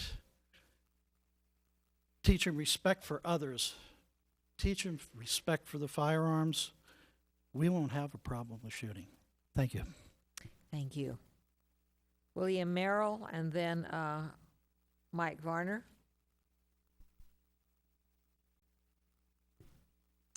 William Merrill. No one's coming forward. Mike Varner. And then after Mr. Varner is George Bettisworth. Good evening. My name's Mike Varner. I've worked in the past with ROTC. I've taught firearm safety to adults and children, and I've worked with police to train citizens. The issue tonight is Templar Sports. This is a business who has gone by the book. They've followed all the regulations for opening their business. They've even exceeded safety standards and storage standards. You even have a member of your own police force as an owner that you trust to protect your children, yet you question how he would run this business. What better person to run a gun store in your community?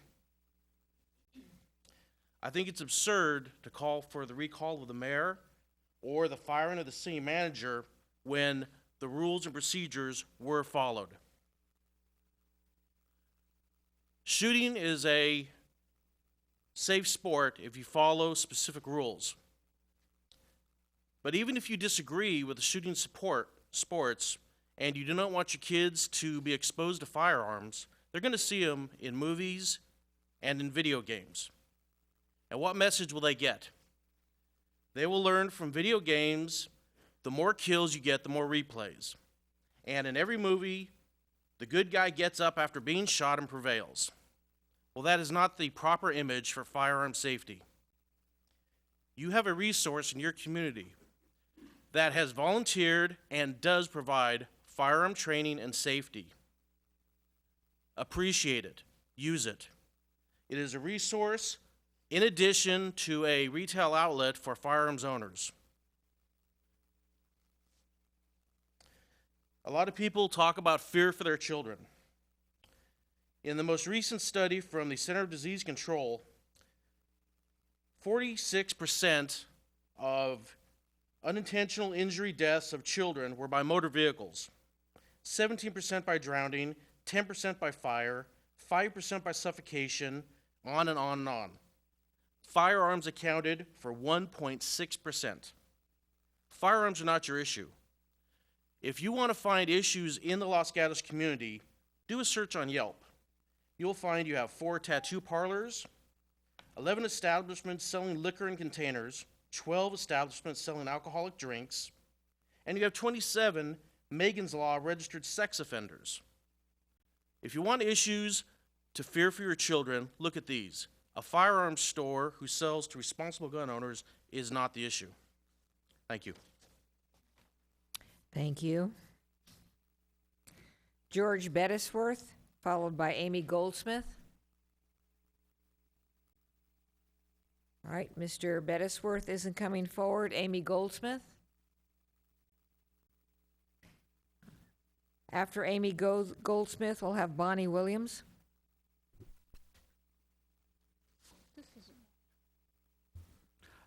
Good evening, Council. My name is Amy Goldsmith. I am coming to speak to you this evening as a member of the community. I've lived here for 27 years.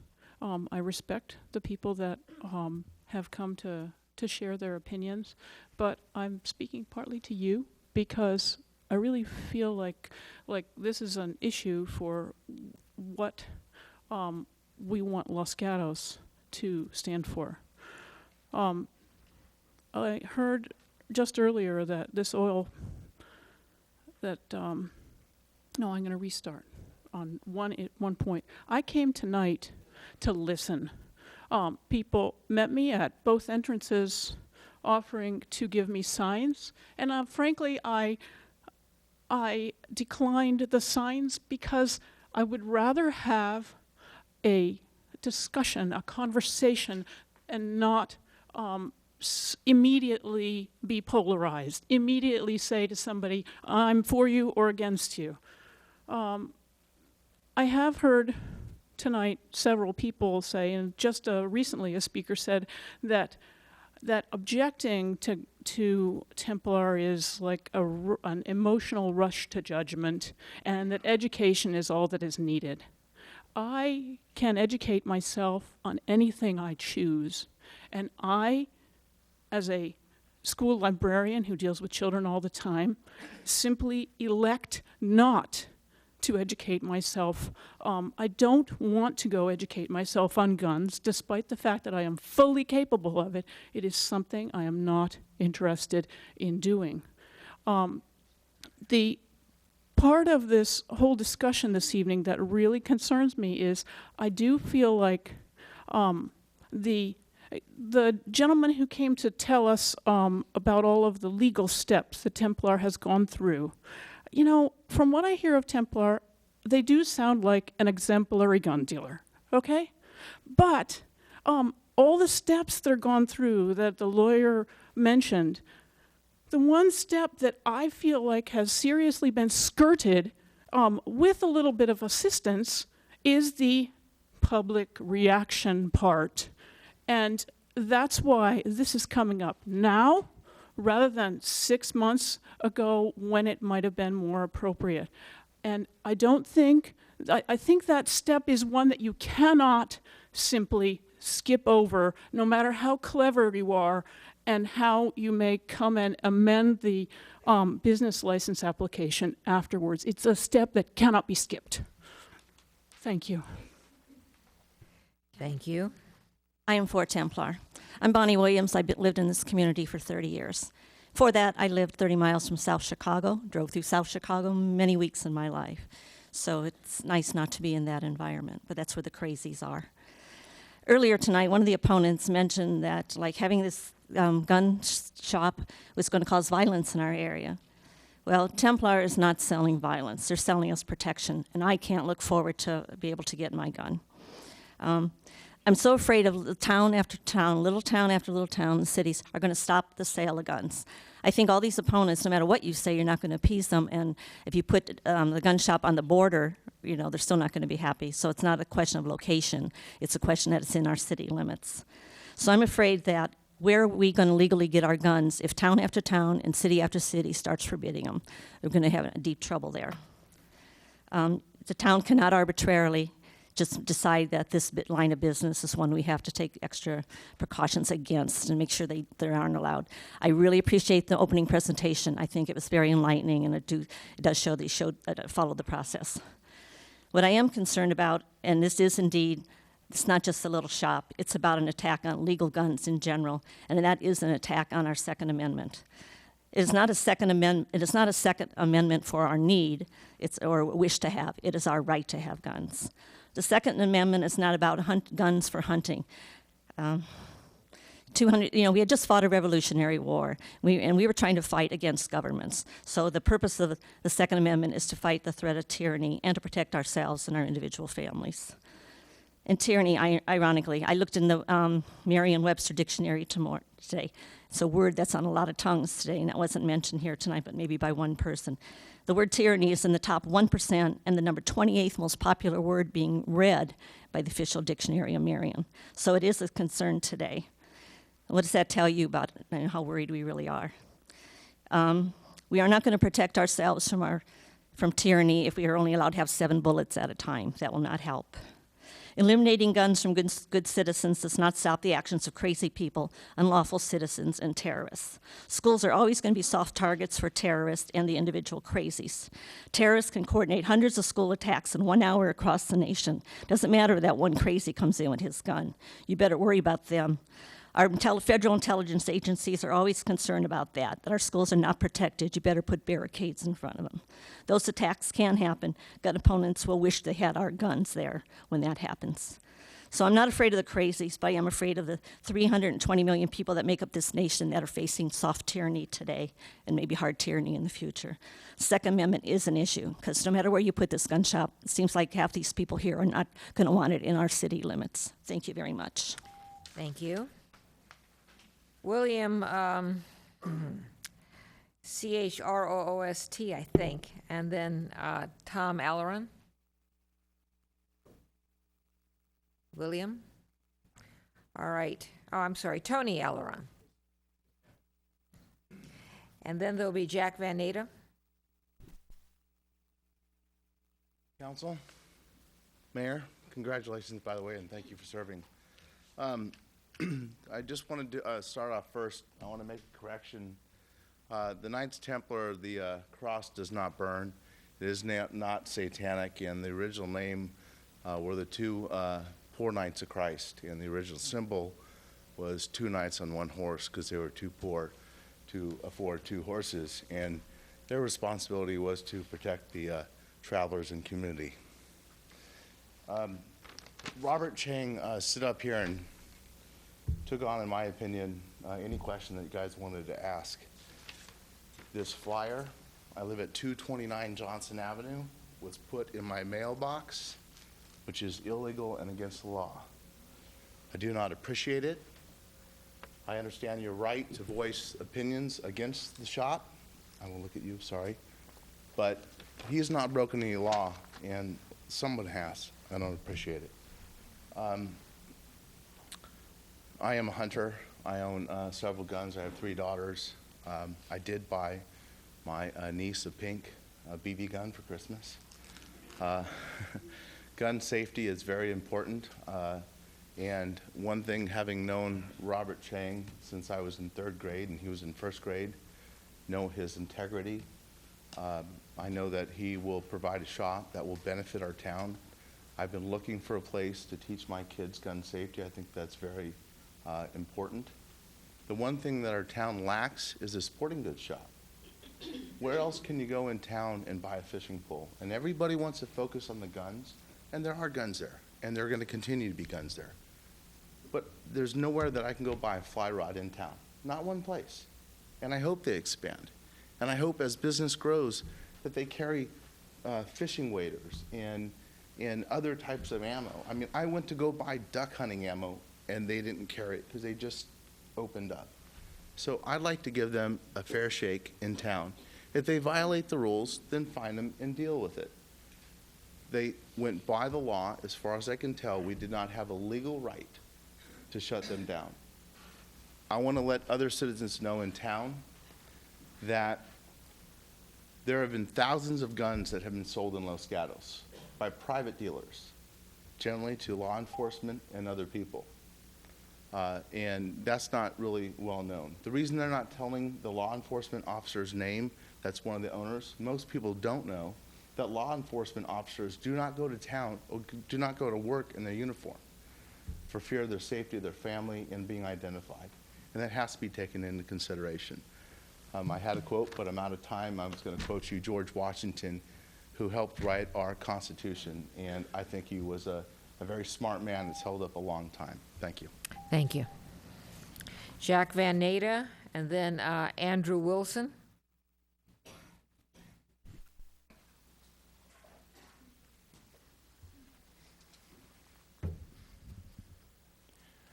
Jack Van Nader, 40-year resident of Los Gatos. A quote from Gene Hoffman of Calguns. We feel like we've made very large progress in allowing California to own really any firearm they want, end quote. That includes the AK-47 or the AR-15, which were used in Newtown, Connecticut. My personal opinion is that I do not advocate the selling or use of guns that can be converted to assault weapons. I've always been comfortable with guns. I was raised with guns. I was in the military and on a gunnery crew. But I still do not see one compelling reason for selling nor owning assault rifles. The CPCA, the California Police Chiefs Association, for which Mr. Scott Seaman is the president, is also against assault weapons. A quote from them, the association supports a federal ban on assault weapons and high-capacity magazines, end quote. Additionally, the International Association of Chiefs of Police state, and this is also a quote, the persistent and pernicious problem of gun violence impacts communities across the U.S. on a daily basis, ranging from random shooting and suicide to retaliatory assaults and targeted mass killing. Violence committed with firearms universally challenges law enforcement and taxes resources. This insidious problem requires law enforcement to lead a new, coordinated, and dedicated response involving citizens, elected leaders, lawmakers, and the entire criminal justice system. In the years since the terrorist attack of 2001, over 300,000 American lives have been lost to gun violence, end quote. The next paragraph is titled, "We are clearly facing a crisis," but I can't get into that in my 3 minutes. It appears that the town failed to give the project the same scrutiny that the council gave medical marijuana. In that case, the staff stated that if medical marijuana is needed, there are 6 dispensaries close by outside of town limits that could serve the public. Medical marijuana stores in Los Gatos went down in defeat. And though I searched the town site for stores selling pornographic materials, I could find nothing. Both of these retail businesses are unacceptable in Los Gatos. So how can a business that sells assault weapons or weapons that can be converted to assault weapons be acceptable? Banning assault weapon sales in Los Gatos will do no more than banning medical marijuana stores did to stop the sale of marijuana. But the message that comes across is that this community does not endorse businesses selling marijuana, pornography, or weapons that are made to be convertible to assault weapons. Thank you. It's Andrea Wilson, and then Robert Hagee, or Hegee. Thank you. Yes, Andrea Please Wilson. pull the, thank you. Okay. Thank you. Andrea Wilson, Los Gatos mountain resident for about 24 years. Please adopt the most restrictive laws on gun stores and sales as possible. I hate guns about as much as I hate cigarettes, toxics, and I'm a vegan meat. They're all part of the culture of death. I love the town of Los Gatos. It's full of life. It's a fun town focused on recreation, health, environment, safety, just the best things in life. For 3 years, I even had an environmental shop in the town. It was fun, the people that came. It was just such a great environment in this town. And if there had been a gun shop anywhere close to downtown and probably anywhere in the town, I don't think I would have located here. I would have been creeped out. It's a chilling effect to have a gun shop. It is creepy. Think about other businesses coming in here. Think about businesses that are already here. But I'm not actually here as a vegan, type, whatever. I'm not even here because of my brother, who in LA worked for Universal Studios. Going to work one day, was grabbed by the elevator, pulled into the bank in the lobby, and was laying down, face down, in fear of his life. I'm not even here for him because, he survived. What I'm here for is for one of my very best friends for 25 years in the whole wide world, Judy Seymour. She was murdered at Owekus University on April 2nd, 2012, by Juan Go. And he now regrets what he did, but he obtained his guns legally, but he's just mentally very, very ill. And I would say that, in the same way that all dogs get a free bite before they're declared, vicious, all sick individuals get a license to kill when they get a gun, if their record's clean. They don't ask you, are you planning on committing a crime then? I know about the Constitution. I'm a lawyer. My father was a lawyer. There's a lot you can do within the Constitution, but Judy was deprived of her constitutional right of life, liberty, and the pursuit of happiness. If we can save even one life by having less guns, we need to be part of the national discussion and the national getting rid of guns. Every gun is a potential accident, murder, and we need to get rid of that. One last thing. I was in Pakistan pre-9/11, and one of the interesting Wilson, stops... thank you very much. Thank you very much. I'm talking... I appreciate that. Thank you.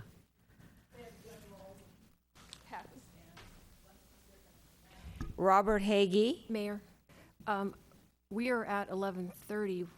Don't we have to make a decision by 11:30 about moving forward? I was looking at our agenda.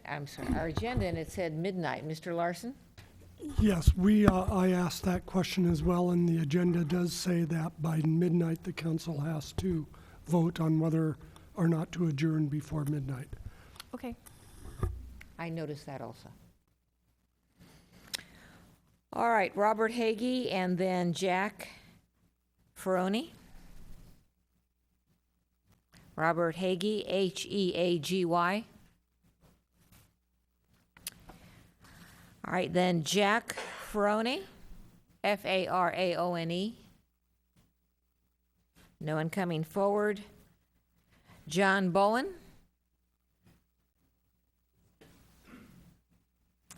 And then after Mr. Bowen, Eileen Sullivan.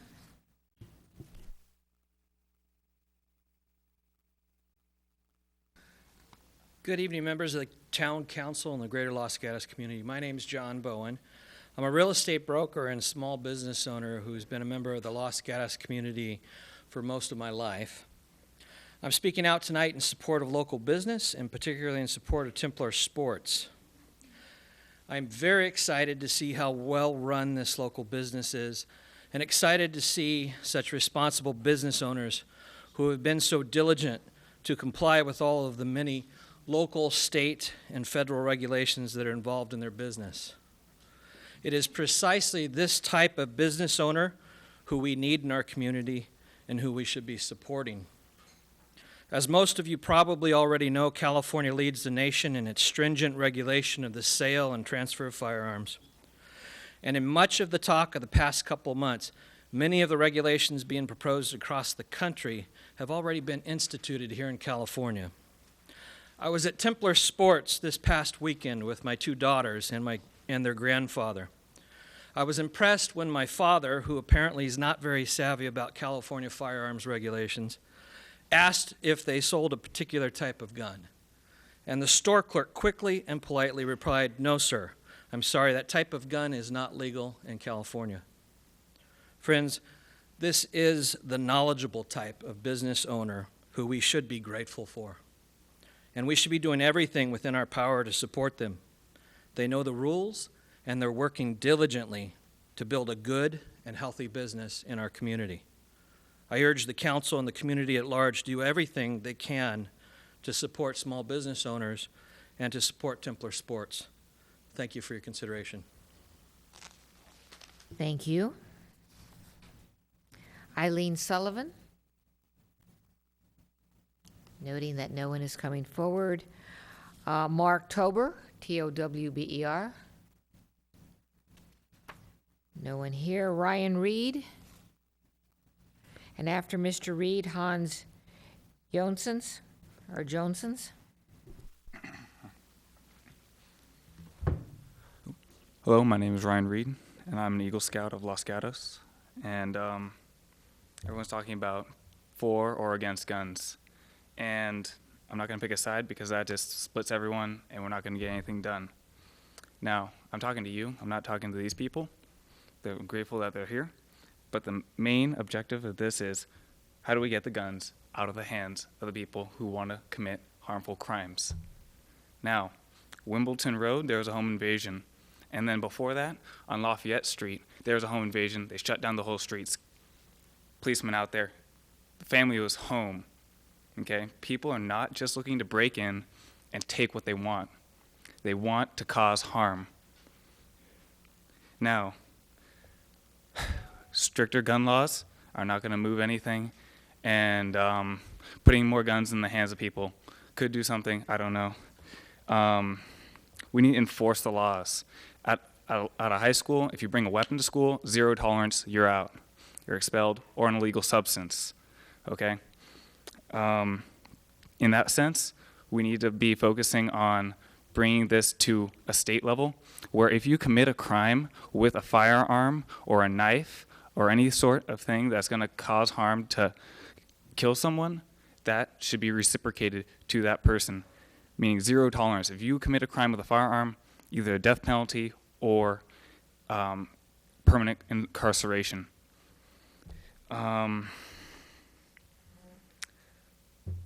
What can I say? I would hope that you guys would not just keep this right here in this little town, but to really make this something that we can bring up to the state level.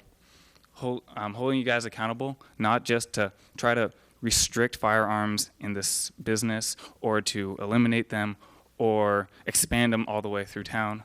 I just want to see, just like in Sandy Hill, schools are gun-free zones. Public offices are gun-free zones. These things cause these mass shootings. There's no consequence for these people to, they can just walk in and do whatever they want. Why is that? There either be a police officer or teachers that are willing to be able to take courses and protect our students. So as well as the parents. The parents need to be educated on the dangers in life. They need to be able to protect themselves as well as their kids. In Nevada, there's a lot of people who carry concealed firearms, and that reduces the want to walk in and just do whatever you want because there's a higher chance of you dying. Okay? Thank you for your time. Thank you. Hans Johnsons, I'm sure I'm getting your last name wrong. Nice try. Yeah, Hans well, Josens. after you will be Rosaline Martins. Yeah. Hans Josens. I've lived with a Los Gatos address for over 40 years up in the mountains here. So I'm not a Los Gatos resident, but the majority of my money is spent here in town. I do go to the library here. Thankfully now we can check out books there, which wasn't the case when I was younger. Went to Los Gatos schools all through high school, and I've got two boys right now, teenage boys, that we've been homeschooling. I've also served on the school board for Lakeside School up in the mountains here as board president for a little while. So I have a little bit of background here in town and in education. And I think what it really breaks down to is a lot of fear, most fear is based in ignorance. And I hear a lot of ignorance from many of the people that are protesting the existence of a gun store in town, that are protesting firearms in general. And I do urge you to please replace that ignorance with some knowledge. That's the most important thing and the most important gift we can give to our kids. If we were protesting, or if you, those people who are protesting the gun store were protesting a church, there would be outrage. And I would be one of those sharing that outrage. If you were protesting a synagogue or a mosque or anything else, there would be outrage. I'm just as outraged that you are protesting something that I find very close to my heart, which is my Second Amendment rights and my right to defend myself and my family. And on that note, we are all outraged, all of us in this room, all of us in this town, in the state, in the nation, outraged and horrified at the things that have happened in Newtown recently and all of the mass shootings prior to that. Let's not let that outrage get in the way of logic and reason. Let's do something that can actually achieve something that will provide results. And that's not going to be gun restrictions. It's not going to be further restricting our rights. It's going to be doing something about the mental illness, about people mentally ill access to firearms, and making sure that the background checks are thorough and comprehensive. Thank you for your time, and thank you for the opportunity to speak here. Thank you. Rosaline Martins, and then Marcus Autry. Good evening. My name is Rosalene Martins, and I have been a Los Gatos resident for 19 years now. I have found it very disturbing, the lack of transparency in the approval process for the opening of a gun store in Los Gatos. As a taxpayer, a Los Gatos resident who pays top dollar to live in Los Gatos and have my children go to school in Los Gatos, and an active voting citizen who has helped to elect this town council. I believe that the elected representatives of our local community should be doing what they were elected to do, which is to represent the interest of the Los Gatos residents, not the interest of a business or of Templar Sports. But this does not seem to be the case here. Regarding the percentage in attendance here tonight in favor of Templar Sports, I would like to say that many of these folks, they are not Los Gatos residents. They are not part of our community, and they do not voice the interest of this community. Why are we allowing our voice in this town council to be diluted by pro-gun non-residents of Los Gatos? Templar Sports did not only dictate what town representatives wrote down on their specific license or permit. Templar Sports approached the city to obtain a sporting goods license, which was then manipulated to enable firearm sales. Templar Sports has been actively rallying support at pro-gun forums such as cowguns.net, which they joined in January. And they are rallying pro-gun folks to show up at this town council meeting to outnumber opposition to their store from Los Gatos residents. So we need to keep in perspective what we see here tonight in favor of Templar and against Templar. The core issue here is not to cater to the residents of Campbell, Santa Cruz, Sunnyvale, or San Jose. This town council is representing Los Gatos residents. Let residents of other cities show their support to a gun store that is located in their cities. As soon as I am a resident of Los Gatos, I am paying to have a voice here and to say what goes on in our community. Marcus Autry, then Jim Rees. A couple hours ago.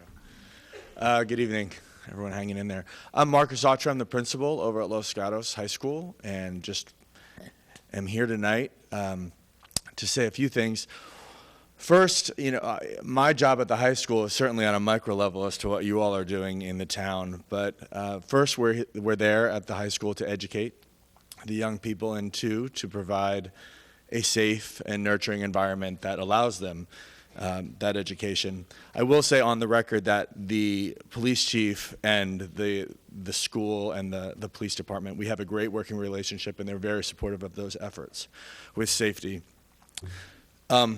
What I find in the proactive way when we are going about looking at who we are as a school and visioning out and thinking about our value set, we make decisions based on who we are and who we want to be, and that value set. And I think the task is the same for you. And I appreciate the graveness of this and identifying as the representatives of the town what is the value set and what do you represent, and how did the decisions you make impact that? And I think I'm speaking for the high school students and for all students, really the modeling that we can, wherever we fall on that side, when we identify who we want to be and then we are that and we model that, I think that sends a great message. On the reactive side, yes, students, young people will always find a way to break a rule or get around a rule. At the high school, we try to make it a little more difficult for them to make that decision and a little more difficult for them to participate in any risky behavior. And I would ask that as you move forward with these decisions and these discussions, that you do the same for the town. And certainly I would speak again for the young people and ask that you make it just a little more difficult for them. And that we would represent ourselves well and be models. And I just appreciate your time and know the difficulty of this decision. So thank you. Thank you. Jim Rees. No one's coming forward. Robert Zahner. And after Mr. Zahner, Iden Babogli. Thank you, Mayor Spector, Town Council. My name is Rob Zahner. I'm a resident of Los Gatos, along with my wife and my 2 children, and I'm here on their behalf tonight. When I first saw the news article that a gun store was opening in town, honestly, I wasn't that concerned because it described it as a sporting goods store that was going to sell guns. But I knew as soon as I told my wife, she'd be concerned. And I told her, don't worry, honey, it's a sporting goods store. So on my way back from a haircut at the barbershop across the street, I stopped in. I'm no stranger to guns. I've been shooting for about 30 years. I'm not a gun owner, but I'm a strong supporter of gun ownership and gun rights. And the thing that struck me was there's about 2 aisles of, rubber worms in the store and a few fly rods. It's not a fishing store. It's not a sporting goods store. It's a gun store. I would really appreciate it if Templar Sports would be honest about their mission, and that seems to be to sell guns. And then I said, well, don't worry, honey. It's a gun store. I have no problem with people owning rifles, shotguns, pistols, whatever they feel they need to hunt, to pursue their sports, and to protect themselves in their home. And then tonight when I got here, I went to the Templar Sports webpage, and if you go, you'll find that the featured item today is a lower receiver 100% for an M4. You may know the M4 by its other names, an AR-15. If you're not familiar with that name, you'll know it as an M16. The lower receiver is legally a gun. This is the only part of the gun that is required by law to be controlled. And 100% lower receiver means that it has been fully machined and is ready to accept a full automatic assembly. Templar Sports is selling parts for assault weapons. On that same website, they list proudly that they are 07 FFL SOT. And I wasn't really familiar with these, so I looked them up on my phone. 07 FFL means a Class 7 firearms license. This allows them to manufacture and sell firearms of many classes. SOT refers to Special Occupations Tax. In the government way of saying things, this is a tax that allows you to sell machine guns, sawed-off shotguns, silencers, flash suppressors, among other things, cane guns, guns that are disguised. These are all allowed to be sold under the license that Templar Sport has from the federal government. Fortunately, as far as I know, I don't believe they've applied for a Class 10 license, which would allow them to make and sell destructive devices, including grenades. The questions I have for the town are, do you intend to regulate their ability to continue to increase their sales, to sell machine guns, grenades, and other such items? Will you allow them? They said today they do not want to store explosives in the store, but are you going to regulate that in some way so that they don't decide that they want to do that in the future? Is light manufacturing, which is the current zoning, the appropriate zoning for that area, and would that be consistent with them manufacturing machine guns on site, and does their current business license allow them to manufacture machine guns? Thank you. Iden Babogli. All right, I'll spell it just in case. Babaoghli. No one's coming forward. I think it gets more difficult for me as the night goes on. Jennifer Liebethal. No one's coming forward. Viren Rana. And after that, Brad Cyphers. My name is Viren Rana. It's a different name. I grew up in India, and I've lived in this town for 21 years. But I don't think any one of you have seen me here. It's not because I'm not a good citizen. I'm interested in what goes on in the town. But I felt very safe. And that's the reason I bought in this town, because I like the town. It's a beautiful town, and I felt safe. I feel that my family is safe. And we like the downtown. We go and walk in downtown. We go hiking. So I see a disconnect here. First of all, the disconnect I feel is that so many people are saying they want to have gun. They want to defend themselves, make sure that nobody can come and kill them, whatever. So I'm thinking here, what's the disconnect here? This is not Montana. You're not living 50 miles away from police station. if you are near downtown or in the town here, I can understand when gentleman said they live in the mountains, that's fine. They can feel insecure, but why people in Los Gatos feeling insecure? So there's a disconnect, I feel. And I wonder if this is the start of the paranoia that leads into mental problems. So we talk about mental problem, but I see this paranoia here and everybody wants to have gun. So I wonder if there's a connection. But anyway, I didn't want to talk about that. I want to talk about the fact that I like this town. I lived here for 21 years. I have 3 daughters. They graduated. They went through schools here. They graduated. The schools are very good. They graduated from here, went to international professional schools, went to Columbia and Harvard and all that. So I've been very happy. Now, I manage scientific research, so I'm more used to talking about science. I never talked about social issues, so I hope I make sense with what I'm saying.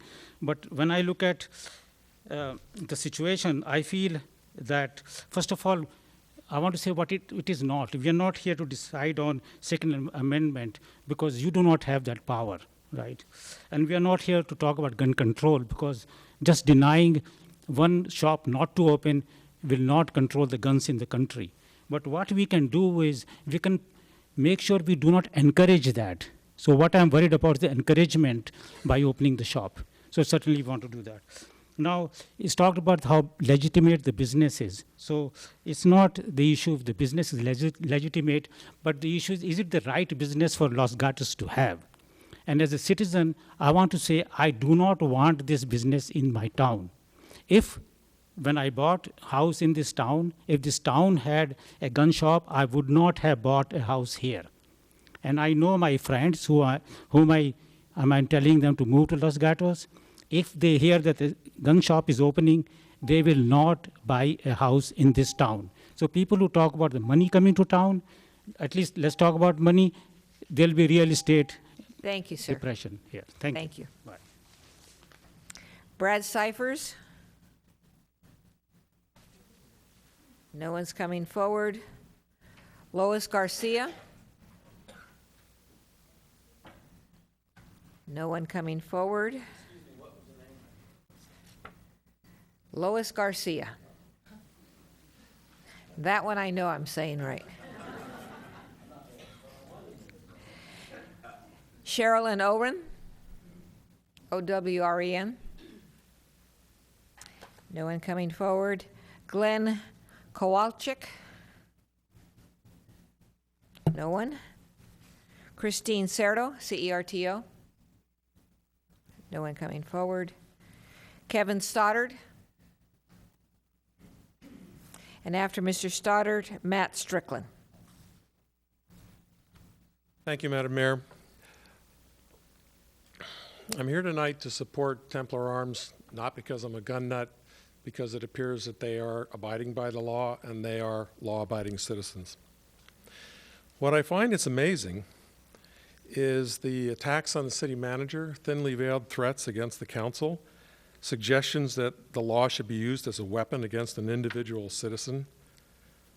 This behavior is rather unexpected to me in a town with the character of Los Gatos. There have been perhaps 75 to 100 people discussing their feelings tonight, emotionally charged, and they seem to believe that they're an authority because combined they have between 1,000 and 2,000 years experience as a resident here. But they're woefully ignorant of what's going on in America. So for example, 200 million citizens comprising 41 other states have changed their laws beginning in 1987 with the state of Florida, where they determined that for people, in order to protect themselves where the police could not, they would make the issuance of CCW permits shall issue, meaning if you were not ever convicted of a felony or adjudicated mentally incompetent, you would receive a permit. As your chief of police would confirm, the police have no obligation to protect an individual, only a collective right to the community. In fact, there have been numerous cases where that has been determined. They can be standing beside you, you can be under attack, and if they feel officer safety is involved, they can walk away. It's been explained earlier, most people would agree that alcohol, drugs, sex are bad attractants, and perhaps you should look at the tattoo parlors, the 23 alcoholic-related establishments. There are 10 escort services that say they serve Greater Los Gatos, and the Megan's Law's offenders that live here. I would suggest that you look into the experiences of these 200 million other people. I suspect their collective wisdom is just that, wise. Tonight we've seen a great display of the First Amendment. Everyone has been able to express their opinion and not be afraid for doing it. The Second Amendment is what protects that right. If you don't believe that, show me another country in the world where you can do this. It's only here. Thank you for your time. Thank you. Before we go on to the next card, I'm going to look to council. Our whatever it is, our rules require us to pass a motion to go beyond midnight. I haven't counted every card, except that I will just represent to you that I have 20 to 30, let's say 25 cards left at 3 minutes each. So we're looking at, another hour and a half. So I will look to the council to see what their input is. Ms. Jensen. Thank you, Madam Mayor. I think this, number one, I'd like to echo the mayor's comments that I appreciate how courteous everyone has been while people have been speaking. Your presentations have been impressive and for the most part very articulate, and we appreciate that. You've given us very valuable things to think about, and I know that you want to get our full and complete input and discussion before you. I don't think we can do that at 5 minutes to midnight and give everybody the time to be heard that they would like. We've already lost, I don't know, I haven't been keeping count of how many cards have been called and the people aren't here, so they've clearly lost heart. My motion, if that's acceptable at this point. Sure.